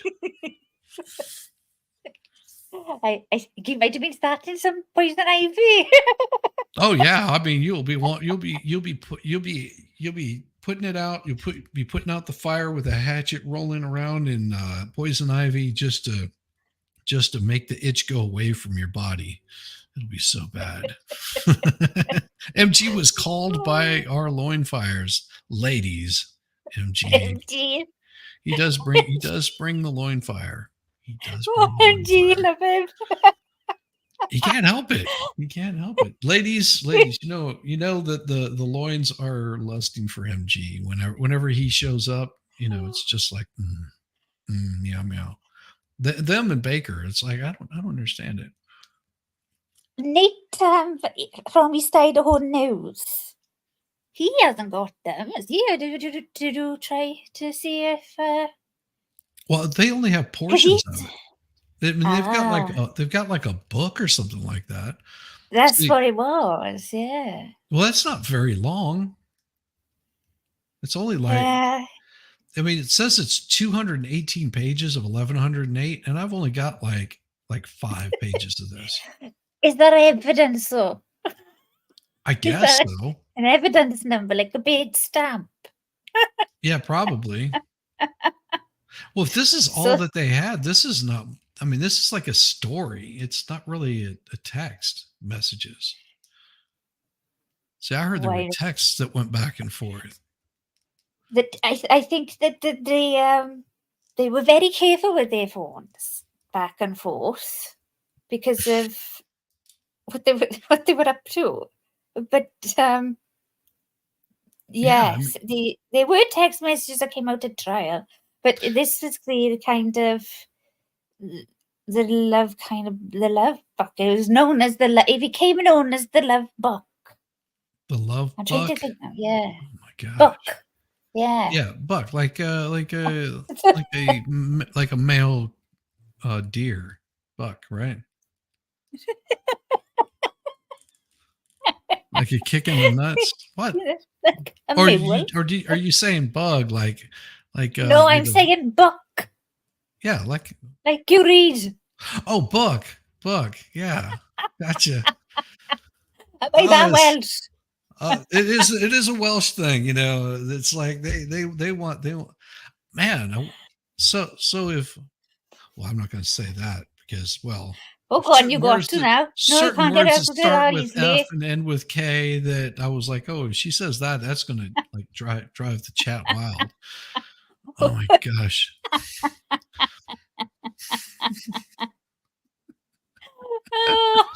Oh, Izzy, you crack me up, do I? I have to do something to, entertain. I have to say hello to the chat. Hello, chat. Hello. Lovely to see you. Thank you so much for all the lovely warm wishes that you sent my way. They did reach me, and I am so grateful and so humbled by you. And just thank you very much. You see, I did a vid last night, and I mentioned it in there. I mentioned that how I heard you in my ear. But so, well, who's talking about me? And then my daughter, I messaged, update Shizzy quick. I did. That was so nice of her to reach out because I had not heard from you in a few days. It was like, okay. I mean, I understand that she was feeling ill, that you were feeling ill, and you were just, and that was on Saturday. You were just like, I don't know if I'm going to be able to make it. I'm not feeling really well. And then Sunday came along, and you were just like, yeah, I'm still not doing much better. And then I didn't hear from you for Monday, Tuesday, Wednesday. And I'm like, okay, something's going on. It's like I need to get some sort of sign of life here, just to. Oh, bless you. I don't have, and I don't mean that, Saki. I mean that in a nice way. No, it's Uh, and this community is so really nice that, it was like whenever your daughter came on, it's like I had to stop everything I was doing. It's just like, wait, let's see what's going on here. Which was so nice. And I'm glad that, the chat was nice enough to reach out to you and show you some love. Because, we appreciate good people, and you're one of the good ones. you're such a sweetheart, and I said that last night. I said Aw. you've given me such compassion and such grace, and you, I was just telling my, basically I wanted to just thank the community. There's a whole, I've had people coming from different places, not just my own subscribers, but yours and recovery addicts, and lots of other different people. Yeah. And I didn't see any of them apart from you, where you'd right like that time. But I didn't see any of them because I couldn't see properly. I was, my head was spinning. As I said, I was swearing at Vickers. I was literally the exorcist. So but I couldn't. When I was able to then, and I was able to like look back, I had all these messages. I was like, my gosh, all these kind people. I Yeah. just couldn't believe it. I was so overwhelmed. So I did it. I did it last night just to say, and then I did I should do it like I did So you're gonna make me all blush and everything. No, I just I did tell people to come over and sub to you and whatever, and said, because you've almost like taken me under your wing and looked after me, and then and in Aw. in a very kind, compassionate way. Like I said, you showed me so much grace, even having me on the Sunday show, which was the best, and me meeting everybody, and Volstone Dictionary Diva and Kaiser Pineapple, and um I have a story. I can't forget him. I have a story, and yeah, he was going to kidnap me. Do you know that? Oh, well, yeah, I imagine so. I hope so. Because I mean, and the what really interested me about you is because I'd seen you in chat a few times, and you're always, really super sweet to everybody that's coming in, and cracking jokes with the chat, which, I is love always. chat. Oh yeah, having the chat here is just they are so kind to each other, and they poke fun at each other. And if people come in Yeah. here and start problems, they're quick to say, hey, chill out. Not you. Like, yeah, yeah. They usually, that's what I do like In a about my nice chat way. is they do things very very nice towards people. They don't come off Yes. very hateful whenever, even if somebody comes in and acts really really really bad, like a bad actor comes in, they still don't treat them mean. I'm sure they could No. unleash it in a heartbeat. But seeing you in there, and I was like, I keep seeing Welsh Lady in there, and I wasn't sure. I thought I had subbed to you, and I had not. And then I pulled it up, and I was like, okay, so let's see, Welsh Lady, what does she read? I was like, okay, well, that's interesting. All sorts. I don't know why she'd find my stuff interesting, but let's see what she's got. And I heard your voice. I was like, oh my gosh, this is the person I need to be having on here. Like for doing these readings. She's got such a great voice. Sounds so like it's very soothing. And sometimes, yes, I don't understand what you're saying, but that's okay. Well, that's okay, but that's just the same with me and Broken Baker. Yes. I love him. I catch every few words, like I said before. I love him. But I get better. My Welsh can be strong at times, a little bit lighter at times. But I didn't realise how Welsh I was, and that's the truth. I was told you're extremely Welsh, and I was like, oh, okay. I thought I was. I'm. Llanfyffic. What is that? 2 L's? Llanfyffic? Llanfyffic. Llanfairpwll. It's I that. know it, Paul, Paul, Paul Amos. Oh, let me see now if I can get it right.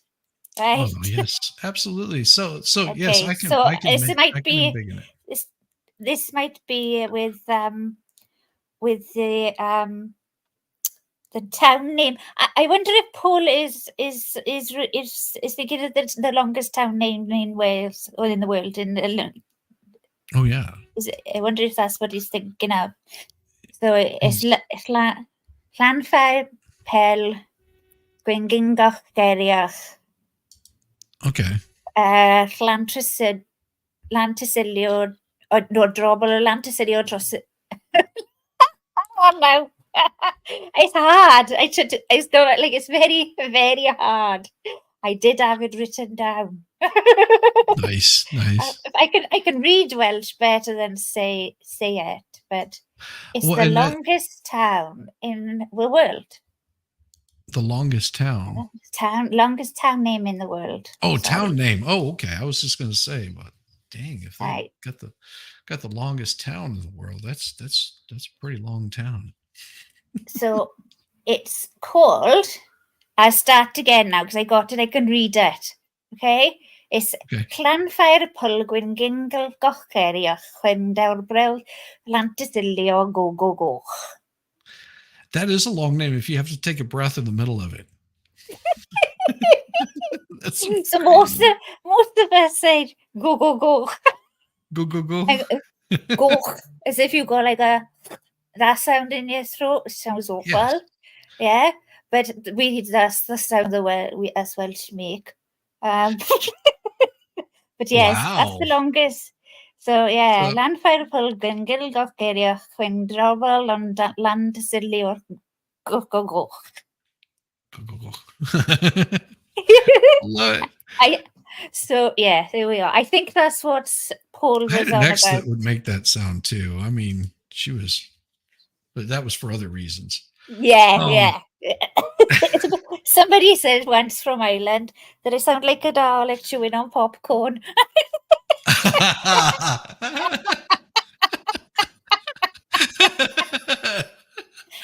love it. I love it. Yeah, what she said. So you're hacking up a lung at the end. I don't understand a word that Wesley says, but I love to hear her talk. Oh, Melanie McDallen. Awesome. That's what she said. MG Law. Oh, hey McKinley, how you doing? What's happening over here? McKinley. Oh, well, we're getting naked. We're going to pot. We're getting naked. We're learning to have oral. Oh, something oral with Welsh lady is what we've been working on. Oh, it's very delicious. It's very delicious.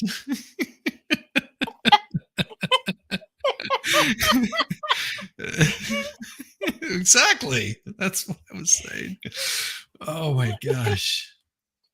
Now, wait a second. Now I just now saw this, so you guys, you have to see it too.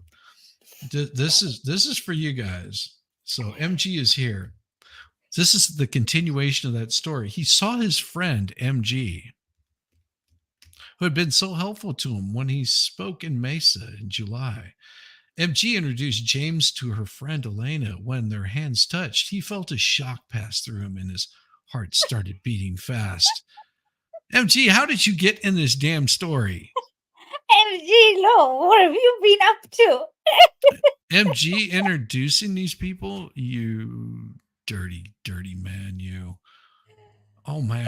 So Elena, she was gorgeous, vivacious, and James was a little intimidated yet honored that she would talk to him. He was happily surprised when she mentioned a key part of his novel, The Renewed Earth. No one had ever recognized the significance of that scene before. He had heard that voice before, seen that smile before. He felt that they even talked like this before, but who could be certain when? It was strange, but he could remember the feelings. They were strong, as if they had known each other for so long. It's all because MG introduced them. Do you want me to continue? I think Shissy's corn is about to pop. They Well, didn't make get sure many. you copy somewhere good, mind. Oh yeah, well, it'll be good. They didn't get many chances to talk after that because he had to help voice a woman's blue Muppet. What? I told him. So wait a second. Is a blue Muppet some sort of kink thing or something? Like, There's lots of kink.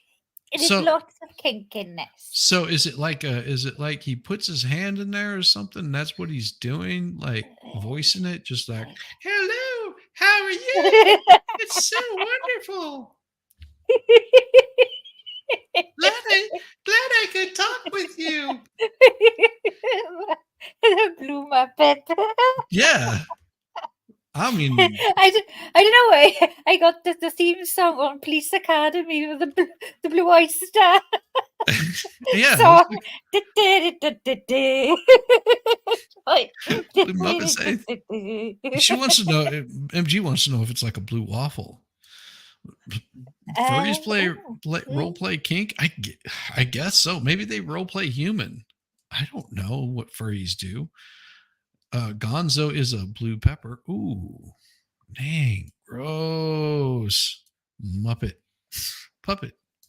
Ah, blue buffet does go along with blue balls. Blue balls. So, well, you know, who's got the biggest balls of them all? She's got big balls. He's got big balls. But he watched her every chance he could. He had to play with his blue Muppet. He had to stay at a relative's house that night, but he had hardly slept. He kept envisioning himself with Elena in very wonderful situations, like playing Tolstoy and dancing to the fairy cream puff. Elena and her wonderful. So they even became more than just friends. Oh my gosh! Like they maybe touched. James was the first speaker on Saturday morning. He knew exactly where Elena was sitting, and it was not on his. It was not on his face. That was for sure. The speaker, you see, Shiz, the speaker. The speaker. Chad would go and speak at these conventions, and Lori would be sat in front row. Oh, and admiring it. Yeah, that's when she went up to him and he said, "Oh yeah, we've been married 5 times." That is true. Because interwoven. Yeah, the Cookie Monster was yeah, Cookie Monster was blue. See, you in there?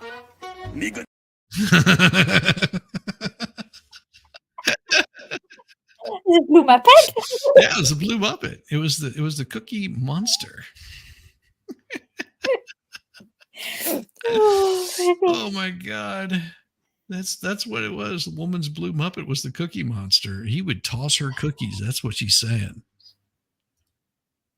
Toss her cookies. Wow. Cookies. So he was completely smitten by her and even was nervous of what she would think of his talk as he spoke. But when he would glance at her, she was always attentive and watching. Unlike the rest of the crowd, they could really give 2 shits less because he's boring as hell. And his books are crap. His books are crap. Allegedly. Yeah. Well, of course. Well, after his talk, he went to his book table. Of course, where else would you go? His talk had gone well, and there was a good group gathered around to buy books. Well, and his heart nearly leaped out of his chest when Elena joined him and helped sell the books. She was so beautiful that he could hardly concentrate on the customers. He was too busy licking her cream thighs. Sorry. Oh, those words are just gross. They're so ugly. The visuals. I need therapy. Yes, Toy, you do love. Yes, we all do. Oh, thank God this is Chad's book you're reading. I was so worried it was a book of the beloved Steve that you purchased, and I was regretting it. I knew Steve was better author than I was hearing. Oh, God, no. Aaron Olivia, the thought. Annette agreed. Yes. So there she was. She straightened the books and gave the books great reviews, although she made him laugh a lot when she kept pushing the Youth and Filth, fifth volumes of his first series. Yes, more like it. Yeah, it's, oh, God. He could only giggle like a little bitch when people asked if she was his wife, because, yes, in fact, she was. She just didn't know it yet. Dun, dun, dun. What I tell you? Oh, I've got it. I've got that perfect one. Let me read that again, because let me see where it's at. I know I've got Go one. for it. It's here somewhere. Damn it. Oh man, I don't have it. That's so What? horrible. I know I've got to have it here somewhere. Let me see if it's in this one.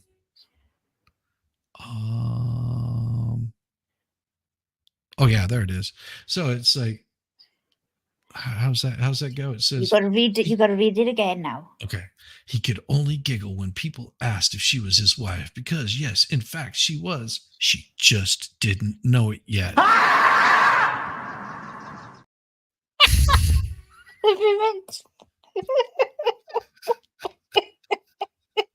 Oh my. I thought it was the hamster. You thought it was the other one, didn't you? Gotcha. I did. You had me. Well, James was definitely having amorous feelings towards Elena as they sold books together. He had not felt this happy in his entire life. He was quite sure this was the woman the voice had told him about. Touchdown. Paper? Unbreaded. That voice. Another prolific writer. James was elastic. Oh no, he was ecstatic because he had already fallen deeply in love. Her. Typo? Oh, he's an idiot. He can't type, right? Or better said, he remembered how much he already loved her. Oh my, just like Dry, baby. oh yes. Oh. Oh, I haven't seen that one. I like that one. You like that one? We should charge Chad for mental, emotional, physical damages, losing lunches. Crime Spies, of course. Then Crime Spies, you are welcome to come in here and hang out, because this is what I'm going to be covering for the next 8 to 10 weeks. I know it's a long time. It's a long trial, and they're still in jury selection, aren't they? No, it started today. It started. Yeah. I missed it. See, is that nap it was? You missed the opening document, the opening statements, which were actually short. I was surprised. The prosecutor's opening statement was a little bit longer, but they took a morning break. That they did the defense opening statement. They just went right into it and then took a lunch break. It was and it's the same guy. What do you make of it? What did you make of it? Boring. Boring. I mean, yeah, it was their opening statements were just like run of the mill, nothing spectacular. We've got 5 chapters here. Chapter 1, they meet. Chapter 2, they kill. Chapter 3 is like, oh, okay. I just want to drive a stake through my tongue and then like staple my earlobes to the back of my head, and I'm just like, like stop. I You hear didn't listen to you. Lori's.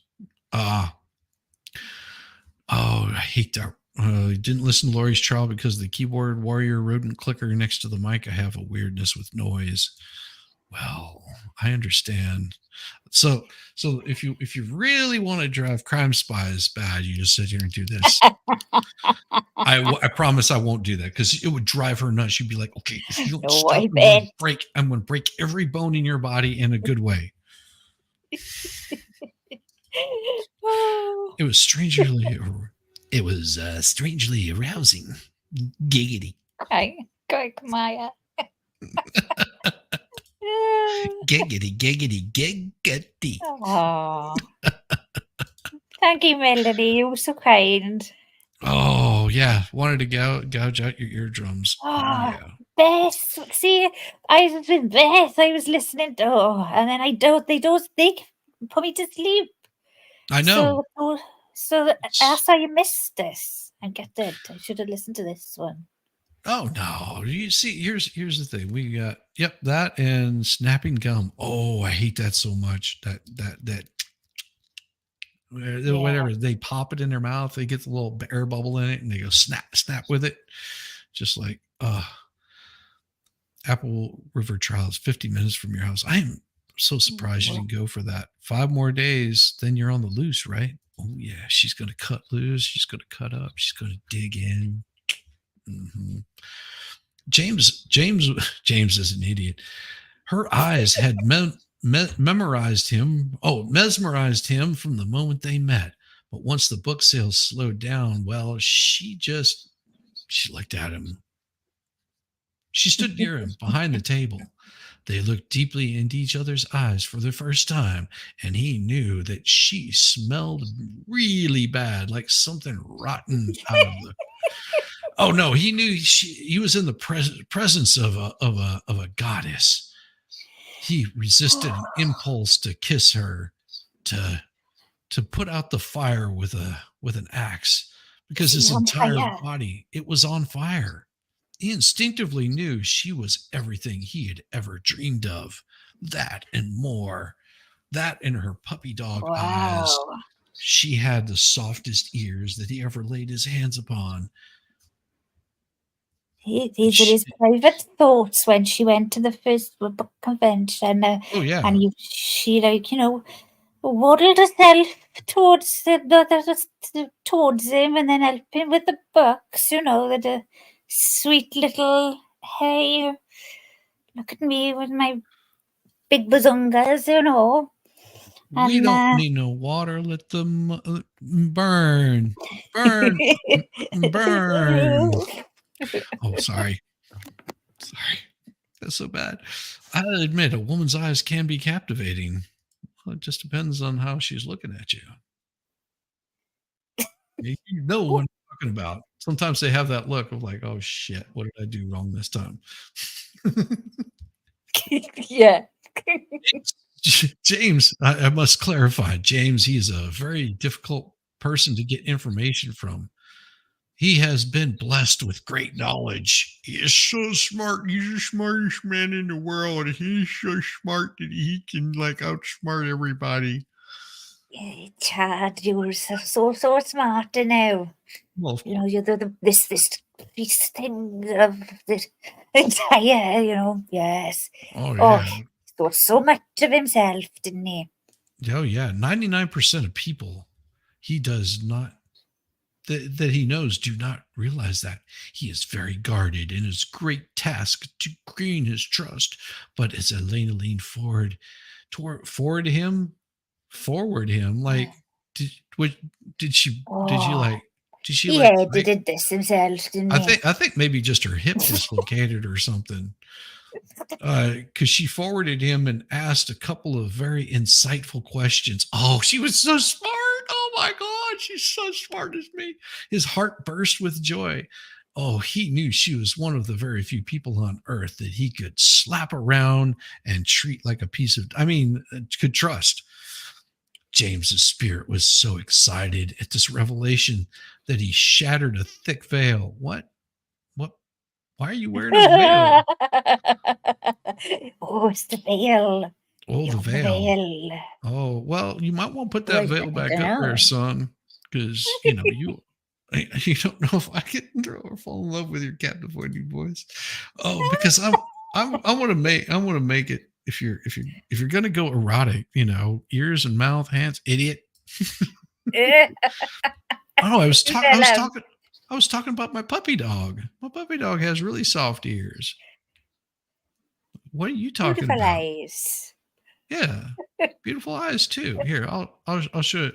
I'll show you a picture of my puppy dog, and you can tell me what you think. If you think that my dog is ugly, well, then I don't know what's wrong with you. See? Tell me. Oh, you're gorgeous, you're gorgeous, gorgeous. See, look Look. at that. Tell me that's not gorgeous. You tell me that's not gorgeous. That's gorgeous. Gorgeous. Look.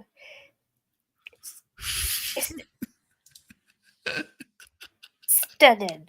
Stunning. You're taking a mickey. So You're taking a mickey out of me. I'm giving you a hard time. You know it. So they had like these two souls, and they were during their mortal lives. The thick veil had been placed because of the unique, unparalleled love James and Elena had shared in previous lifetimes. Oh, so they've been doing this for a while. There's some sick little puppies. So that veil had prevented them from finding each other's unit. Oh, until this appointed day that they would be remembered throughout the heavens as the true beginning of spectacular mission that would save millions of souls and defeat the forces of darkness. Wow. So that's what it is. Crazy. It's because the forces of darkness. What forces would that be? Oh, let's just figure this out, because sorry. so far we're just talking about effing. That's all we're talking about. Oh, all right. Okay. Because James's physical attraction to Elena was almost overwhelming, but he was equally drawn to the spirit animal energy that was radiating from her, sort of like a hot plate that you left on all day, and it sort of has that funky smell to it. And as they talked, it was confirmed to him that they indeed had been married before and were eternal companions. He had glimpses of them walking dusty paths together. Wow. Really? Dusty paths? They have to be dusty. And he realized oh, Jesus Christ. Well, no, that's whenever he realized that they'd been married and they had been very close to him.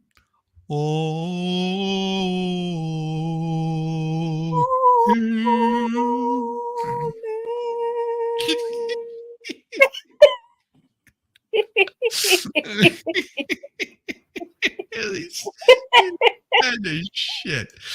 Oh my God. Well, we haven't even got to the erotic tension. Oh, it's getting steamy, isn't it? Oh, I know. I mean, I'm sweating. I'm sweating right now. It could be because I need another drink or something. That might be it. But I'm drinking some water. Sparkling. I go water too. Yeah, water's good. Nice fresh water with no chemicals in it. There's nothing like flushing out the spirits with water.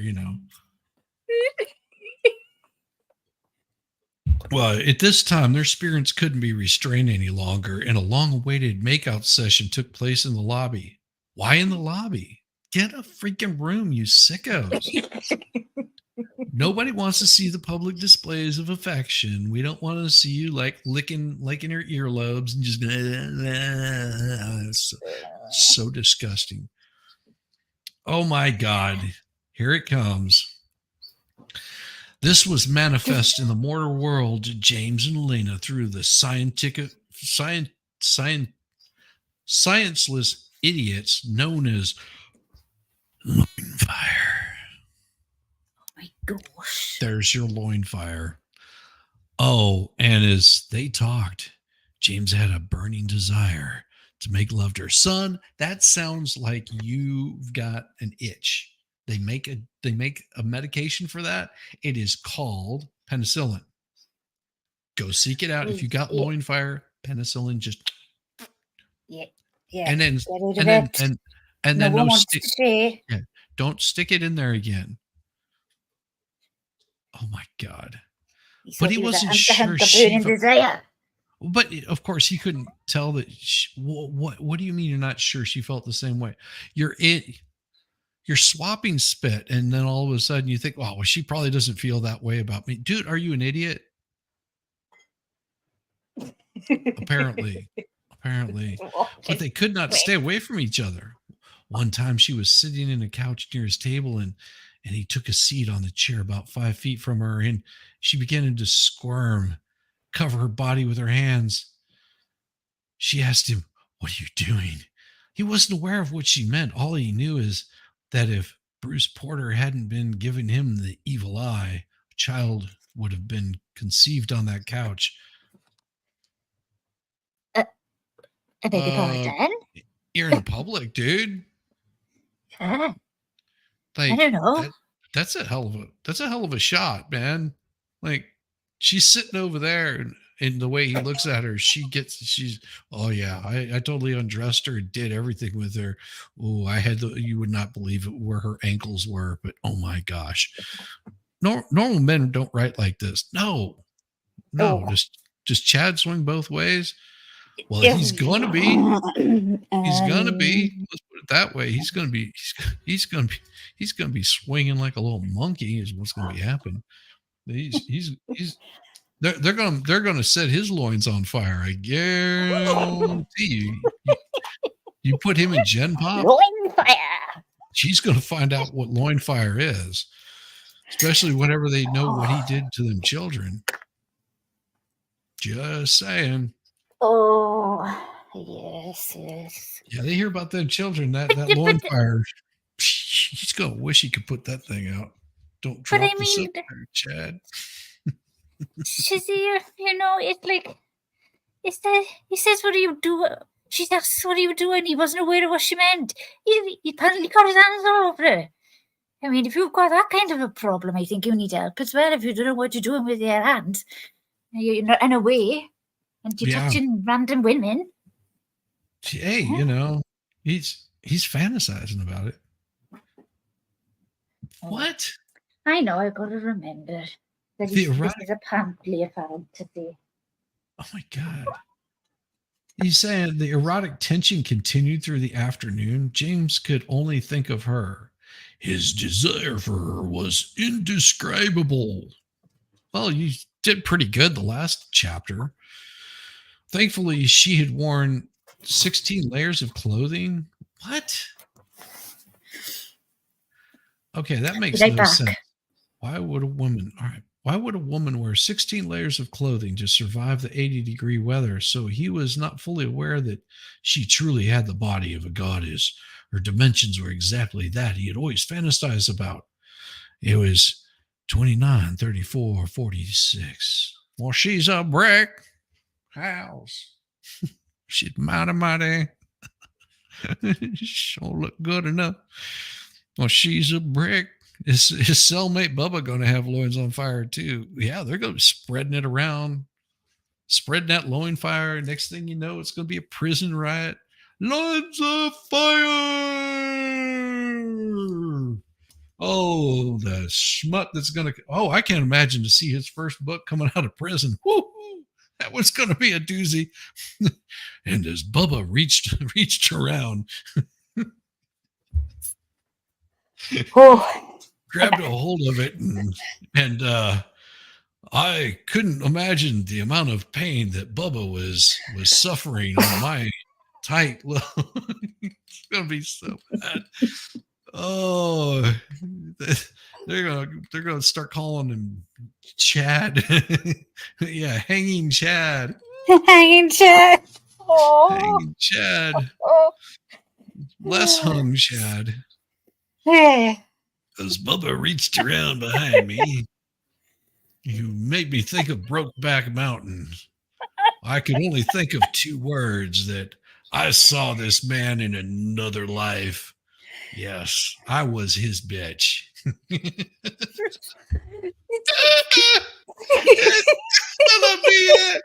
He's gonna be writing books about booty sex. That's what he's gonna be writing about. He's going to be writing about something erotic. He got a talent, haven't he? I mean, look. 'Cause he ripped me open like a FedEx envelope. I ended up looking like a hot potato on a Friday night. I had so many eyes on my ass. It was insane. Oh Oh, dear. God. Yeah. You're Oh, making my. me laugh. Well, thank you. That's what I do. Oh, You better mouth the path. well, as the night concluded, James needed to take his empty box. Well, it ain't going to be empty in prison, son. To his car. Oh, of course, because he sold all his books because he's such a prolific writer. I'm so smart. I'm smarter than 99% of the world. Oh, Jesus. You're all in the right prayer here. But he realized he was alive around the same time Jesus was there. Oh. So she helped him carry the boxes to the car because they were empty and they were really freaking heavy. He couldn't handle them with those little spindly arms of his little pussy arms. And then he could not resist the desire to hug her. Oh, only a hug. He made an awkward attempt that was way too brief because, well, he reached down between her legs, grabbed a hold of it, and said, "Call me Sam." And he made an awkward attempt because their friends were bringing more boxes. Oh, there were so many boxes, empty boxes. Oh, geez, I had to put all these empty boxes in my car. It would have been really smart if I would have like folded the boxes and then stuffed them into another box, and I could have just carried all 5 of them out there. But oh no, I have all these friends and they're carrying these boxes for me because I'm special. In that short break, how many boxes is he putting in his car? Well, he's going to be putting a lot of. He's going to be The getting box a lot was of. bigger. Yeah. I have a station wagon. Leave me alone. It is okay. Maybe it's just a Honda, but it's still a Honda station wagon. It's special. It's an EV. So Okay, hold on. I plug it into the wall, sort of like my first wife. I plug her into. Oh, sorry, that was bad. He made an awkward attempt that was way too brief. The friends, they were bringing more boxes. Well, in that short embrace, unlike the long one he's going to get in prison, though, he knew he had found the woman he had searched for his entire life. Oh, it was made crystal clear to him that, they'd been married before and would be again. He once had to fight off a powerful urge to like kiss her and somehow disguise the massive erection he was experiencing. Well, that's what you got the box for. I mean, whenever we're talking massive, we're it's so huge. All my friends came by. Oh, geez. So excited. I just can't handle it. Massive. It's so massive. It's just massive. It is so large that you can't even see it. It's so big. Pen peeding. Oh, well, Sweat. Because it's probably the most massive one he's ever had. Well, except for the one he's going to get in prison. Wow, that thing's massive, dude. I need a big box. Like, how am I going to put that whole thing in my mouth? Jeez. They returned to the building. He helped carry the tables. Why would they return to the building? I thought he was leaving. He was going to take his box of books or books of boxes. He's going to take his boxes and head on or something. Yeah, well, and of course he helped carry the tables. He had no hands because of his massive erection. He just carried the table. Here we go. Table. Here we go. Well, he was steadying it in the middle properly. Well, he couldn't take his eyes off the table. He was already madly in love. Nothing like getting slammed by a table. Her group of friends finally had to leave. Those bastards. Oh, he was devastated. Unused. Oh. Unused. How? Oh. Don't we to do it in more of an English accent? Unused. Unused. How he would ever contact her again. Then her spirit took over. And asked him, Can I get your cell number in case I have some questions? Oh, like Minnie Pearl. Could you imagine her wearing the little hat, little Minnie Pearl, the little thing? And then they gave each other a goodbye hug. Oh, and his massive erection came back again, picked her up on the table and slammed her down. She was so impressed. She said, "Oh my God, it's like a baby arm poking out at you." And Said hello, big boy. Well, it was the most wonderful, electric, delicious hug you ever felt. Wait until you get to meet Bubba in prison, because he's going to give you some electric hugs. Oh, it's gonna be. Oh, and don't ask. You better not be asking for no reach around, because he ain't going to get one. It was the most wonderful, electric, delicious hug you'd ever felt. Delicious? I don't know if I would describe a hug as delicious. But then he watched her walk away. Okay. Well, that was wonderful. There she goes again, knowing he was truly going to change his life forever, George. End of chapter 1. Oh my God. Chad Daybell. I almost wanted to say Chad Jaybell, like Gay Bell, more like Gay Bell. It's James, darling. It's James. You know what they're going to do? They're going to hang a bell off his testicles, and every time it rings, he's going to get some. Oh yes. He'll just be sitting over in the corner, ding, ling, ling, ling, ling, ling, ling.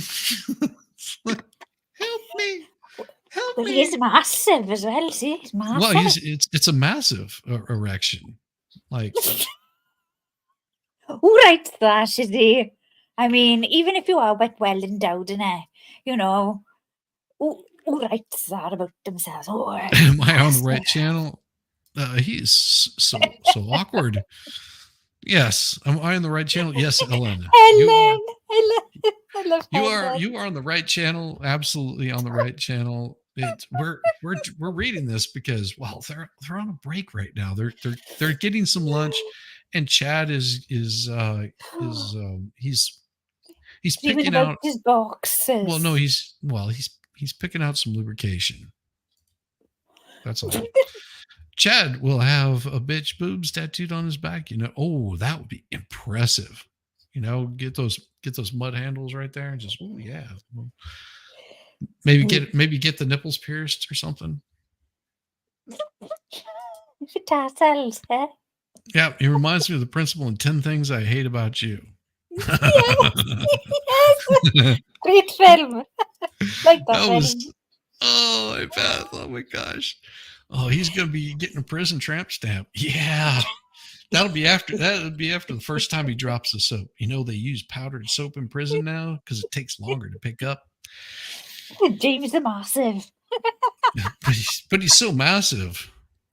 He's going to be dominating that. Does corn grow in Idaho?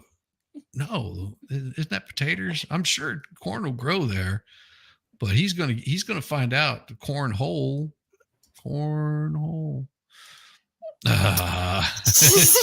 Jizzy Giznut. What's up, brand new brother? What you doing?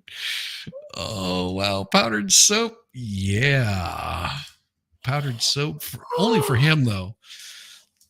The rest of them they use bars.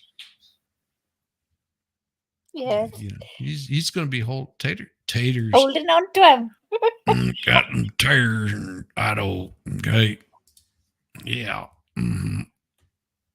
Well, let's see. We're going to chapter 2 here. Oh, well, because here we are in chapter 2. Well, he's going to get sad here. So, chapter 2. James walked sadly to his car after watching Elena disappear down the hallway, but he couldn't deny the connection. It was his absolute attraction to her. She still seemed way out of his league, but he sat nervously next to her text phone before driving to his hotel. A minute passed, then 2, without a response. He kicked himself for ever thinking he ever had a chance with her. Then his phone buzzed. And it was, "Hello, you rascally rabbit." He held it close to his throbbing erection. Ah. Oh. She texted back and then just kept texting. And as it buzzed, his heart soared. Over the next few hours, he just kept that thing in his pants, let it just.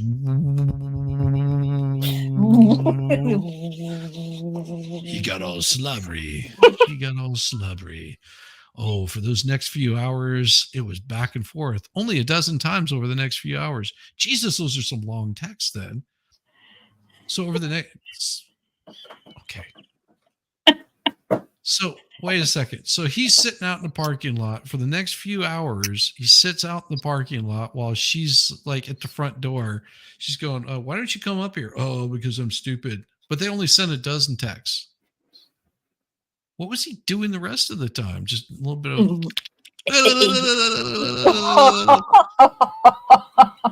Oh, no. But she texted back, but they only texted back and forth a dozen times. He knew she was staying at home in Tokerville. Is that really a place, Tokerville? Is that sort of like Margaritaville, except for weed smokers? It's like, oh, well, he desperately wanted to drive there and whisk up her eggs. Oh, I mean, whisk her back in the hotel for a night of reconnection and romance. More like bromance. Oh, he was on the edging. Oh yeah, he was almost there. It was the premarital text. Yes. So not a prenuptial. no, it would have to be postnuptial text because they had already been married. Oh, before yes. They were 5 times. Yeah, they'd been walking with Jesus, man. They were hanging out with him. Yeah, and cool. she's a goddess, and he's a. Oh, I'm trying to think of. She used to call him. He was a goddess. She was a goddess, and he was a knob. Yeah. Oh, so he twice got redressed during the night to go see her, but the spirit gently said, "Have patience, young son. Everything will work out as it's supposed to." Like a genie in a bottle. They finally stopped texting around 4 a.m. Well, he only left at like 10. And then he drove home. What was he? See, this is why you should not text and drive, because you might have a boner and then you'll get in a car accident and then it'll break because you got hit by a 18-wheeler and your airbag went off. Yes, and those metal cords in there just strip that thing free of all its skin. Yeah, exactly. Be like because it's so concrete. enormous. He's just honking the horn with It's it. massive. See, it's massive. It's massive. The intense passion of their lovemaking was a sight to behold. What? Oh, yeah. He closed his eyes to go to sleep. He was taken again to their previous life together. That's what it was. Oh, they were living together before. This is what happened. Oh, he knew it'd be difficult. Well, of course it'd be difficult because, well, it's hard to do anything if you're not near the person. Oh, you're married. My friend wrecked her car into a tree. Well, the worst part is if they wrecked their car into a tree while having sex. That's dangerous. Because you might put something in your back out of adjustment, and then you got to go see a chiropractor and try to explain that to your chiropractor while you got a gear shift stuffed up your ass. I don't know. My back's out of adjustment, and the doc's looking at you going, "Dude, you've got this gear shift. I see what your problem is. It looks like a 5-speed." Saying, don't drink and drive and have sex at the same time. Well, you can drive 2 places to have sex. Yeah, well, but don't do it while you're. Have a drink. And then if you want the gear leave shift a car there. Yeah, and if you want the gear shift up there, then just Go ahead, Yeah. but you know, Car's like don't a prop. yeah, don't force it up there at all. That's painful. I imagine. Did I say that out loud? You did. Oh, he Yes, lay in you a did. hotel bed. He could. Well, wait a second. He's saying the intense passion of their lovemaking was a sight to behold. It looked like two monkeys chasing a box of Wheaties. Oh, here we go. They're coming back. Oh, he ain't caught to it.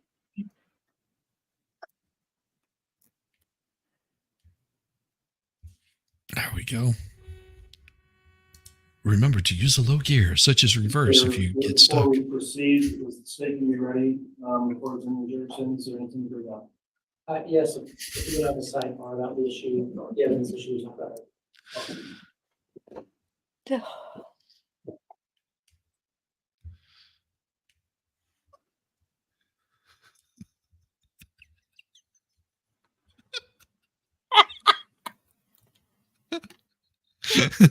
They're just like, oh, thank God. Anything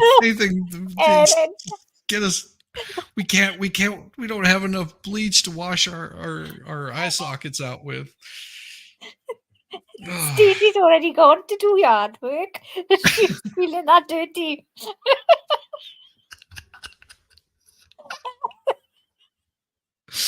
Oh, we're only on page 5 too. There's 12 more to go, or 8 more to go. 9, 5, something like 6, 5, 6 more to go. 7, something like that. Whoa! Did he write? Who did he write that for? Oh, he wrote that for the masses, the dumb asses. Yeah, it was his smexy stuff. You know what? I can write stuff. I can use Chat GPT and write better shit than this, and probably have better spelling, enunciation, make a hell of a lot more sense. Oh, I bet he's getting Chat GPT when out back then. Oh, that means he had to use his brain, all 99% of it. In his massive erection to write it with. It's like a baby arm holding a pencil. Can we say Peden? Like Pedyn? Peden. Peden. I don't know. Sure. Well, pen, Pen in Welsh is head. Yeah. And then Peden is. So he's like a dickhead. yes. Oh. Yes. Oh. To Ben Peden. I mean, don't know whether the algorithm would have picked it up, you see. Well, I mean, it probably would. I mean, we're 5 hours in, something like that. You feel like you need to shower with steel wool instead of wash your eyes out with, and so, that, I mean, Chad was probably into that. I bet he would do that for you. You know, he'd probably just wrap it in steel wool and scrub it clean. I mean, they used to do that to the saucepans. Well, that's one way of getting rid of loin fire. Did. That's how you get rid of loin fire, steel wool. Just. We're on the record now. This is CR 2221-1623, State versus Chad Guy Daybell. The jurors are not present at this time.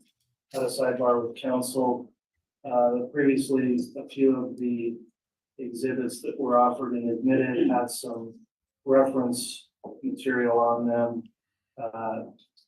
base numbers, etc., from the case that the court raised a concern. And I believe, Mr. Wood, what you've done is figured out a way to remove those references from the exhibits, and the court would know those references were not published to the jurors, and they won't be, so the court will permit those references to be removed from the exhibits before they are published or provided to the jurors.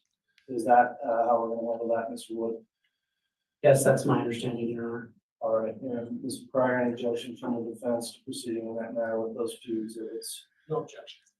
Okay, thank you. I'll make sure then. Get that some the steel wool. original Court exhibits Make sure you get some to the steel jurors wool. will have that information removed for the jurors, or either publish the information or receive copies of it. And with that, then I believe there are no other issues to take up before the jurors are brought in. Is the defense ready to proceed as well, Mr. Fryer? Yes, Your Honor. All right, thank you. Then we'll continue with testimony of this witness, and Mr. Wood, if you're ready, we'll have the jurors brought in. I love it.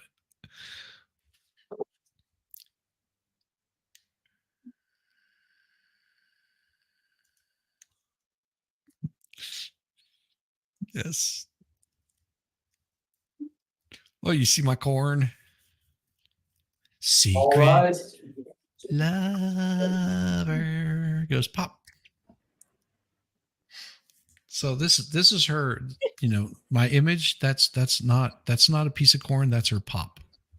That's so bad. It's Lionette. She's a corn lover. She's a maniac. No, really, she's a maniac. I'm sure. The jury is present and counsel. Thank you. Please be seated. Please, can we stand? Because we could narrow this down to about 2 weeks and Included the lunch break at this time. We're continuing with testimony of Detective Hermosillo and just like a baby I'm holding an apple. Still under oath for your testimony. I remember him as CEO. Thank you, Your Honor. Detective, Stash. before we broke, we were speaking about the search of a residence. Can you remind us what residence that was? I believe it was apartment 175. And whose residence was that? Lori Vallow. Your Honor, the state would ask I know that now. the witness be handed the state's exhibit. Hang out with. Yes, thank you. State's exhibit Right, 7A he sure and is. 7K.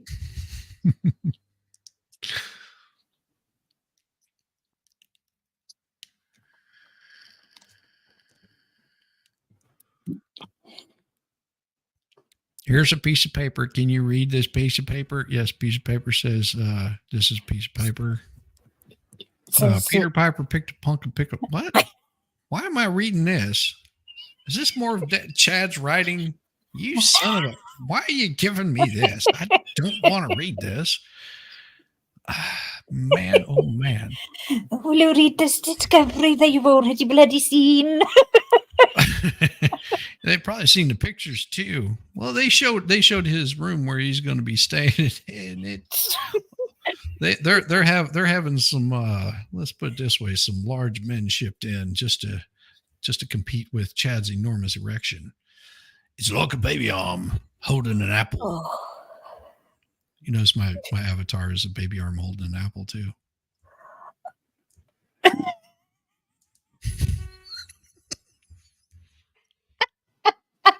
I only just seen it. Oh, you hadn't seen me holding that before? Yeah. Oh, doll. No. No. Yes. I love him. I just call it the Big Apple. The Big Apple. Yeah, you thought New York was big. New York City. Dun, dun, dun, dun, dun, dun. Stop spreading the news. No, really, stop spreading the news. Stop spreading disease. I'm bleeding today. Detective, do you Want to be a part of it, James? New York. Go ahead and take a minute and review them.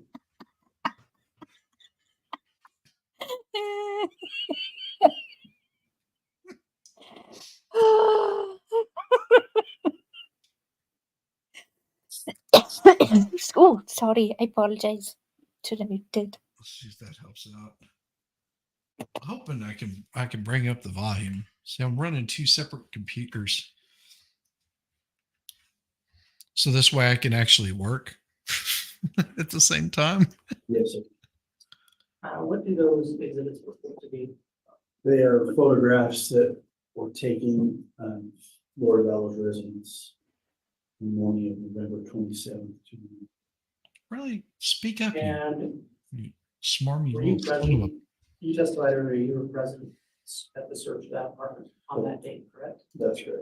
a. Did you? You got an walk invite. through every room in that You know you apartment? do, MG. Yes, I did. I mean, Lots you're and part of the story lots. now. You're part of the story now. It's all down to you, MG. We had to read it. No, I didn't. Oh, You recognize them as true only his and accurate parts. representations of what you witnessed in that room that day. Yes, I did. Or, I'm sorry, in that apartment that day. Yes, I did. Your Honor, the state yeah. provision states exhibits 7A through 10. The objection from the defense. Yeah, expert. Yes. He doesn't like doing the trials. No.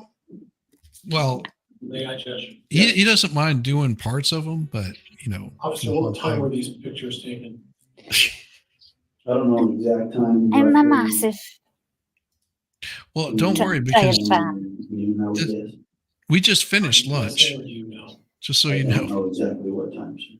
Okay, who took the pictures? I don't know who did the pictures, sir. What day did they take the pictures? I believe I testified November 27th, 2019. I'll be right If back. you weren't there, how do you know? You don't know who took it or who? Judge, should he mistake in the testimony? Oh, wow. I didn't Me even alone. know that. I never once said I wasn't there. I was there the entire time on this. Not what my question was. Question was, you weren't there when the pictures were taken, were you? I wasn't there when they were taken. No. You don't know the condition of the home when the pictures were taken, is that correct? I was there when the pictures were taken, not standing next to the photographer. So you were there when the pictures were taken, That's correct. but yet you don't even know who the photographer was who took the pictures. Is that what you're telling me? That's correct. Is there a reason why you wouldn't know Goodness me. the photographer who's taking pictures for a police investigation that you're in charge of? I wasn't standing next to the photographer. I was inside the residence when the photos were being taken. At the same time they were being taken, I wasn't standing next to him. Okay, but the question I asked is, why is it that you don't know the name of the photographer when this scene was closed off for investigation pursuant to a search warrant, and you can't tell me who the name of the photographer was who took these pictures? There were a lot Larry of people Flint wasn't that were available. part of that search warrant. I can't tell you exactly who took the photographs. Well, that's what my concern is. It's prior, and we're getting speaking objections now. If there's a continuing objection, state the Yes. grounds. Well, there were a number of people that were in and out of that apartment, is that right? In and out of that apartment? No, sir. In that apartment, yes. How many people were in the apartment at the same time? Roughly 10. And you would know all of the names of the people that were in the apartment, right? Correct. Yet you don't know the name of the photographer who took the pictures. Is that what you're telling me? That's what I'm telling you, yes, sir. Judge, I'm gonna object. Your Honor, I'm gonna lay some more foundation. All right, you can lay additional foundation, and I'll also note it is a group of photographs, so if you have to work through them individually, we will. I'll note just an objection on 7K in this where you can seek additional foundation related before I rule on the objection. There will be witnesses. Executive Leave the testified you room. were present that day. That's correct. And you recognize these images as true and accurate representations of what you saw in that apartment. That's correct. And is it a true and accurate representation of the condition you found the apartment in? Yes, sir.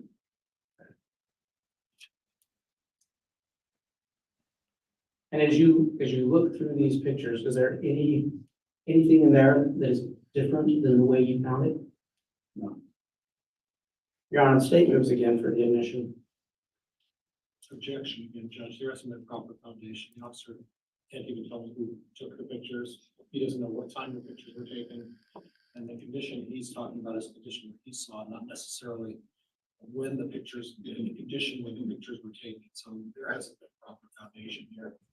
All right, I've considered the objection. I'm going to overrule the objection as it relates to photographs finding the officer has personal observation of There you go. the location The one exception that I'll consider a standing objection on is on 7G, which is different, I would say, than just showing the apartment. Not saying it's not admitted, but still under advisement, pending any additional objection or foundation. So photographs, with the exception of 7G, are admitted, and you can inquire further, Mr. Wood. Thank you, Your Honor. If I could publish those to the jury. Yes.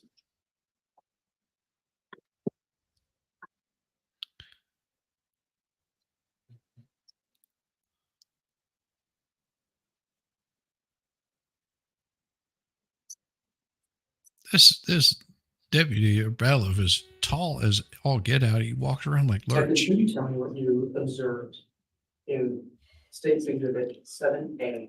I object. That's Chad's lawyer way of making his case. I've That's seen him in action the before. front door of Mm-hmm. apartment 175, front porch area. Dear Robertson, hello, my lovely. And is this the apartment that you searched? Like you moved the KK? Yes. Yes, Lurch. Captain, what did you observe in State's Exhibit 7B? So as you walk into the front room of the Negative. apartment, that's looking towards the dining kitchen room area. Okay. There's There's a kitchen there. child's There's tables. car suitcase sitting there. Like I testified earlier, it looked like it was lived in. There's still For parts of it, yeah. towels. Also, she's being named as a co-conspirator in this. So What did you observe in State's Exhibit 7C? That's standing in the kitchen, facing the doorway, so the opposite direction of Black's photograph. You can see the stairwell going upstairs. There's still pictures on the wall, TV, papers on the counter. Everything looked normal at that point, so. That's the book. but where's his lube? State's Exhibit 7D. John Pryor. Oh, I know. So when I testified about the crawl space under the stairs, and the 72-hour kits, those are a few of the 72-hour kits, along with the stolen suitcase that we had located. Stolen suitcase. Okay. Your Honor, does the court have a pointer? What was that about his wiener? I don't know, let's have the bailiff.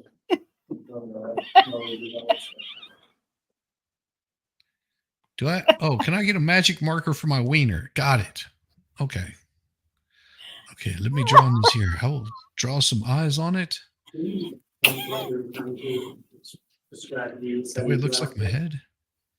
Can I have a So, magnifying glass more light? these Black Sunglasses on bags. Mr. Wood, Suitcase full of Sarah Black Boone's bags boyfriend. for Yeah. the 72-hour kits. There's some underneath here that you can't see. There's some here, and then that's the start of the suitcase. So, Yes. I did that last night. Well, Sarah Boone. Well, Sarah Boone. Oh gosh. Yeah, I did it last night. Who'd you put in a suitcase? It's up to the imagination, that's all right? the top of the stairwell, looking down towards the bottom of the stairwell. This part right here goes into the front room, and the front door is right here. Oh god. Needless to say, I'm being paused. What did you observe in State's Exhibit 7?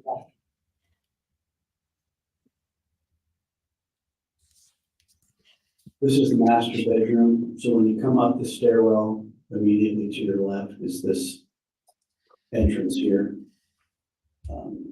Like I testified, there was bedding, pillows, everything looked normal in the room at that point. This is Soggy. the bathroom as well. Soggy sheets.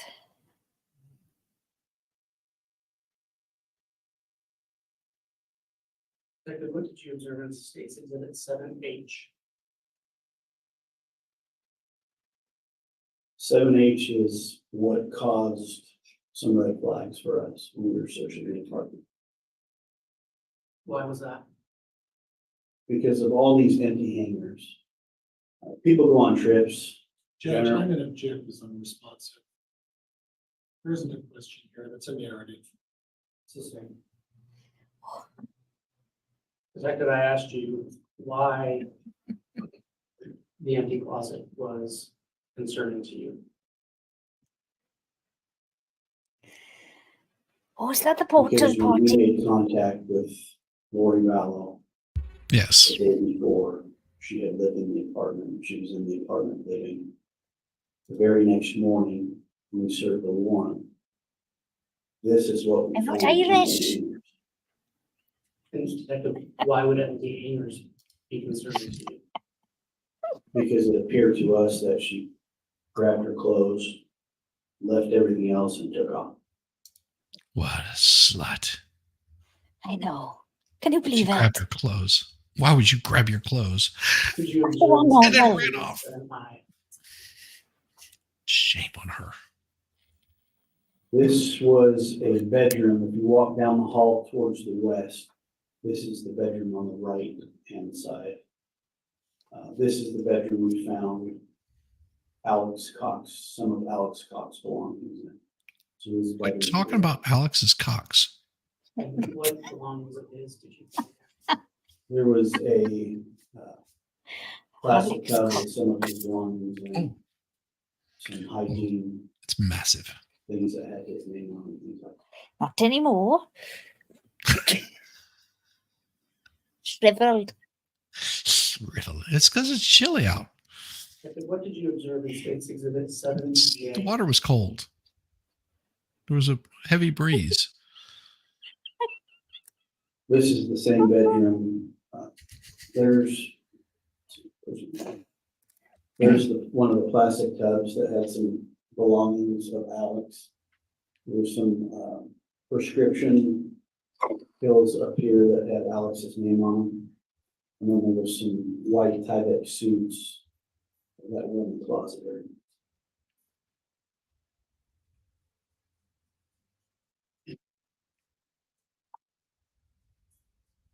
What did you observe in State's Exhibit 7K?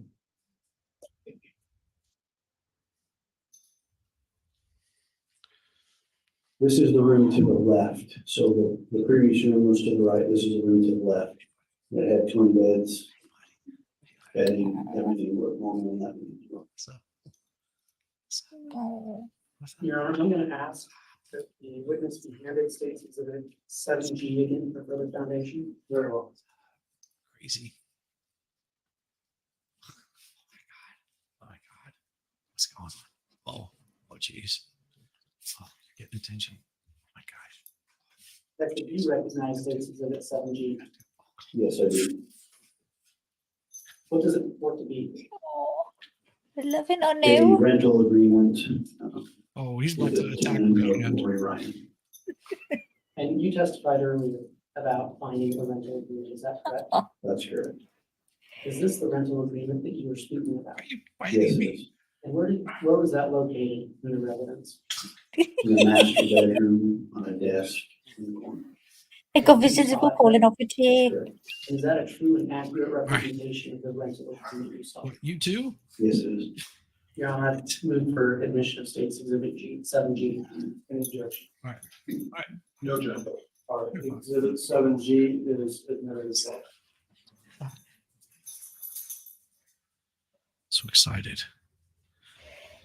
And the dogs. Oh, they are dogs. Yeah, Bush. Yes. No, I said, and the dogs.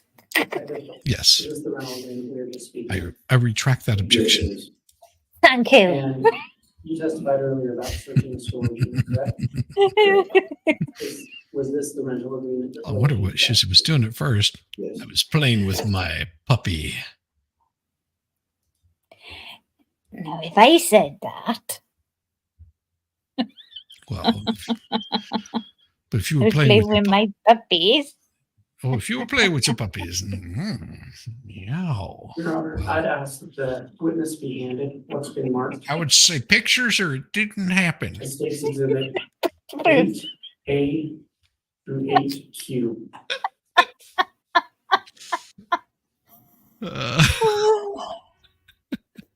Oh, sorry. Oh, I'm so bad. Shall I just be quiet whilst the trial's on? It just drives them wild. They're like, boss lady, you're playing with your puppies. What? Look, bringing some levity to the sort of darkness of a trial, okay? Well, you got to bring some humor to it because, for one, the volume on them is so damn low, and I've got it cranked up as loud as I can possibly go. Yes, low. And I got my earbuds in. Well, I learned how to do it. I have headphones in, and it's like it just does not get any louder. I mean, I'm afraid it'll start distorting. Hopefully, it'll be better tomorrow. Maybe the judge will go home tonight and you'll go, "Oh, that really sucked. That was some poor production quality." Oh, he likes the poor production quality. Yeah. Yeah. He's If it was up to him, they wouldn't be there, I don't think, really. Yeah. Yeah. He doesn't want anybody making fun of him. And I won't make fun of the judge. I mean, make fun of his quality of audio, but him personally, no, I think he's Not personally. I think maybe some of his rulings. I don't mind criticising some rulings. It is fair, both sides. I do look at it from that point of view. I mean, this is like watching paint like grow is what it's like. It is so slow moving. If I was this judge, I'd be like, all right, step it up, moron. You had plenty of opportunity to read this. Why haven't you not read it? Are you not familiar with it? This is why it's going to take 8 to 10 weeks. Yes, it's because of this. They have read it. I mean, I know they got to check it.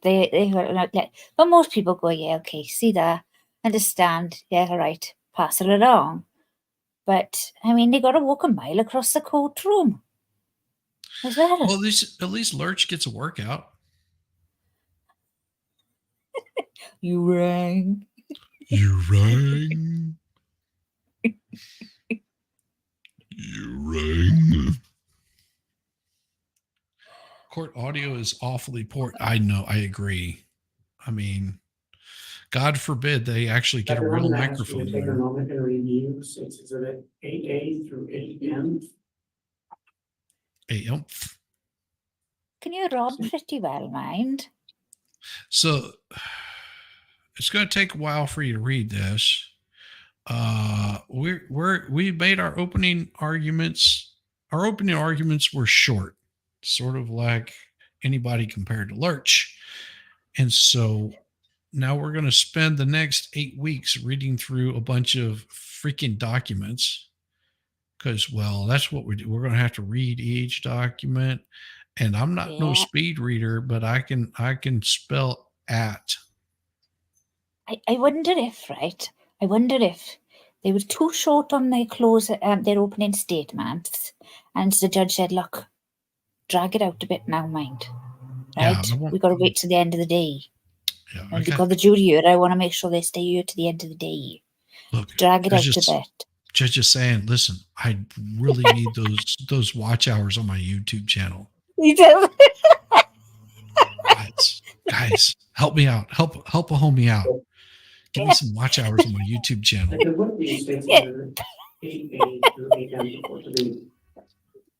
He's going, shit, man. Photographs that we have taken. I've got like over 2,000 people watching right now. November 27th, 2019. You have already. Was this a part of the search that you testified to? I can't see. Yes. And you were present in the garage.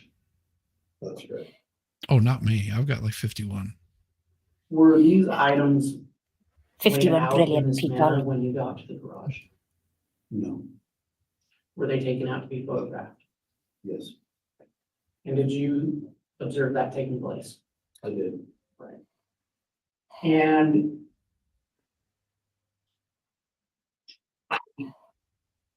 other than moving those items to be photographed, are these pictures, are these items in the same condition that you observed them that day? Yes, in the same condition, like I testified to, we manipulated some of them so we get better photographs. Oh. And are they true and accurate representations of what you observed in the garage of that apartment that day? Yes. Your Honor, the state would move for admission of State's Exhibit 8A. I object. to 8M. Or, I'm sorry. I should have said 8L.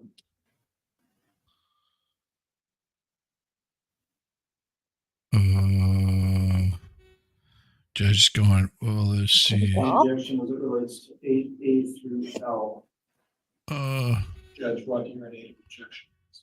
Very well.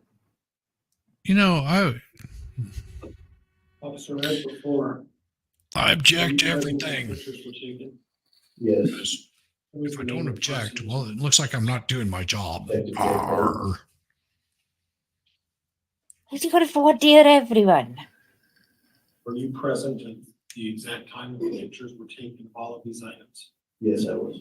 Who else How was big are present her at the time puppies? that these pictures were taken? Beg your Does it matter? pardon? I couldn't tell you. Does what it else was matter? in As Well, we were in a as garage, right? if you're playing with your puppies, Couldn't tell you it what doesn't was matter in how the big garage. they are, does it?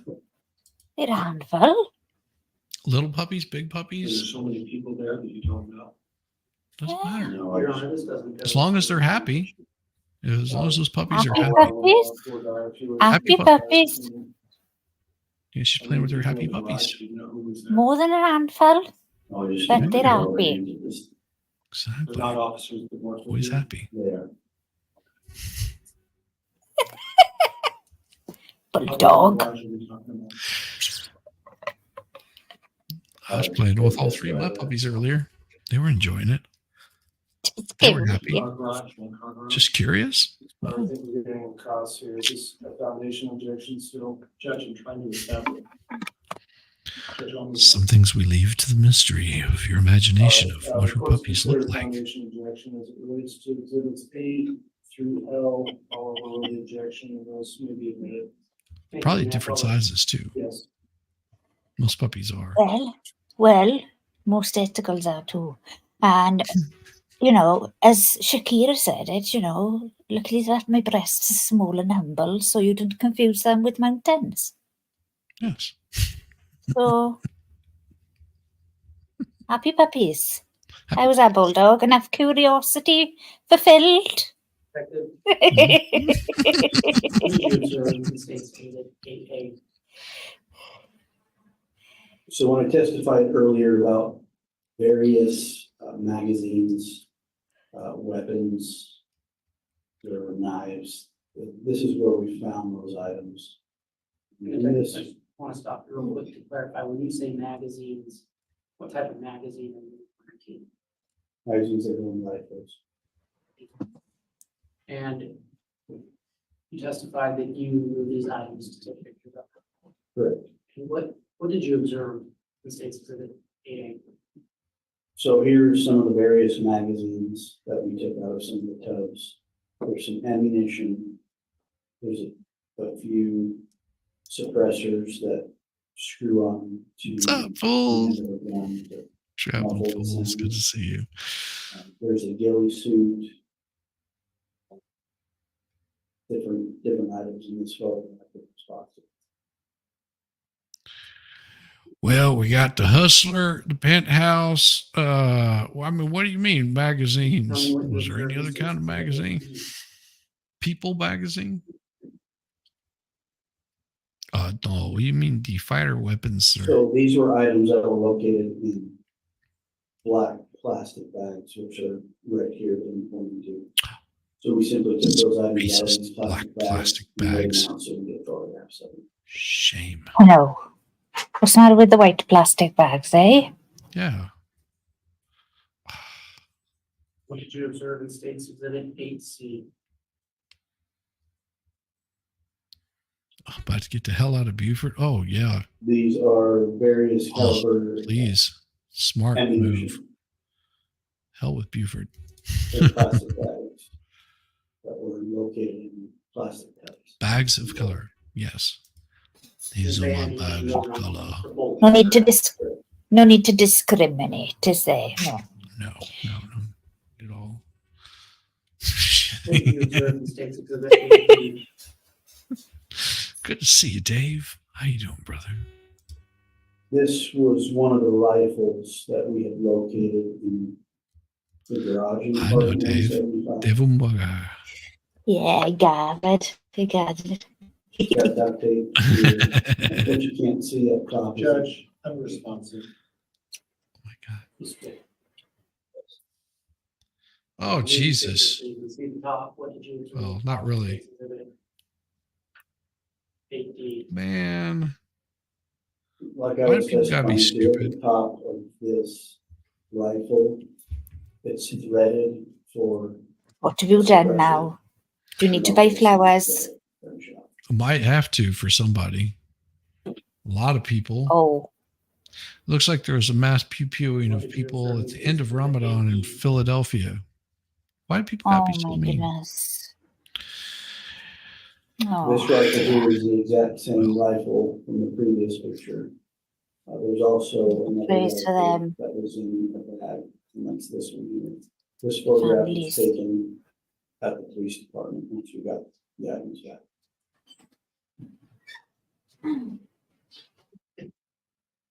Yeah. Prayers for anybody involved in that. What did you observe in state's exhibit 8F? This is the rifle in the previous picture that was back here. It's just a close-up of that rifle.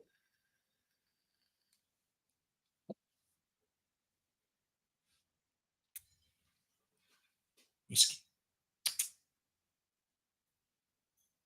What did you observe in state's exhibit 8G?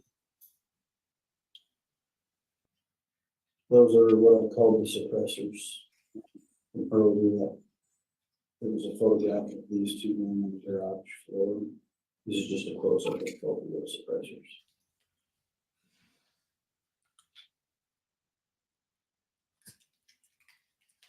What did you observe in state's exhibit 8H?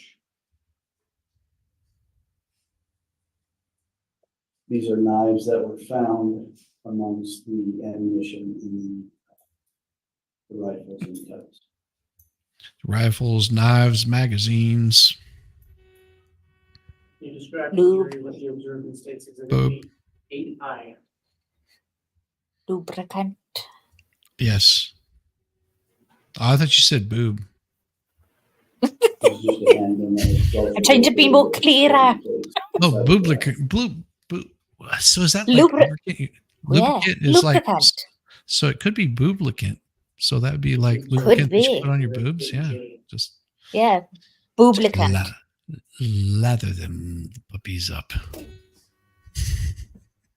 Yes. This is a Halloween mask or what we For the YouTubes, think is a Halloween it's nice mask. and it's nice that was actually. located in a plastic bag. They've got a. in the I heard garage boob. along That's with see, I wasn't the only one. But there's a Halloween duct mask tape up here. and What's it a Halloween mask of? It's a Halloween mask of Phyllis Diller. You described the No. jury what you observed in state's exhibit 8K. Once we remove the Halloween mask, this is the duct tape and the rope I was referring to. Oh, I remember the Halloween mask now. Okay. That's for Alex's cocks. Yes, absolutely. Prayers to Philadelphia. That's really bad. Finally, what did you observe in state's Lubricants, exhibit 8L? lubricants for your puppies. Souvenirs, novelties at party That trips. is a Movie. passport that's located in belongings. I think we just give more in the deep end than your word. Why not?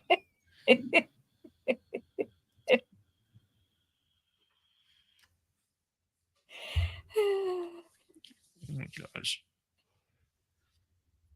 In your honor, I'd ask the witness be handed state's exhibit 8M through 8Q.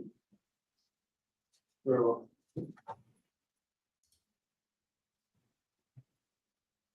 See if I can pull one up here for you guys.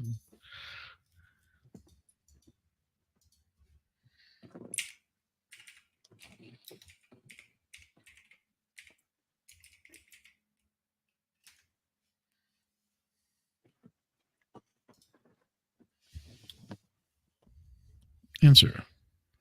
The movie Top Secret. Oh, no, we're not going to show that. Damn. We have to save that picture for later. Mandy Pandy, I can see black flags, but I think that's either Scottish flag or perhaps a Welsh flag. Because they come up black. Yeah, they're both Black Flag. That's a name of a band, isn't it? Black flag. Yeah. Be a med. Briefly review states exhibit 810 through 816.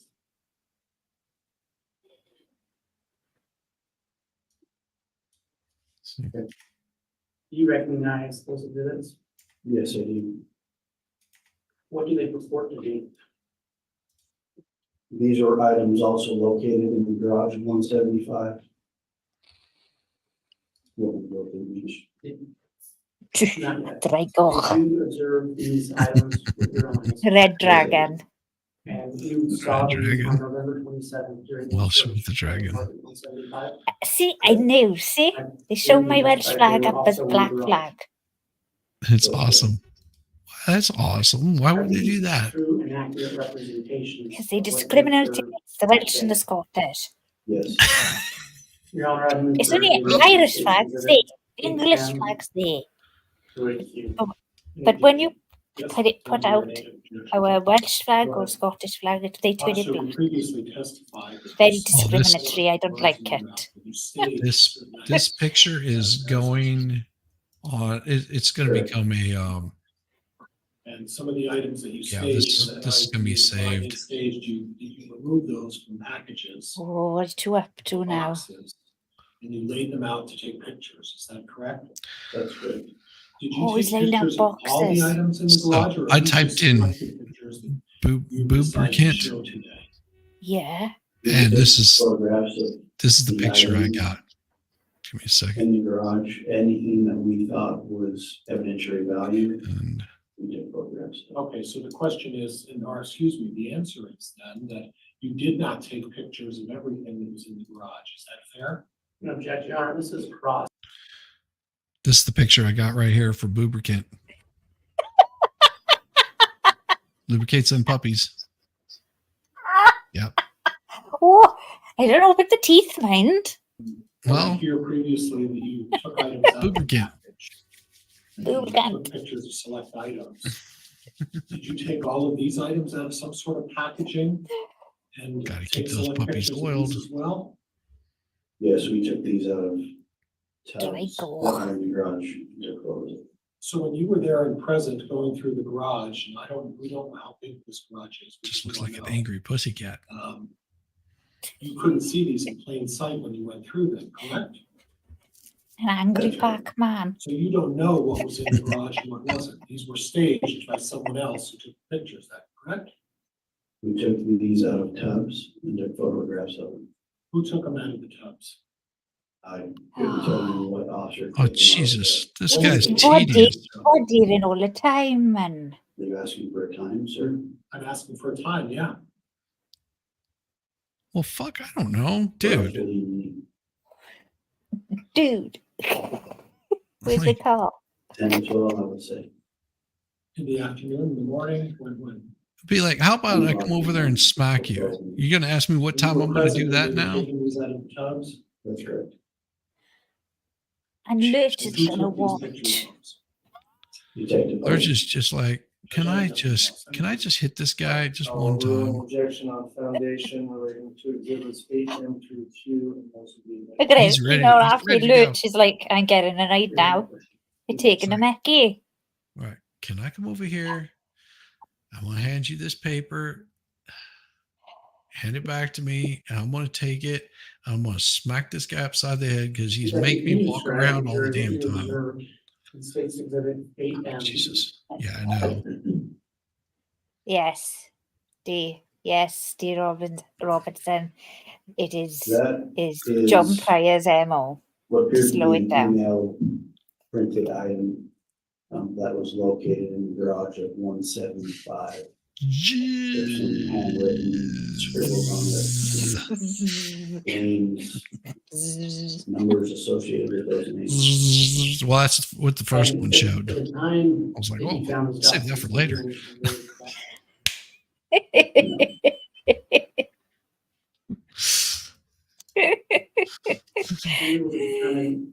You said it was an email. Who the sender of the email Oh my was? gosh. Yes, Who was it? Chad Daybell. Were you able to determine who the recipient of the email was? I don't recall the recipient. Just No. who sent it. Oh, I apologize. I didn't make that down. I just remember who sent the email. You know And who you sent? were able to tell what date it was sent. I believe it was October I don't know. of 2018. Should I know? Should I know Is there this? a specific date? I would have to look at it a little It would closer. It's refresh in his that right memory. corner. Oh, we can't. This Oh my photo is it? god. It's like watching a dog drag his ass across the carpet really slow. Oh, don't you just eat that, man? You think you are? If there's a skid mark on my That's the carpet, now I'm gonna go same, nuts. Photograph from the last slide. Like, yes, do this jibber thing outside. It states exhibit 8. Yeah, I don't see it as getting under any lawyer's skin. I mean, it's just like the way I look at it It's is also like, more the same. it looks bad email for papers him. from the last slide. And if Mhm. I was this prosecutor, I would just be sitting there going, Have states exhibit 8 and that. Would you be able to tell the date of Yeah, the email? yeah. Yes. just It's let the him. emoji with the eye rolling, and it? It's just that I wouldn't even. eye Yeah, I roll wouldn't even emoji. I wouldn't even be doing that. I would just sit there. It's like, I would bring something up going, well, I know counsel's going to object because he What is the objects date to on everything except for, October 30th, actually moving this 2018. case along. And Look at the jury as well. yeah, you're going to piss off the jury is what you're going to do. States exhibit 8P. Those were also in the tab. Guess he goes books full written by retard or Chad something. Daybell. And then lastly, what would you observe the states exhibit 8Q? That was a cell phone that was That's also right. found in the tab. That's right. The state lawyers Were you able come to up against look prior in- before. get Oh that yeah, he cell phone knows. anytime? That's why he won't give the eye rolls. He'll just lean back. As far as. Let this guy waste all the time in the world. I wouldn't be able to tell you unless I looked at the report. Is the state prosecutor. He's brilliant. I like Rob. He's calm, cool, collected. He's got a nice set of hair too. Nice head of hair. Yeah, massive head of hair. Massive. We're talking about the heads you can't see.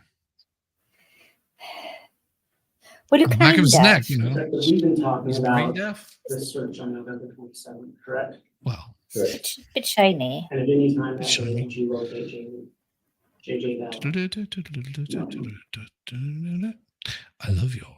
I'll be back. What was Gotta the go to the next store step in before the your grandkids get investigation? home from school. To find JJ. I'll check in with y'all later. Our next Be step here. is to talk to anybody that would. Ah. Bye, Annette.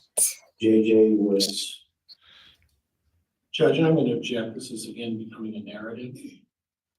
You know, are you still just asking the basic question? Massive head of hair. I agree. Yeah. As well, should we drop our JJ each? was who we were looking for. And so we were exhausting every effort. I've got it turned up as loud as I can. Trust me. His siblings, family members, any family friends, anybody that might know whereabouts of JJ. So who were some of those family members that you spoke with? We ended up speaking with Brandon Boudreaux. You in there? JJ's brother, Colby Ryan. Ah, it's the broken baker. Yes, it is the broken back. Give me a second. I'll move that off of your face. Here we go. Take that away. There we go. Hey, how we doing? Oh, the audio is horrible. This defense attorney is. It did. objects to every damn thing and then takes like 5 minutes to read through a document. JJ's brother, he mentioned that he Judge, had, I'm gonna object. This is. He's voir diring everyone. It's just been- No, he isn't voir diring. That you do voir dire beforehand. Research. He's voir diring every piece of evidence Why? because that's So what let's he go back to your does. search very briefly. on I have November 27th. Did the you Rivers see database Tylee Ryan case on the other at screen. that apartment I have it building? at no. this much And during audio, your and I can still hear it intermittent clearer than survey Discord. you talked about in early November, had you It's just seen No. Yeah, this thing, the audio on this is so bad. No.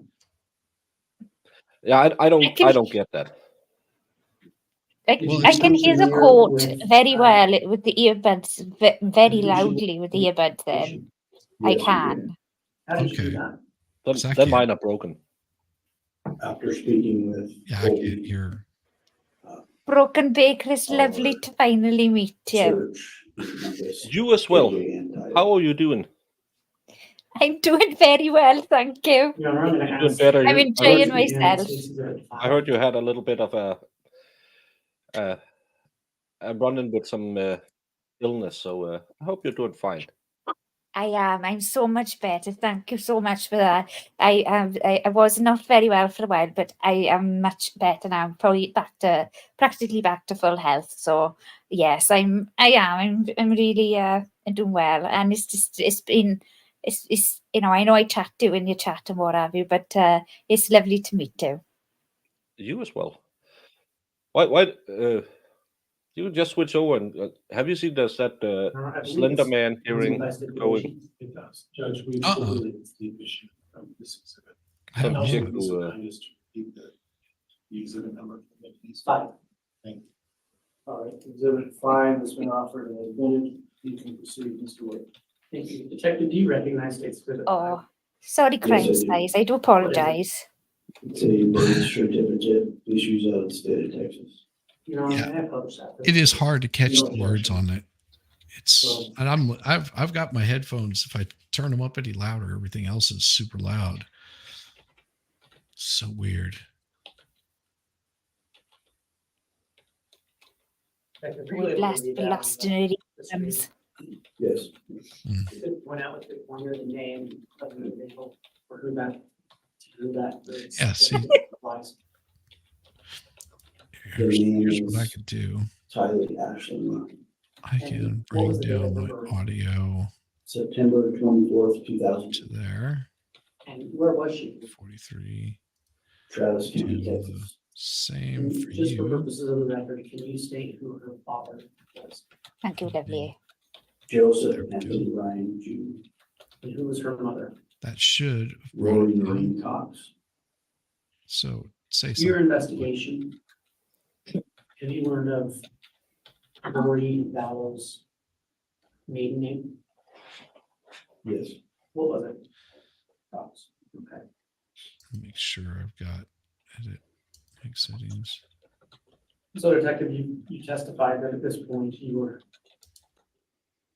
approximately when did the scope of your search widen to include? You're welcome. Tylee Hopefully Ryan? that's better. It was So after you we guys spoke turned with up. Colby How's my sound? Is that okay for everybody? on December 11th, 2019. Yeah, I brought you down. You should be good. Entered JJ Vallow and Tylee Ryan Got you should have you into about what we call 43%. NICMIC, which is the National Center for Missing and Exploited Children. So on December 11th, 2019, we entered both of those children as missing. You're and welcome. taken. How does Here we NICMIC go. work?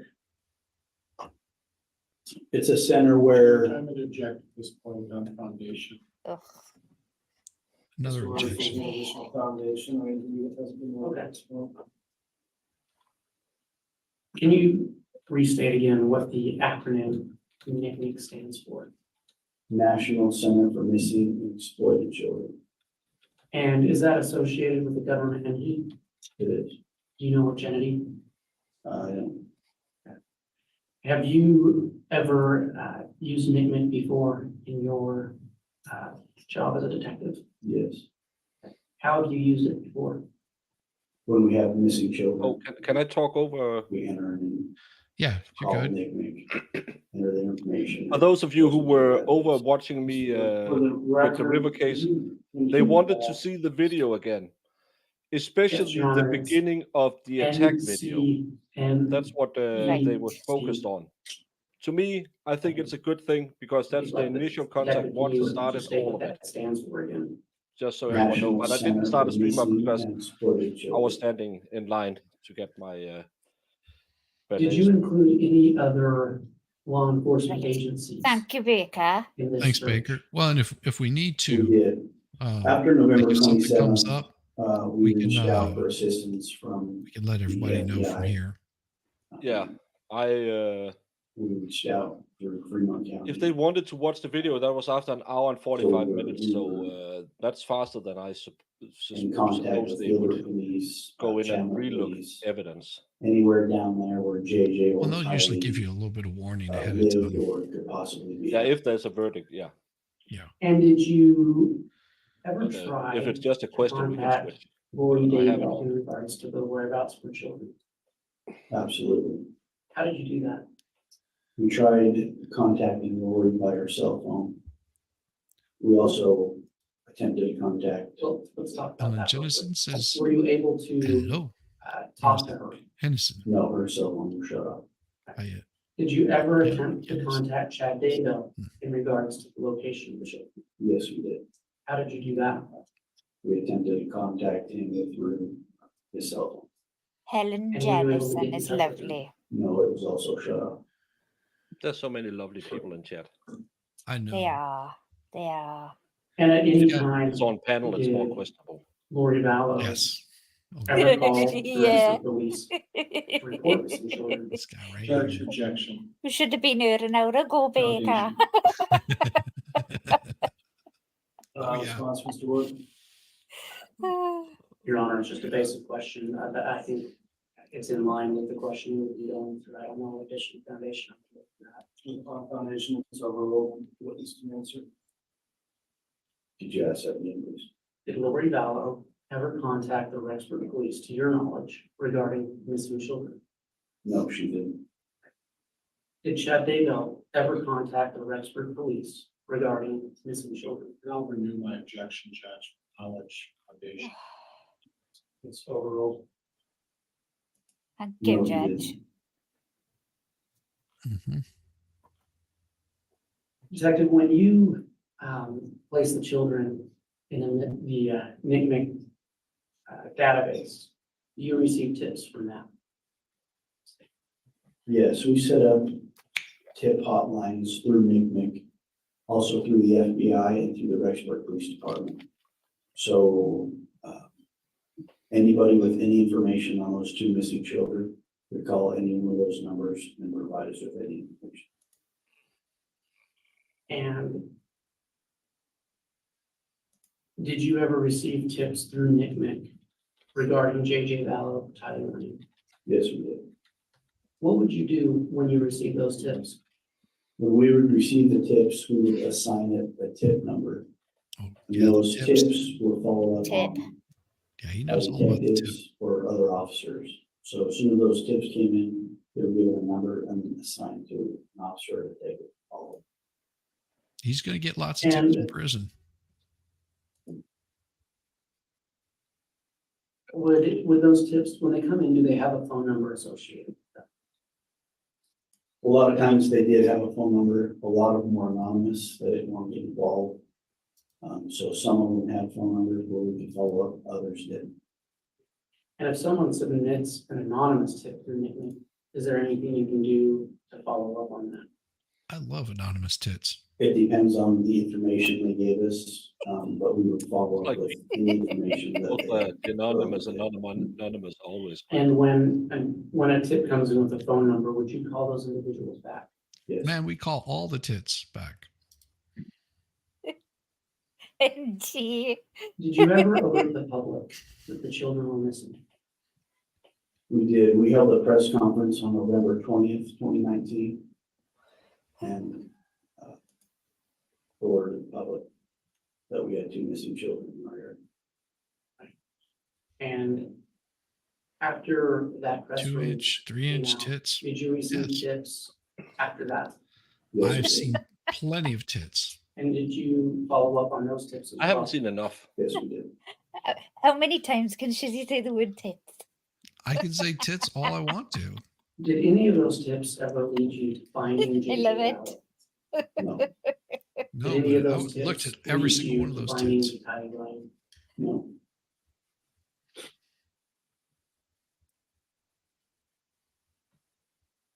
Detective, regarding Tylee Ryan and JJ Vallow, are you aware if a child protection action was filed in Madison County? Yes, it was. Were you involved with that? I was the one who wrote the affidavit.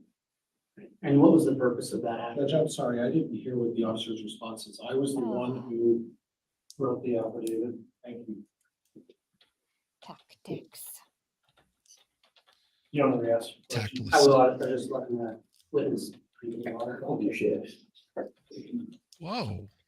Detective, what was the purpose of that affidavit? To get Lori to produce her children to the Rexburg Police Department or the Department of Health. And are you aware if there was an order issued in that child protection action? There was. What did it order? It ordered Lori Vallow to produce her children within 5 days of being served at court order.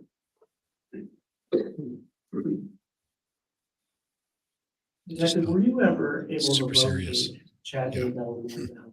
Very much so. How did you do that? A few different ways. MG, if Some of the MG tips that gets came in. tits, It was he would be losing location tips. Hawaii, also through cell phone Yes. data. Judge, can I have some foundation as to the time, date? He has to be very location? protective. Yes. Are there foundational objection, Mr. Wood? I'll just ask some more questions, Your Honor. I just have one more Approximately question. when did you learn about the location of the Chad and Lori? Beginning of January of 2020. And you stated earlier, but what kind of tips gave you that information? Eyewitnesses that would call in that said they saw Lori and Chad on the island. And where is Kauai? That's what I heard too. Like they're following up Did on you all ever the tits. write warrants? No, To and aid she's or like so disappointed. I was like, wait, no, that was apply for warrants sarcasm. to aid you No. in finding Chad and Lori? We took you seriously, MJ. We would, never What kind of warrants bring were your those? reputation into disrepute. We wrote warrants for cell phone data, We don't want you to, be zero injured fence location, in the filming of this. a few different warrants through cell phone companies to assist us in finding Chad and Lori or their location. Yeah, that would be the. Did any of the data you received from those help you locate them? Yes, If they were out to have some fun, every time that he starts to ask a question, just object. Jacob, did you ever go to Kauai as part of your investigation? Yes, I did. And what did you do? The double when you- penetration. When did you get there? Oh, he'll I get the left to double Hawaii penetration. January 24th, 2020. Oh, you meant the death penalty. Sorry. And once you got there, what was the purpose of going there? We went there to aid and assist the Hawaii Police Department in serving that court order to produce. At some JJ point, Tylee to the Rexburg begging Police for Department. tits just becomes And did you see a little too Chad and Lori simply. Daybell Yeah, in it's too desperate. Hawaii? Yes, we did. Yeah. I have some websites You mentioned websites I can assisting the Kauai Police Department in get to serving that see. order. Are you aware if Lori Vallow was served with that order? Yeah, she was. Nothing wrong with looking up some memories. Well, No, we're talking birds. While you were in Hawaii, did you do anything? I like a else? red-breasted Oh. tit. Peckers. We observed the Hawaii Police Department. Ladies are always so to crass. Search warrants. I'm very One into on birdonology. Chad and Lori's yes. condo. And the other. I'm on an I'm only aviary. cross on you, Vic. I'm an aviary Did you perform those aficionado. searches as well? or just observed the Kauai Police Can Department? you do it? turn on the captions, we just please? observed Oh, I would the love to, events. except there are no captions. Is this Trust the me. Do you only recall feed? where their condominium was located in Kauai? This is the I direct don't feed recall from the judge. physical address, but it was Princeville. And is that a town or city in Kauai? Yes. Mountains upon mountains. When you observed the search of the residents they were living in Princeville, Yeah, sorry. after the Kauai Police Department did their search, were you able to walk through that residence? Yes, I was. What did you observe at that residence? You hear that, Baker? Everything looked Yeah. normal. Well, I can't read. I'm dyslexic. Adults were living there. There were beach towels, 2 beach towels. I'm just a everything boob. was in pairs. Food in the fridge, couches. Everything seemed ordinary. Did you see JJ Vallow there? No, Did you see Tylee Ryan there? no, Did you see anything that would have indicated to you that a child was living there?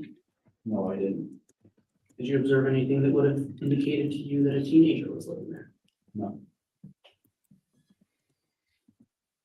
Detective, to your knowledge, Did you see anything that indicated a 90-year-old man was did Lori living there? Vallow ever produce her children to the Rexford Police Department or the Department of Health and Welfare? No, she didn't.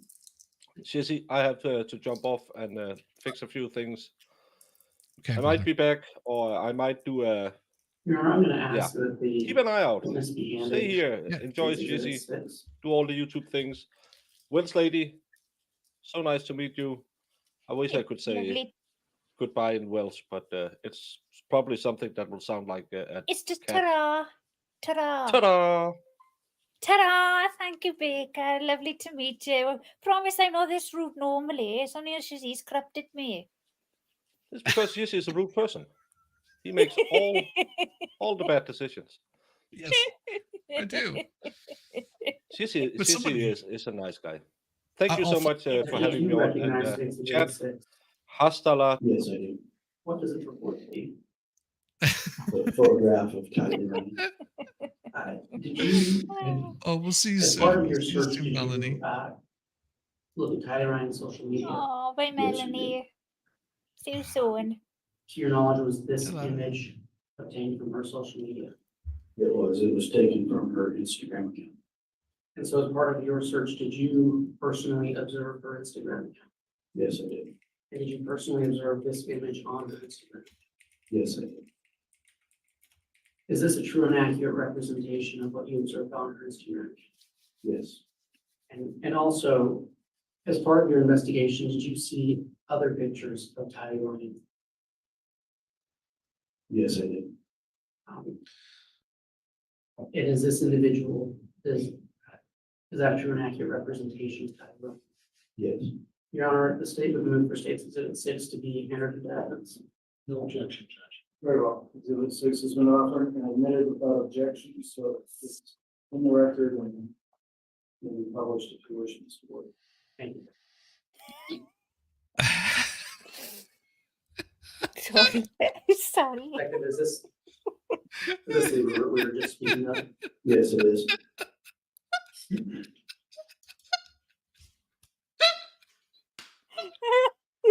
What was the username on that account?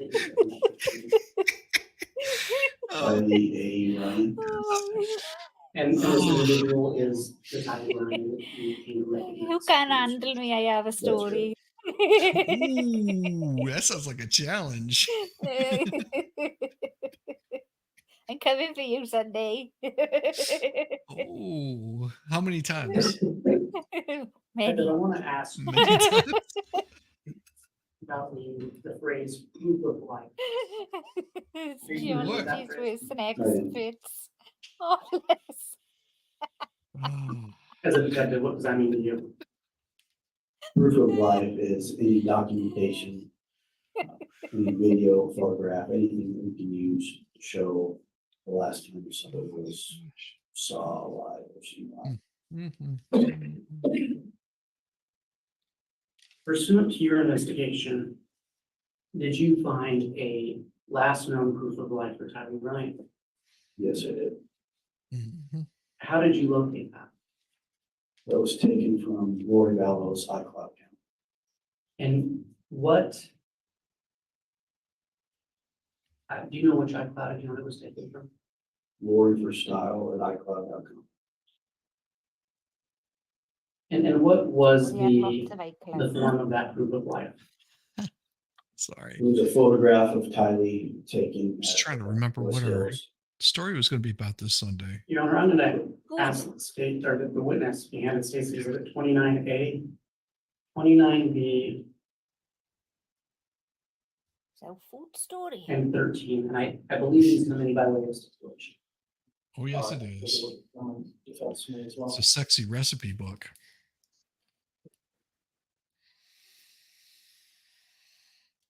That's right. Mm-hmm. We gotta be all sultry and we.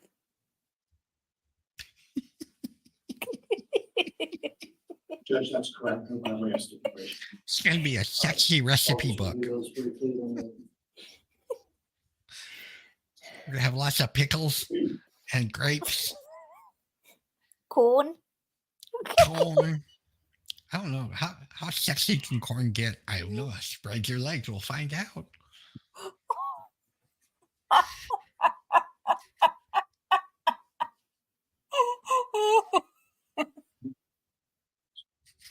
Oh. Howdy, JD Finn. I just broke her.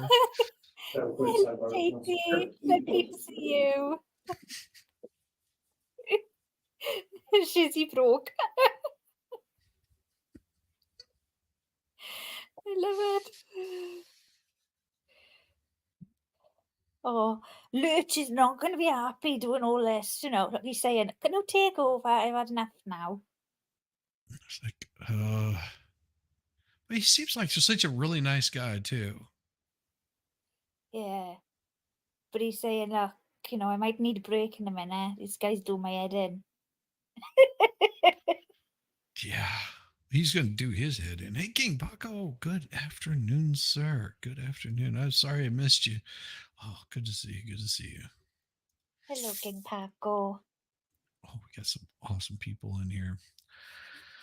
And of course, Baker is still on jury watch. So, Yeah, the Apple Trial. yes. I've been watching that one too. Yeah, that one was, yeah. I've been Yes. catching little glimpses of it. I haven't seen the whole thing, but I've been catching enough of it that I'm just like, yeah, this guy looks like he was doing self-defense there. Just saying. There's, And people got hurt, and that sucks. It really does. yeah. It's unfortunate.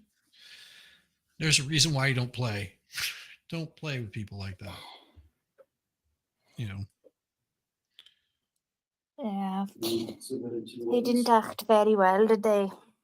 And I will note that exhibits 29A and B and exhibit 13 are all admitted without objection. Exactly it. Yep. Detective, would you look at State's Exhibit 13?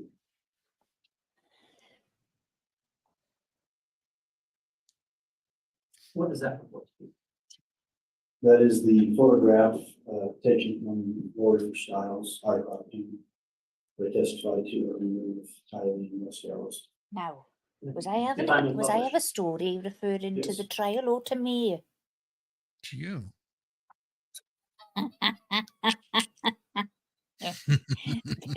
Bring it on, sunshine. Bring it on.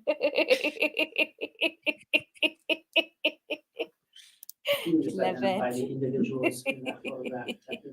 Sure. Of course The he little was. boy is J.J. Vallow. The Tylee Ryan's in the middle, and their uncle Alex Cox is on the right. And as part of this exhibit, did it contain metadata? Yes, it did. And did the metadata in this instance, well, can you describe to the jury what metadata is? Sure. Metadata is like a time and date, it has a time and date stamp with a photograph that's taken. So it's just data associated with the photograph. And You're gonna have to this- say that one, this photo was Shizzy. accompanied by a letter. That's correct. I'm And not what scared of date your was this longbows, photograph lady.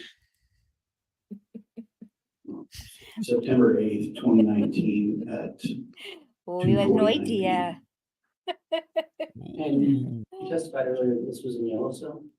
Yes, How do you know that? But that's he is a Yellowstone? darling. I've been there. Shatter You the personally heart. recognize that You're location. to blame, darling. You give love a bad A name. bad name.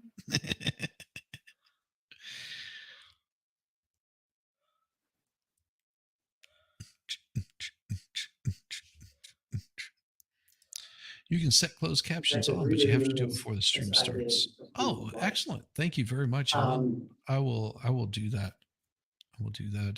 Throughout your tomorrow. investigation, were you ever able to find photographs dated later than that of Tylee Ryan? Living? No, And can you describe just quickly where you found that photograph?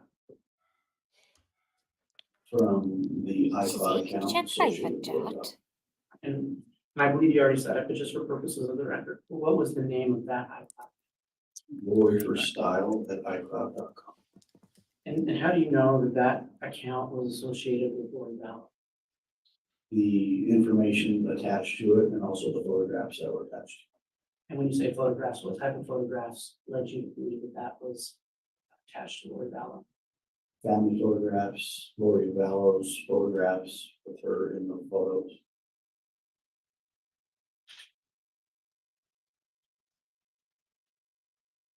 Detective, pursuant to your investigation, are you aware of a class 9 proof of life for J.J. Bell? Yes, I am. Your Honor, I'm gonna ask this, the witness be handed States Exhibit 14, which I believe also comes in by way of stipulation.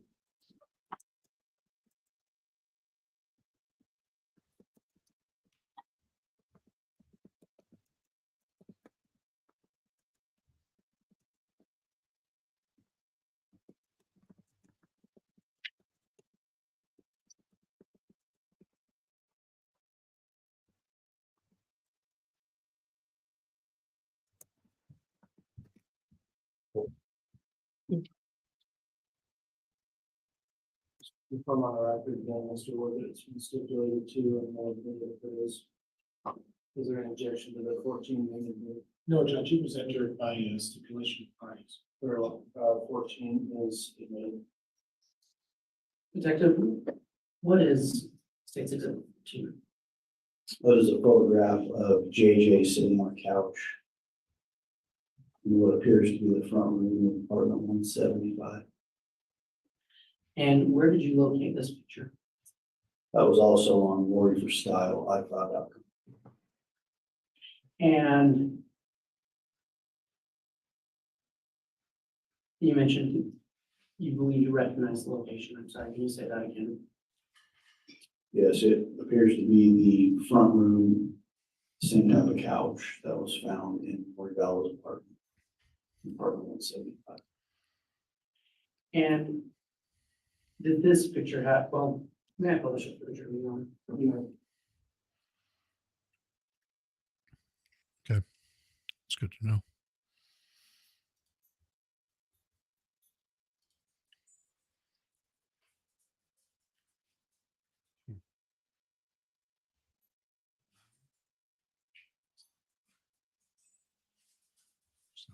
Crazy puppies.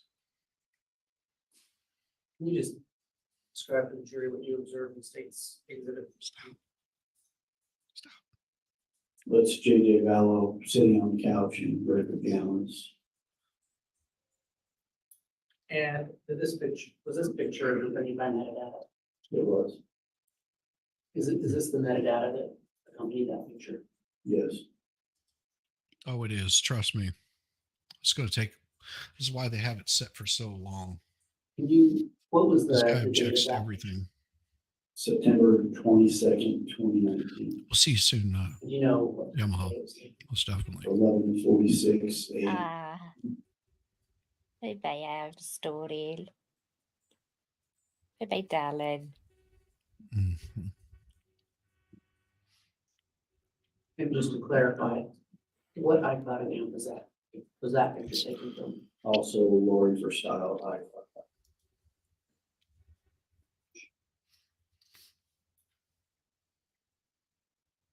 So Detective, you testified earlier that, well, you testified earlier that an order was served on Lori Vallow to produce her children. Correct. And I believe you already testified that she did not produce her children. Correct. What was the next step in your investigation after that?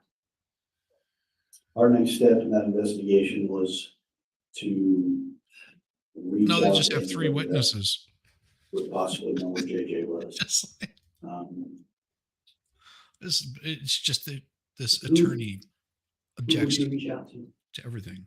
We reached out to family, Yes. the FBI, It's other tactic. agencies. It's how he's going to play Anybody this that- throughout. that I can't hear you, would sorry. Take our That's calls, what he'll say. tips that were coming in. Mm-hmm.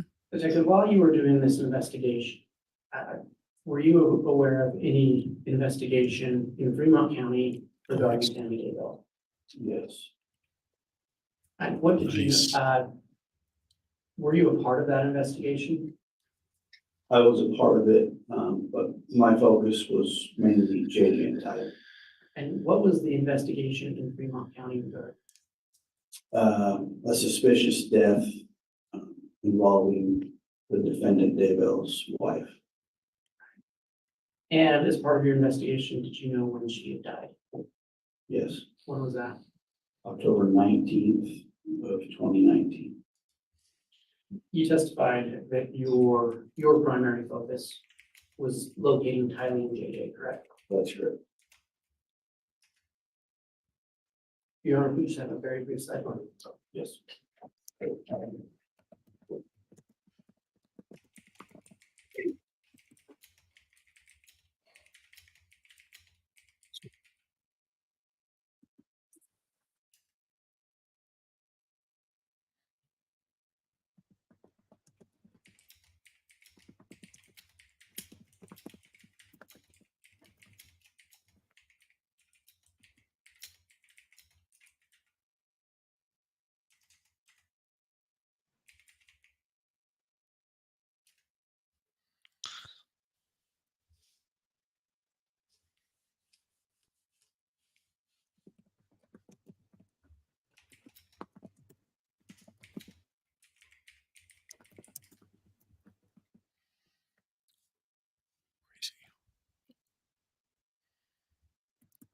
Bringing home a baby bumblebee.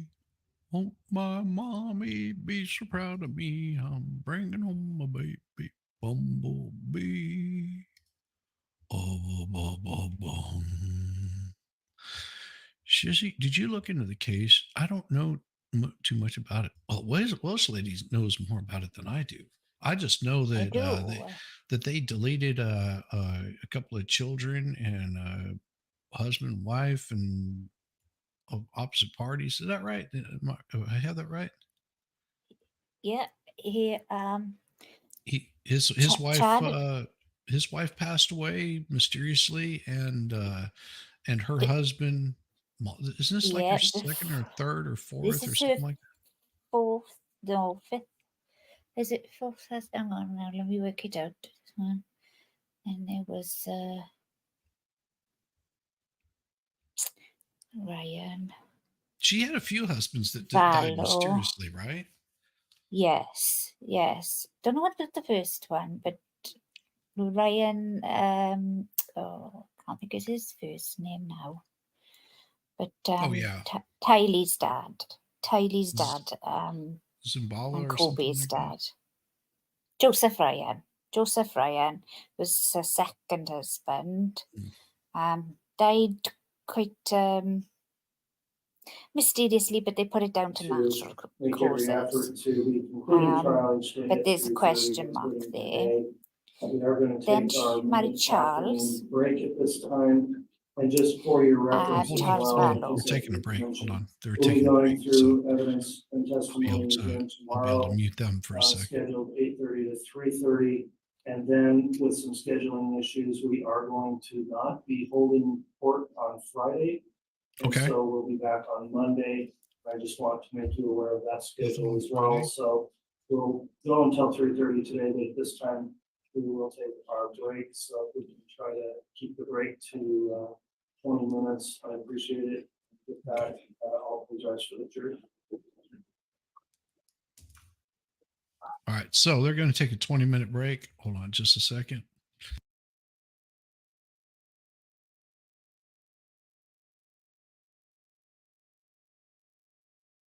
Cool. So I was just telling my timer to give me a timer for 20 minutes. So today is over? No, it is not over. Today is not over. They're taking a 20-minute break. They're going to come back, and they plan on being done by 3:30. I think is what he said, 3:30 today. Which means that, let's see, there are 3 hours difference. So we've got another 10 hours to go. I'm just kidding. No, so they probably have another hour, it looks like, that they may be going, another 2. Is that right? Where's this? This is in either in Idaho, isn't it? Yeah. Yeah. So I'll put it it into is my world thing now. It tells me all the times of different places. So yeah, about 3 more hours they'll be going. I think that's right.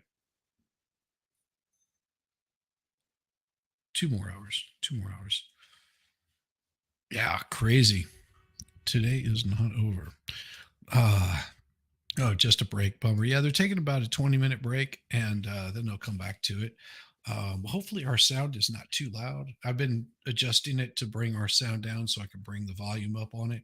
And yes, I will. This and I joke not. I had been looking at this at following the trial on it because I had heard that it was going to be streamed live, and I didn't want to like say anything because I wasn't sure how busy I was going to be.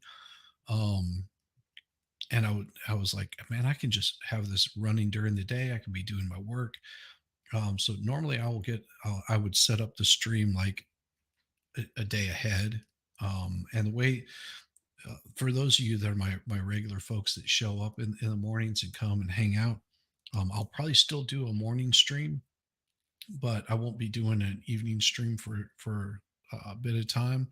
I may do like a Monday stream, possibly a Tuesday stream, just to sort of break up the monotony of things. No guarantees on that. We'll see. But if they're going to be doing the trial, I'll probably just have a short morning, just to sort of get my the morning stuff out of the way, because I do things in the morning, but this way I can get things set up at the night before, Yeah. and get all the sound correct the way that it should be. That's always a bit of a problem, is making sure that sound is good. Getting the subtitles will really help you out, the closed captioning, so that way you're able to, if you can't hear it, you're able to see it. Yeah. We do that by go through the accessibility section in our studio. I try to do it for my chat. Well, it's not just the chat on my side that I want people to be able to see it. I want to try to get it set up where that you can see it whenever it's coming from the judge. So that way. Yes. Yeah. Yes. Oh, you want more loin fire? Oh my gosh. Oh gosh, man. You guys More are so loin fire? demanding. I think I'll just save the loin fire for the lunch breaks kind of thing. Yeah, that's a And good idea. Well, and I may not be able to do it tomorrow because I'm going to be super, super, super busy about the time that their lunchtime happens. Is usually like one of the peak times that I have work going. But I'll figure something out. I'll make it happen. Does it say? Oh, okay. I was like, what is that because it's all really small for me. It says view of parties and pod. Podium. Okay. Yeah, but it says pod. Like a bunch of Yeah, but they can't type. well,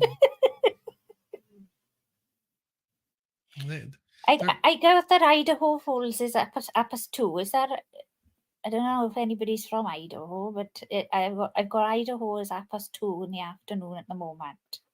oh, Is that lunchtime. correct? Yeah, it's Western California time, Mountain. Yeah, something like that.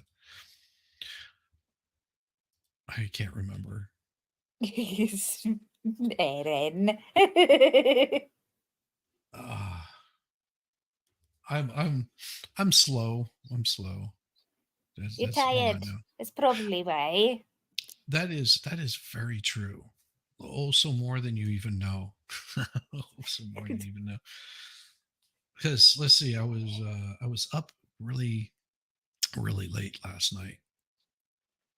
That was my own fault, damn it. I was let's see, I did a stream until about 11 o'clock last night, and then I went over to Gutter Girl and I talked with her until about 1. I think that's right. 12:31, something like that. And she was just having problems getting some of her stuff set up. Like she didn't know how to redirect, so I got her straightened out on that. And then we just talked about YouTube bullshit that nobody really cares about. It's as Hey, you it's know, chatting with your friends. Yeah. Your internet friends, your community, and it's nice. It's nice to be able to just chill out and relax. I mean, this is lovely for me. I'm thoroughly enjoying myself. I know I laugh and I make jokes and oh no, but I'm thoroughly enjoying it. It's a new thing for me because I am a massive crime true low. crime buff. Yeah. Yeah, but more so I love the low side of it because our countries don't show us it, and that's the problem. Wow. That is so we but we do run on the same kind of judicial system. So when I started to do some of my training and whatever, I found that we run the same kind of thing, and so because we don't have cameras in the courtroom, we don't get to see what goes on. We don't understand rules of evidence and stuff like that. But we watch the American trials, and you learn so much. And then I've actually, and I'm actually my personal life currently going through some litigation at the minute, and it's really helped me with that because now I understand the terms, I understand certain things. So yeah, it's a great way. I mean, and this is lovely for me, and it's lovely for you when you go and you chill out with everybody, and you can just have also a you have to, laugh. well, there's one thing whenever you're doing whenever you do streams, it takes a lot out of you because there's a lot of things that you're, especially whenever you're running the stream, there's a lot of things that's going on. You're handling chat, you're handling all these, like I said, stupid YouTube things is what we talk about. That's it. Everybody thinks, oh, you must be having some deep conversations. Like, no, it's usually not. We're just trying to unwind. We're just like, it's a decompression afterwards. You get that decompression, offload. And that way, yeah. This, because like I said, she was having a hard time getting her redirects figured out. And so I talked her through all of that, and then a couple of other little things, and then she showed me a couple of things. So it's like part of this community is sort of like helping each other out because you want everyone to. No, it's not YouTube gossip. No, it wasn't YouTube gossip. It was us talking about like how to get pull up certain analytics and things like that. Like I said, boring YouTube shit that nobody really cares about except for people that are YouTubing. You helped me. I didn't know how to go live. I've never gone live on my own channel yet, but you know, my channel is is a different thing again. You know, yeah, I laugh and joke and you know can be Yeah, a I bit think rude on there as well. But you know, there's a different what channel. It's a different type of channel. But with right. you helped me because I had never done anything with the YouTube studio and things like that. And when you brought me on, you Mhm. showed me. I mean, and then next thing I know, I'm learning from other mods what to do in chat. But this, Yes. I'm like, oh, how do I do that? Yeah, it's boring to other people, but to us, I suppose it is boring as well. But it's stuff that we need to learn, and I find that people help out so much, and you certainly have helped me. Oh yeah, and I mean, I Like I get look at it to as help as well. the people that have helped me. I just like paying that back. It's just like hey, if I can help somebody else, then awesome. It's it's wonderful. I mean, I've got I've got and then what was it last night? Then I went over onto MG's for a little bit last night, and I didn't realize how sleepy I was getting until I saw Kaiser do this number. I was like, "Oh man, I Oh, need did to." you? Yeah, well, Did he nod he off? no, he just I saw his eyes getting heavy, and he's like, "Man, I've got to get out of here." And I was like, "Man, I got to get out of here too." Oh, bless so him. so Oh, we and both took you? off at about the same time. It was like 1:30, and then I got back up at what 5:30. Got up at 5:30 and got my stream. And well, no, it was later than that because it was probably about 2:30 whenever I finally crawled it. Yeah, it was about 2:30 in the morning. And I had already gotten my stream all set up, and then I got a notification whenever I fired up my stream. I got a notification about this particular trial, and I'm like, oh, son of a, I was supposed to be doing something leading up to this, and I totally forgot all about it. And then, you know, blanked on it. And so I literally set this up at the last minute just to have it up and running. Like I was talking to Expert and Volstorm, just talking about this particular trial, and I'm sitting there going, hey, That's right. I was in chat. yeah, Yes. yeah. I was like, and then they were talking about like people that I don't know, like in Tennessee or something. I'm just like, I don't know who these people are. I'm just so I'm sitting there like putting everything together at like the last minute, and I look up and it's like 10 like 9:45 or something like that. And I look up, I'm like, oh crap, it's 9:45. I set this thing to go off at 10. It doesn't start up until 11. So I've got an hour where I'm just like, Yeah. Do any power napping? Not yet. But see, I'm not going to stream tonight, so that I will Yeah. I will get plenty of sleep tonight. So in the morning I can do I'll probably do about an hour. I'll still start it at the same time, but I'll probably only do about an hour of a stream. Um, I don't think I'll have any guests for that, just because I'll be, I'll already be setting up for the next stream. But do an hour, go Yeah. walk the neighbor's dog, and then be back. For Ah, probably you are so probably good. will. I'll have the stream, and I think I'll set it up for 11, but I'll start it up whenever, like probably 15 minutes before it goes live. That's what I'll do. So that On way, this stream, this one, or on your evening one? Because you said you're not doing your evening one. Might want to do one well, tonight. no, I won't do one tonight. Now, No, so that's I'll do right. a morning stream, and then I'll do a like after And morning stream kind of thing. do So this yeah, kind of thing. Yeah. yeah, Yeah. No, it sounds a little bit more well, it's a lot more work. time consuming, I was gonna say. It is, and it is. And what I'll probably end up doing is it'll just have the thing playing in the background, and I'll be doing a bunch of other like real work that I have to do. The streaming part is just it's mainly for you guys so you can enjoy it. I do get Yeah, well, rest. I love it. I because the thing is as well, see, Shizzy. Oh, so go on. No, go ahead.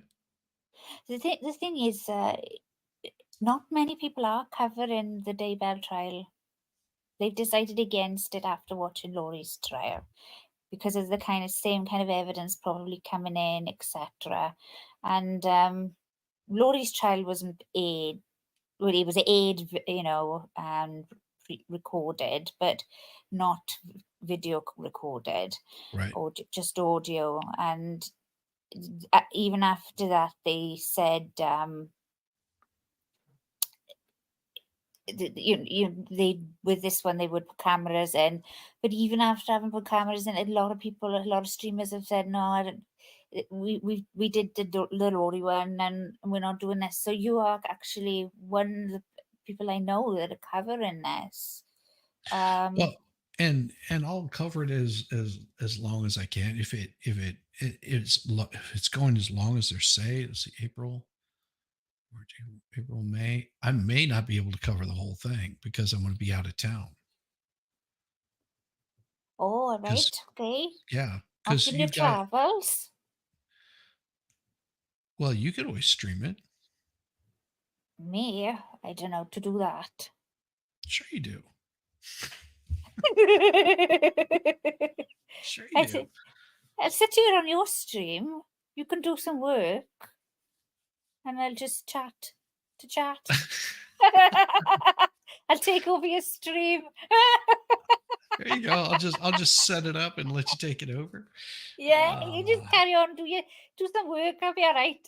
There you go. There you go. No, it's No. pretty easy. It really is pretty easy. To run a stream, you just pull it up and away you go.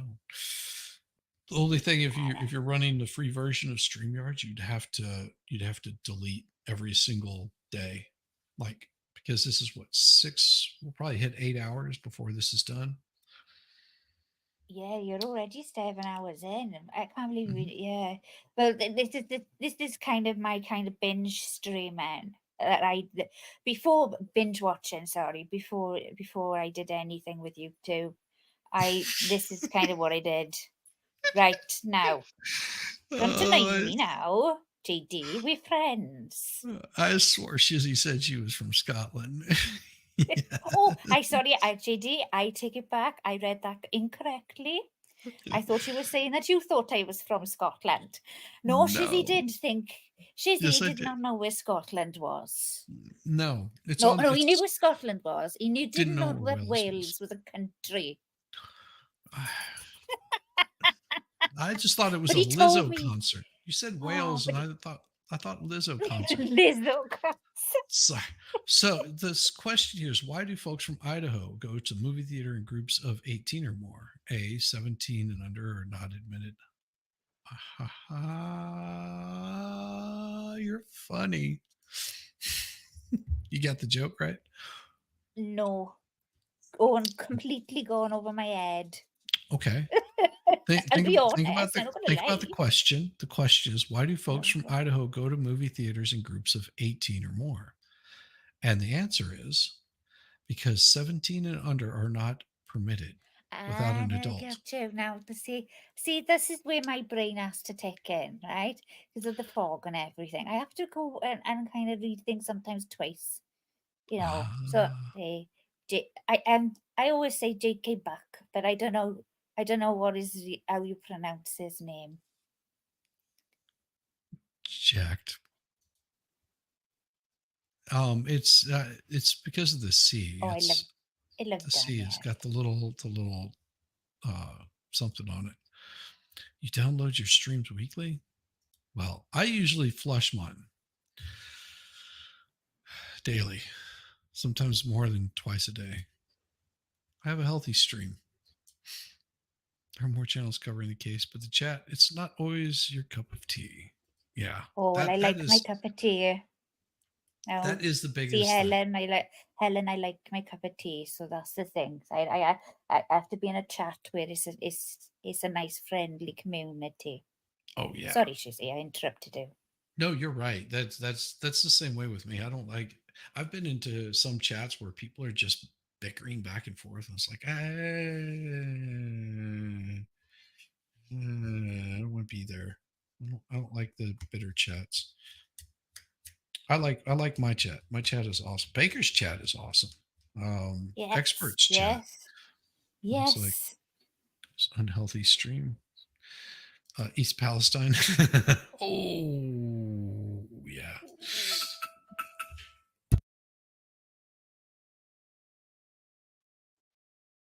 Cool. Making sure my timer stops. So they should be coming back shortly. That was about 20 minutes. Court will resume shortly. The stream will continue on. Gotta love this channel. People in the chat. Yeah, it's fantastic. And we're not gonna Yes, play we're not true. gonna play around with all the dumb messing around. Like No, we try to. It's hard to, but we try to keep the drama down to a minimum. People want to start drama, start problems. It's just like leave that at the ah, door. yeah, Like you do a this good is a job at place. that. You do a good job at that, Shizzy, Thank you. straight away. You do it a very, very classy way of saying, no, thank you very much, but not you. Welcome to stay, but not with that kind. Well, we're discussing now. We're here to have fun and we're here to have a laugh, and Well, we're here to watch this or enjoy something, and you do it very well, I must say. well, and also, there's people that whenever they first come in, instead of just like getting mad and kicking them out or banning them or something like that, you just let them know. And most general people are going to say, "Oh, I had no idea that that's what was going on. Apologize." Yes, true. Oh, got a girl. You're my diehard. My gosh, 6 hours is still going strong. Plus, you got up and coffeeed and whiz this morning. Yes, I did. Got a girl. I spent a good amount of time with her last night, and then, and like I said, ended up over here doing this two streams in the morning. If I would have known, I wouldn't have done my morning stream. I would have cut it short.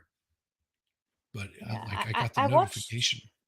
I got the I notification watched. I right at watched 9 o'clock. stream. Oh, that's right. That's right. I I always watched it. forget. I watched it last night, but I wasn't. I watched it. Right. No, you have to understand. I have 3 devices going. Right. So I have the TV. You were on my TV, and on my laptop, I had the Apple River Trial, and on my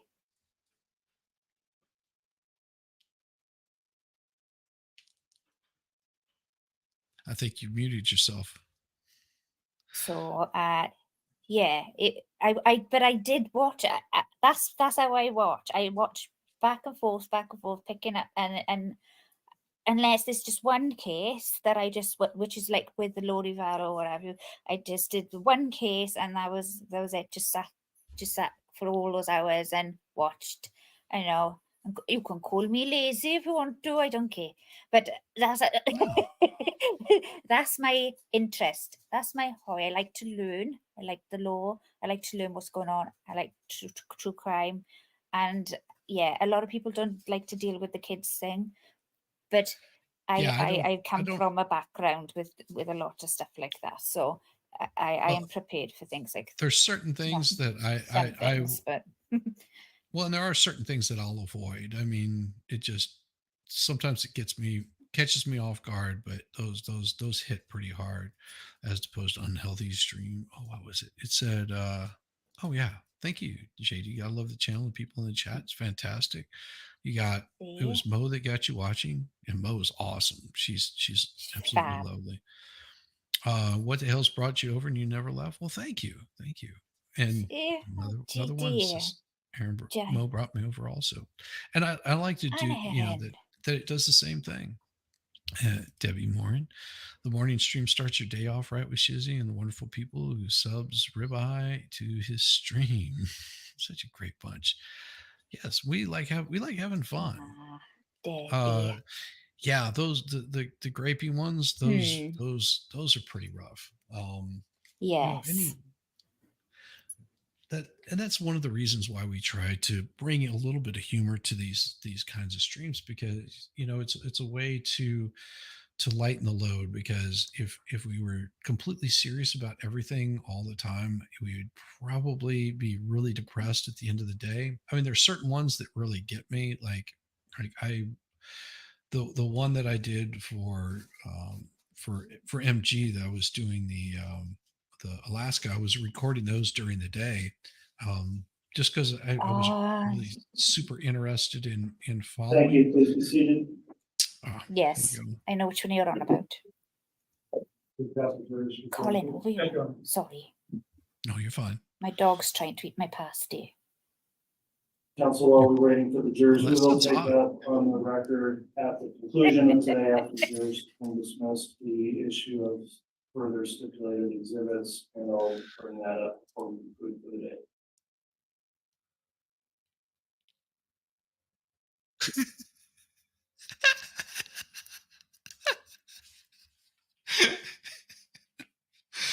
I like ribeye, but it's supposed to be subscribed. Seriously, autocorrect is killing you. Well, I did wonder, Debbie. I did wonder, but I did, I was like, ribeye, Ribeye? okay. I don't know what's up with the ribeye, Okay. but I'm I think Welsh. casseroles. People don't understand me, so we went along with it. Hey, people understand you well enough. Doggone it. Oh my gosh. Good boy.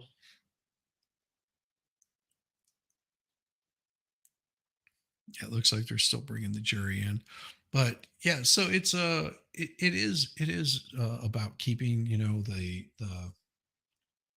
keeping up with current events can be time consuming. If you're trying to jump on all the latest greatest trial stuff, if All they rise. if this doesn't get any better after the first week, I will drop it at like a hot potato. Bail. Yeah.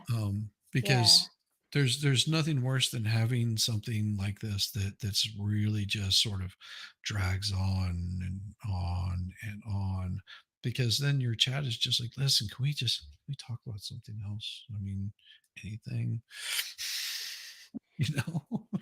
But sometimes though with the chat, it's Very brilliant because well. Please be seated. we have it going. The conversations, we're enjoying the conversations, the streaming, and then in the chat there might be another conversation going, and it's hilarious to try and to decipher the two. All right, It's we're back funny. on the Sometimes I record find it. after our mid-afternoon break. Mr. Wood, would you like to continue with the examination of the witness? Ribeye to Shizzy now. Thank you. I need to just make a couple issues for clarification of the record. To Detective, Shizzy now. you spoke earlier about searching Lori Vallow's records. Correct. And you stated the address. What city was that address? Oh my God. located? Rexford. And what state is? Ah.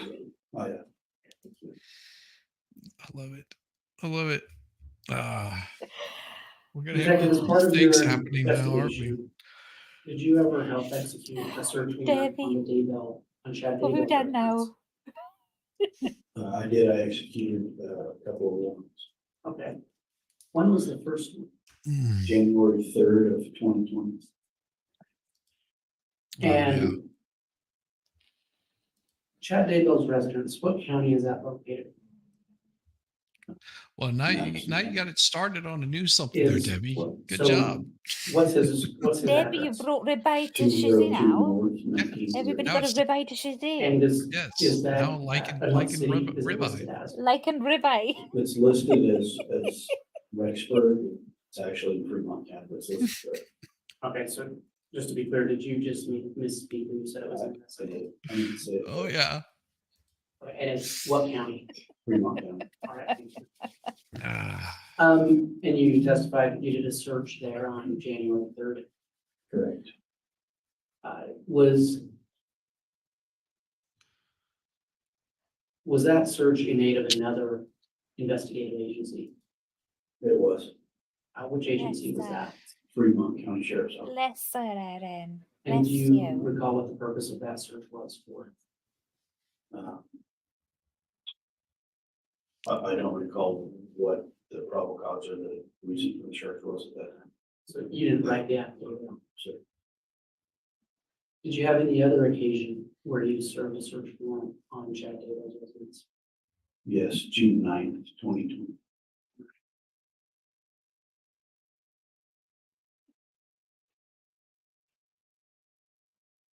This is all your fault, When you served Debbie that Moran. warrant on June 9th, 2020, what time did you arrive at Chad Daybell's residence? Roughly about 7 in the morning.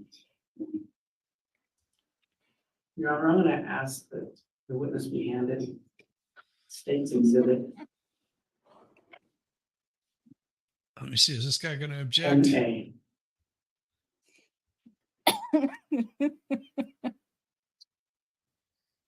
What's up?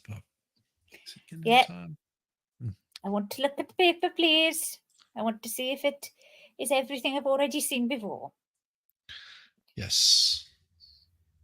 I want to look at the picture paper. The picture paper Pages. is where I keep my pudding pops. Yes, Cynthia. Detective, are you Absolutely. doing I told you she had a this lovely voice. Yes, I am. Ah, yeah. You are It's a kind, aerial lovely. image taken from Google Earth of the defendant Daybell's property. So, do you know who prepared that image? I did. Did I hit the spot? But you didn't take the picture No. Good. Oops, Hit the oops. spot. because it's a satellite photo, correct? I'm scratching his neck. And he's just Have like, you been, I believe you testified you have been to Chad Daybell's residence. Is the leg Yes. going? Have you walked around the grounds? no, of he'll Chad fall Daybell's off if he residence? does that. Yes. And have you been inside his home? Might hear him grunting though. Are you familiar with the landmarks of that Just residence? blame the dog. In the yard? Yes, I am. And are you familiar with, He'll probably start attacking you're my familiar with photos the unless I general take them layout down. of the yard? It's about time. What's located in it? About That's time correct. for dinner. For me. And is this image an accurate representation of Chad Daybell's residence? Yes. Your Honor, for demonstrative purposes only, the state moves to admit Exhibit 10A. An objection. You have a rib-eyed Welsh lady. Right. You joust. Approximately how much property are we talking Nice. Surely I a couldn't tell you the toast. amount of property. And the prosecuting attorney mentioned the yard. Now, I believe the yard usually means where there's grass. So I'm familiar with what's on the grass. Is that right?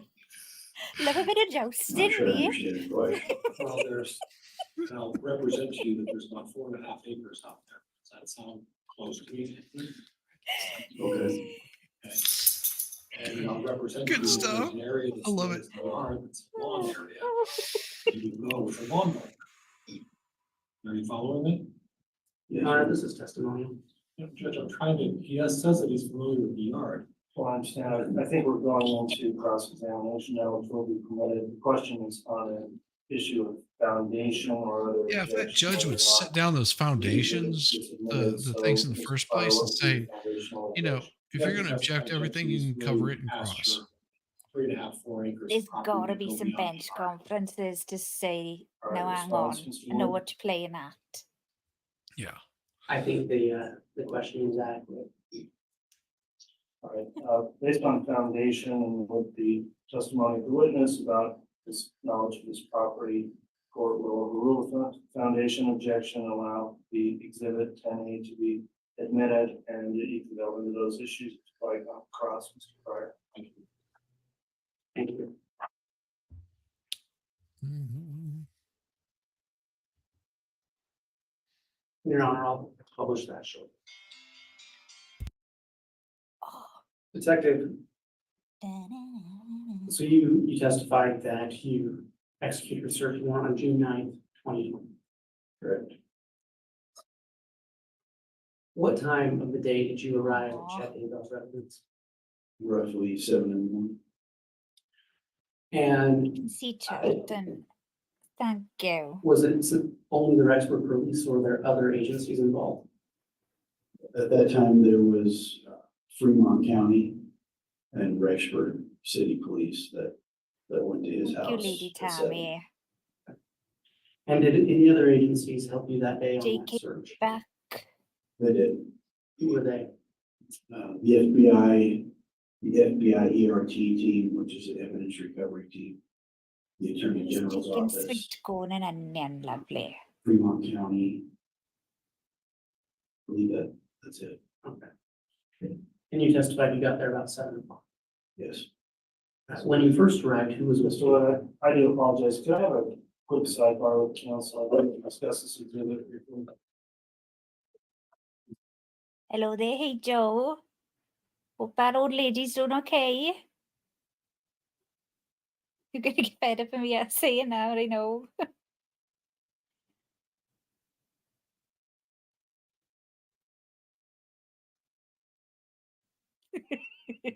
JD. Be rude now. Classy we are, I hear.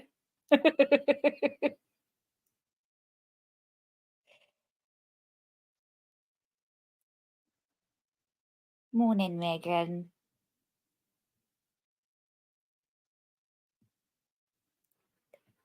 D, far too many objections. And then for dealing the witness after every exhibit that they look at that they've already seen in discovery, which I know they have to do, but they don't have to voir dire everybody.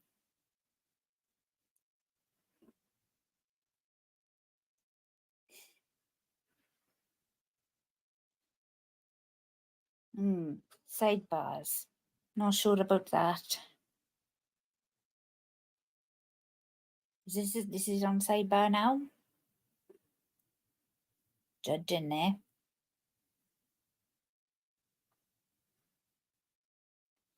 Sorry, judge isn't there. Oh, I'm more of a Rush fan, you. I see.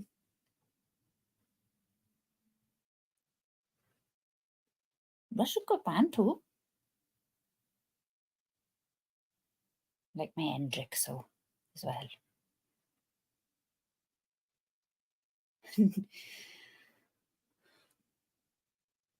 the I don't know how he passed it, but he did. And he's got to zealously advocate for his client. But I think he's a bit of a pen beating myself, and that's just what my opinion is of the way he handles the lawyering.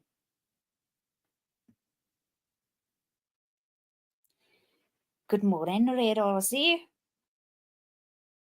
I'm currently welcoming, I think Shizzy's gone to take a call or something, just a moment. So you just got me at the minute. He'll be back soon.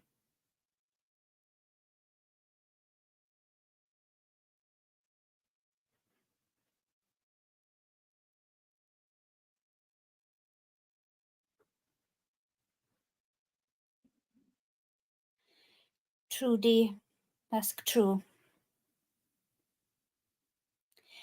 Megan, you missed a rather steamy reading of Lori and Chad's James and Elena story.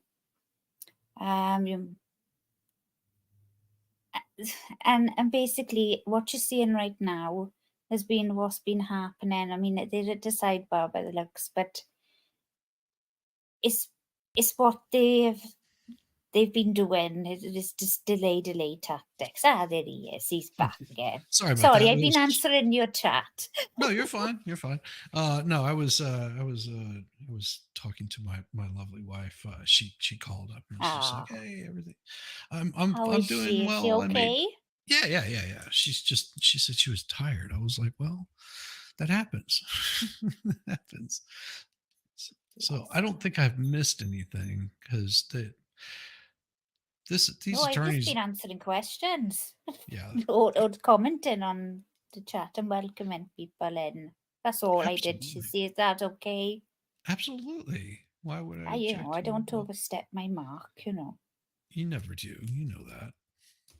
You're good. This is the easy stuff. Ribeye to Zach. Ribeye to Zach for some adventures with Schnork. It's gonna crack me up now all the time. Every time I hear it. There's there's ribeyes. You know, I think that if you don't ribeye everyone here, then you know. Oh, I know, but there's so many meanings to ribeye in it. Well, You know? depends on whether you want bone in or bone out.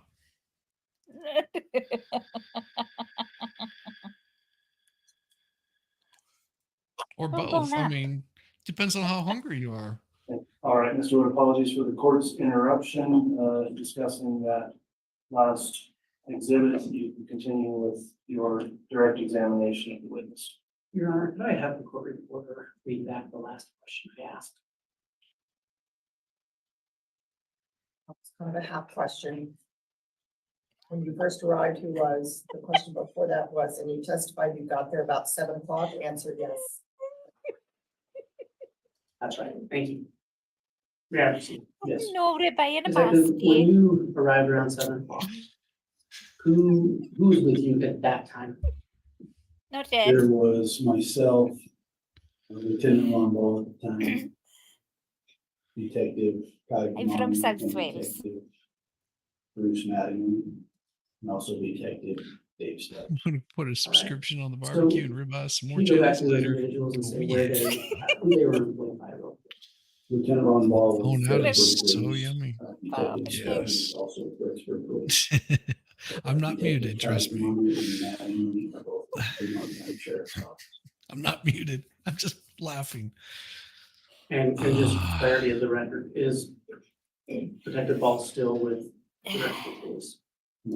Oh, And is 30 minutes away what from me organization is he again. with you? Madison 30 County minutes Sheriff's in a Office. car.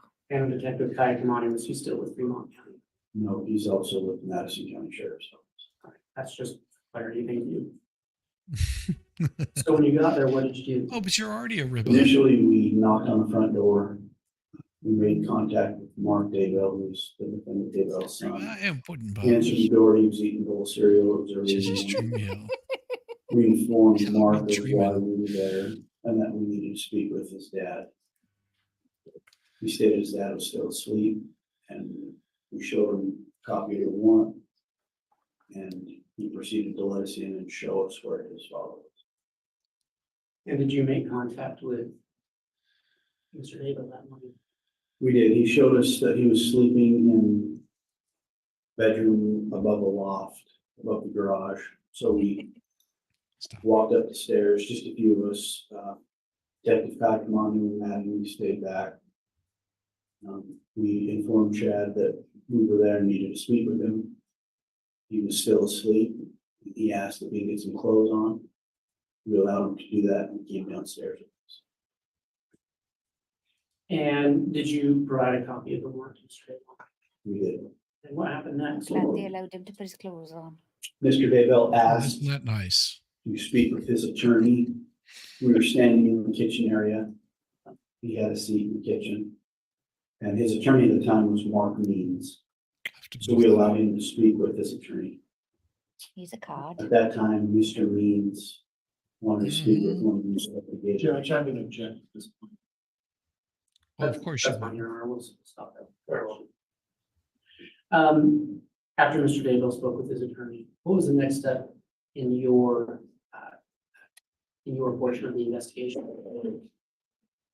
I allowed Mr. Daybell to sit in the front room. He sat on his recliner closest to the door. His children sat on the couch in the same room. I gave Mr. Daybell a copy of the warrant, and he read through search warrant while sitting in his recliner.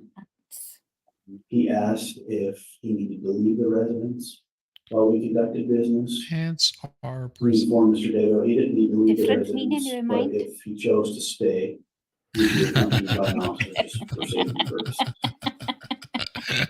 After you had that conversation. Oh my gosh. Mr. Daybell asked if he could make a phone call. And at that point, he was allowed to go outside and make a phone call. And where did you go? I went outside with him. And what did you do after that? Mr. Daybell wanted to sit in the vehicle that was parked backed in on the west side of the house. There's a west driveway. So I allowed him to sit inside the vehicle, windows rolled up, and make a phone call. I stood in the grass area close to the vehicle. At this time, Your Honor, I'm going to ask to publish State's Exhibit 10A. And You you may. object.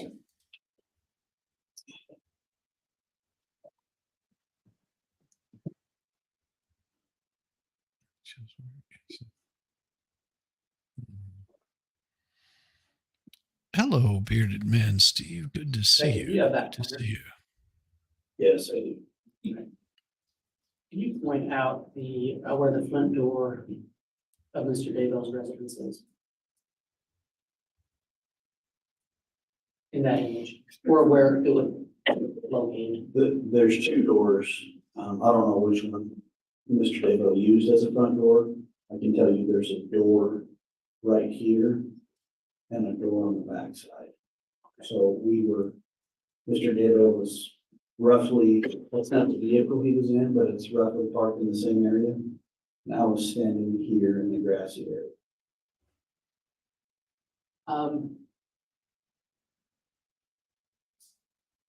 Earlier, there was some talk about the yard or the grassy area. Can you just outline for the jury where, I'm going to call it the grass area of the yard, is located on that image? Grass area, bro. Like, Grass area it's where all is the grass is, right man. here. It's like right there, man. It's so And is, grassy. Is that a I was driveway gonna go to work. behind the house as well? But a guy. Yes, there's a driveway But a here. guy. But a And to the Mm. just Thought I east was of that, gonna what do is that? some Is that work. grass as well? But a guy.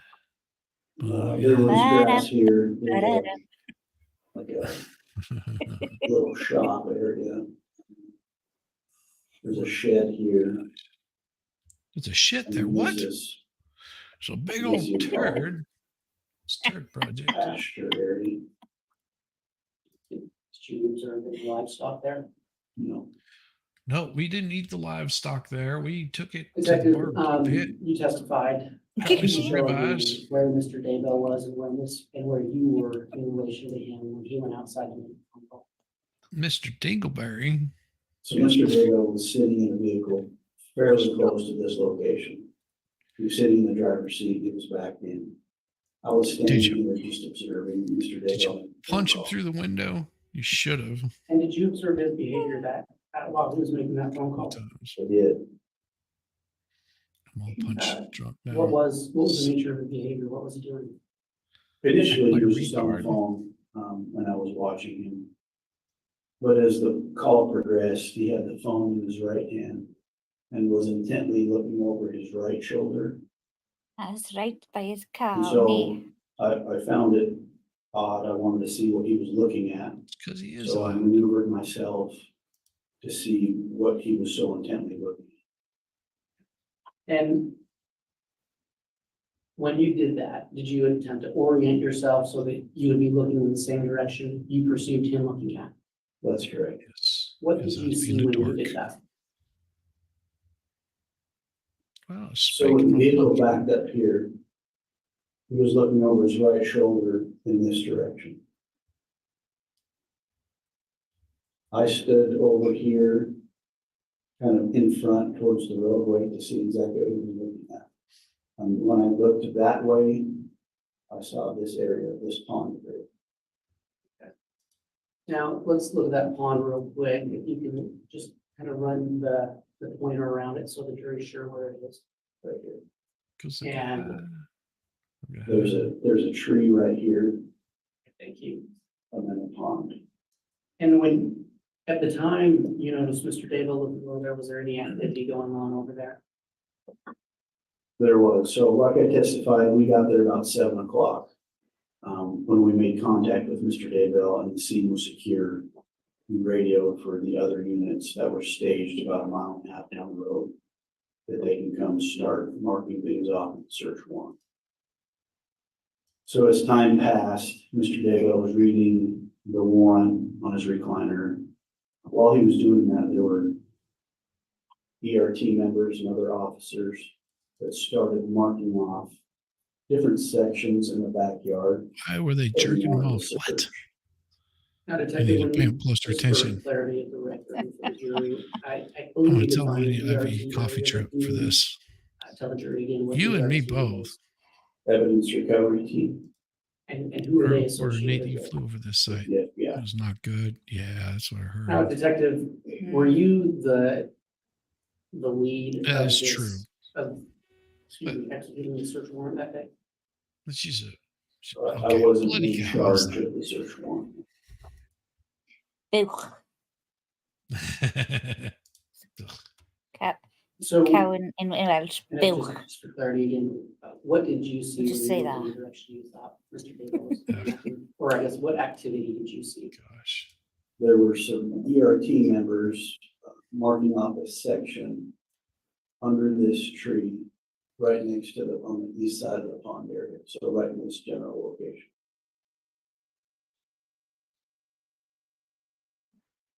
What did you do next? In your part of the search that day? I was tasked with going into the backyard and sifting through what we determined was a fire pit. Can you show the jury on that map or on that picture where the fire pit is located?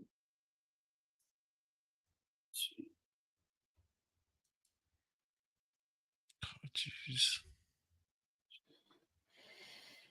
I think Himsey was very affected. And you said, I apologize. Yeah. For the record, would you have the witness? Very. Apologize. For the record, would you have the witness please reference where that point to just somehow, so there's an oral representation? yes, detective, if you can point there again and describe what it is you're pointing at, where it is you're pointing.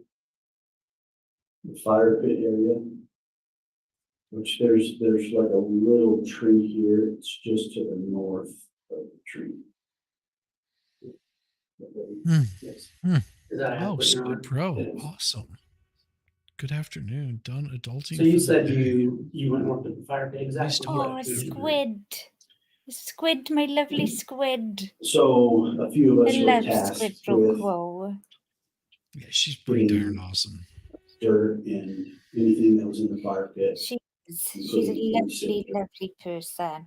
So that's originally Squid, what I I was baby tasked squid to was do okay at the when we were dentist. ERTD. Oh man. About what, approximately, what time were you doing that? That's right, roughly Megan. Probably 9. Been up 20 minutes. I was done Who with was it as the soon as I leader of the woke up. ERTD? Ooh, yeah. Steve Daniels.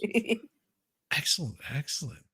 And how Oh, long thank you, did Megan. you sit in the Oh, fire pit? this love you, well. I would say probably reading it.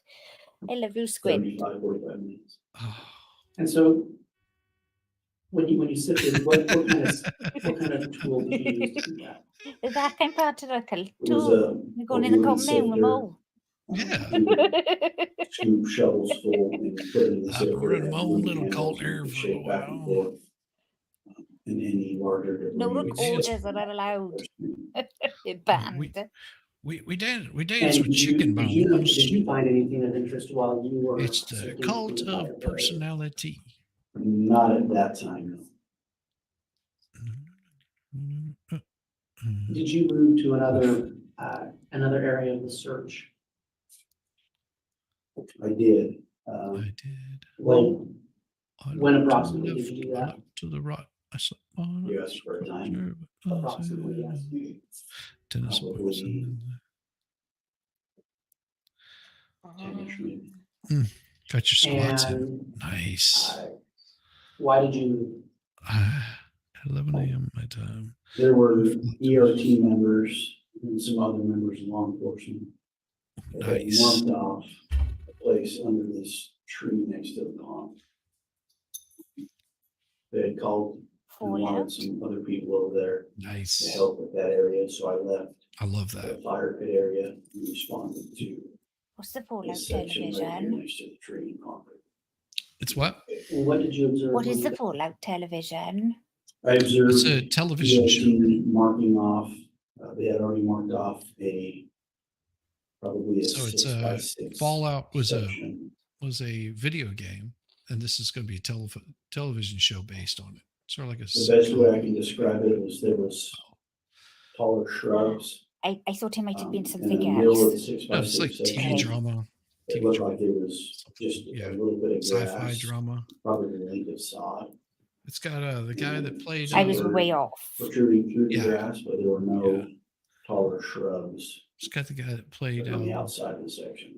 What's his name? In what happened next? He's got the big The teeth. ERT team began excavating Justified, that yeah. site. They removed Not all the of top them, but the layer other of guy. soil, took off the shrub and the top level of dirt. And what did you see under that? At that point, you could see That what makes me appeared to be worry. really large white rocks. Well, thank you for your explaining. I appreciate it. And as soon as they did This guy that, we right could here. start to So you were smell adulterous yesterday and still got some good fun while the visiting odor government offices. that through my training experiences in decomposing blood. Really? Debbie? Tell us more. Debbie, do we need to have a On other word? occasions, when you're We going need to have a to smell the conversation. decomposing blood? We need to Unfortunately, have a yes, sir. conversation, Debbie. And is there a distinctive smell? I mean, that you- adulted. That you associate with that? There is. And it's your testimony that as that first layer of brown was lifted off, you began to smell that. That's correct. What did you observe next? After they Debbie coming up with all slowly of them and today. methodically dug around the white rocks, they were removed. ERT took pictures and measurements. They continued to dig down. Right below the Never layer of freaking grow rocks up. It's a were trap. 2 pieces of thin wood paneling, Oh, bless you, Debbie. just right below the rocks. We're laughing along with you, not at you, Were okay? you still No, it's- smell that smell you described? I think she understands. Yeah, since they She dug down, hasn't gotten it they by got now. stronger. Oh boy, we're in Were those trouble. boards removed? They were- What did you observe after that? Ah, So after the boards were removed, She's you just could dropping see them like the discoloration. lead She pancakes. So we had dry dirt. Like, remind us, Lizzie. And then Everybody like shazzy. underneath the boards was like a wet. Get your adulteress on. Stop noise it. type dirt. So it Stop was pretty adulteressing. obvious there, the distinction between the soil. Ah, oh. Yes, Walton Grogan's. Yes, yes, They yes. continued to brush away the wet soil. And at that point, He's in that. you could start to see Oh, he was awesome a in black what is it? round The object start to protrude through. it's a Netflix the dirt. movie, TV show. And describe that object. I can't About play what size was anymore.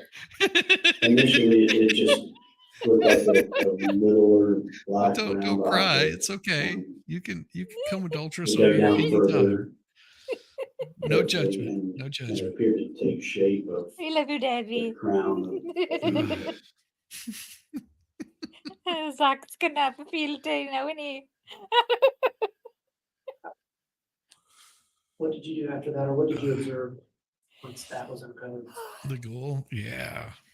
So once the black round object was uncovered, at that point, the ERT team leader, Steve Daniels, Imagine how got a worse I'll be small, when sharp instrument and made a slit in the black plastic. You kind of open that up just a little bit, not to damage or manipulate any of the evidence. But underneath the black plastic was a another white layer of plastic. So he used that same instrument and cut a slit down the white plastic and kind of opened it up. And at that point, it looked to be brown human hair. A round human. You have short, stubby legs. Oh, After that was sorry. discovered. I laughed at the wrong thing. Oh. As soon as that was discovered, sweet. We received information on the radio that the defendant Daybell was leaving his daughter's residence, which was catty corner to his residence, at a high rate of speed. And at that point, Mr. Daybell was pulled over and subsequently placed in custody. Did you go back to? I won't show you the one there. I did. Mm. When I got back to what we ended up calling burial site, they continued to excavate around that black plastic. And after they excavated and took the dirt off the plastic, it revealed what appeared to be a small body wrapped in black plastic with duct tape around it. Thank you. Oh, Your Honor, time. Yes. Stop the day. All right, we are going to try to adhere to this court schedule, so it I is love y'all 3:30. too. My stomach hurts This from time laughing so then, hard. I am going to conclude the trial for the day. I've got one additional issue I'll take up outside the presence of the jurors. However, the jurors will be excused. We're strengthening those abdomen muscles. As you're leaving for the evening. Or then, ladies and abdominal gentlemen of the muscles, Jury, I should as say. I will try to remember to tell you each and every day or when we leave breaks, on the breaks. Please do not discuss this case amongst yourselves or with anyone else. Please don't do anything to investigate this case. If you see any media coverage of the case, please try to avoid that so you can remain impartial. And with that in mind, that will conclude our first day of evidence. So we'll allow the jurors to be excused at this time. All rise, please.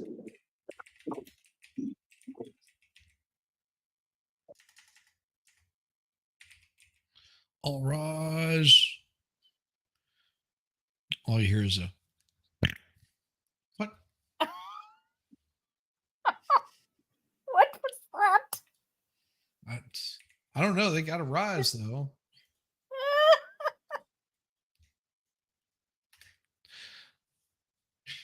Got to stretch the legs.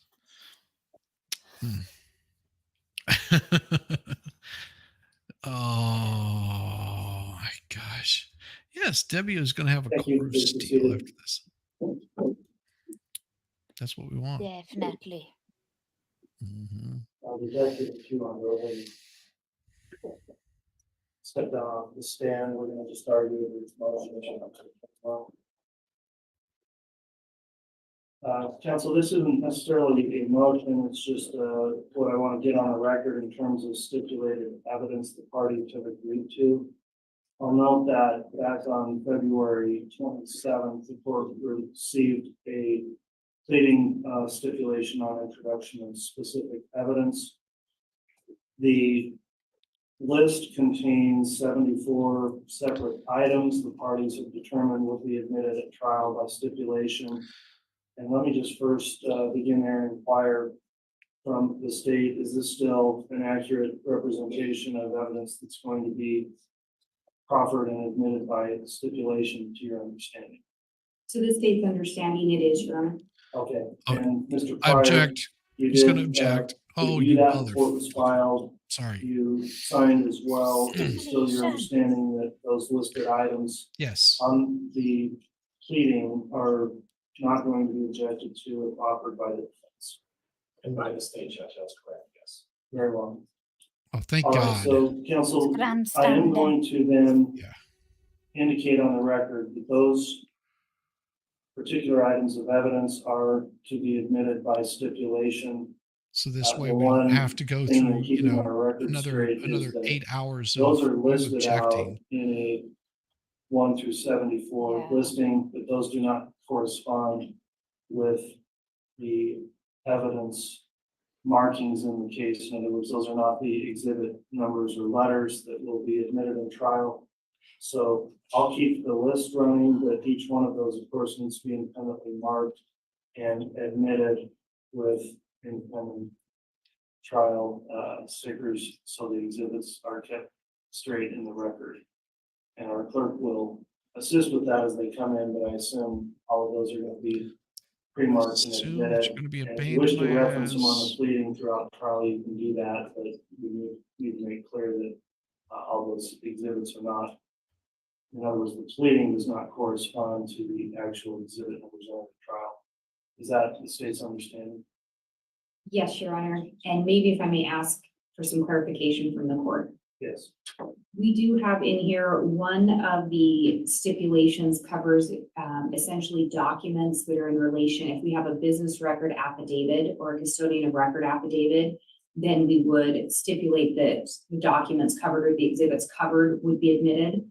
Does the court want us to introduce those business record affidavits or custodian of record affidavits as their own exhibit? I'll let defense weigh in, but I think that makes the most sense to me. Separate affidavits should be admitted as separate exhibits, so those can be tracked down later if someone's referencing the record. Judge, they're stipulated exhibits, so I'll let the prosecutor decide how they want to hit. Okay. Thank you, Your Honor, because I think at the end of the day, the affidavit itself is stipulated to, but really what matters is the content and documents covered by that affidavit or what's actually going to be admitted as evidence. So, but we have those if the court would like those admitted as well for the record. Yeah, so they'd be separate. The affidavit itself, laying foundation for the other exhibits would be That's right, separate. Darren. Bye, Darren. Oh my Darren, Yes. Judge, you will note that of my 54 exhibits that the state has agreed and stipulated to admit, the individual exhibits are the same numbers as the stipulation that we put on the record. So in other words, number one on the stipulated list makes mention of some phone cell right information. The actual exhibit itself is the same number that I'm offering. It just happens to be the contents within that phone celebrate. So my numbers match up corresponding to the stipulation that the court has exactly. And I did that for ease of convenience for everyone, Judge. Okay, and if they do match, we'll just reference that. If they don't, I guess the point is the stipulation itself is not any kind of controlling document as to what the exhibits actually will be marked as in the record. So we'll mark each one as it comes in on the record and make clear that this is simply a reference, basically. If they correspond, they do clarify that, and it should be admitted in terms they're offered. That your evidence is introduced. So that will conclude then my concerns on stipulated evidence. Is there anything else we need to bring up this afternoon before we break for the day from the state?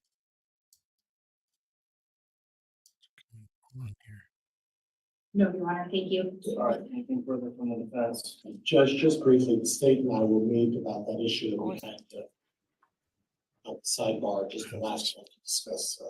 Gosh. Okay, I would suggest counsel will want to start with further testimony at 8:30. So if parties want to be available at 8 tomorrow morning, we can take up any matters outside the jury's presence or get the jurors. Oh, come on. We know you. You know you want to wear the tights. Okay, thanks everyone in Leg attendance warmers. today for complying with the court's conduct order. You can be excused and we'll complete our day. Thank you.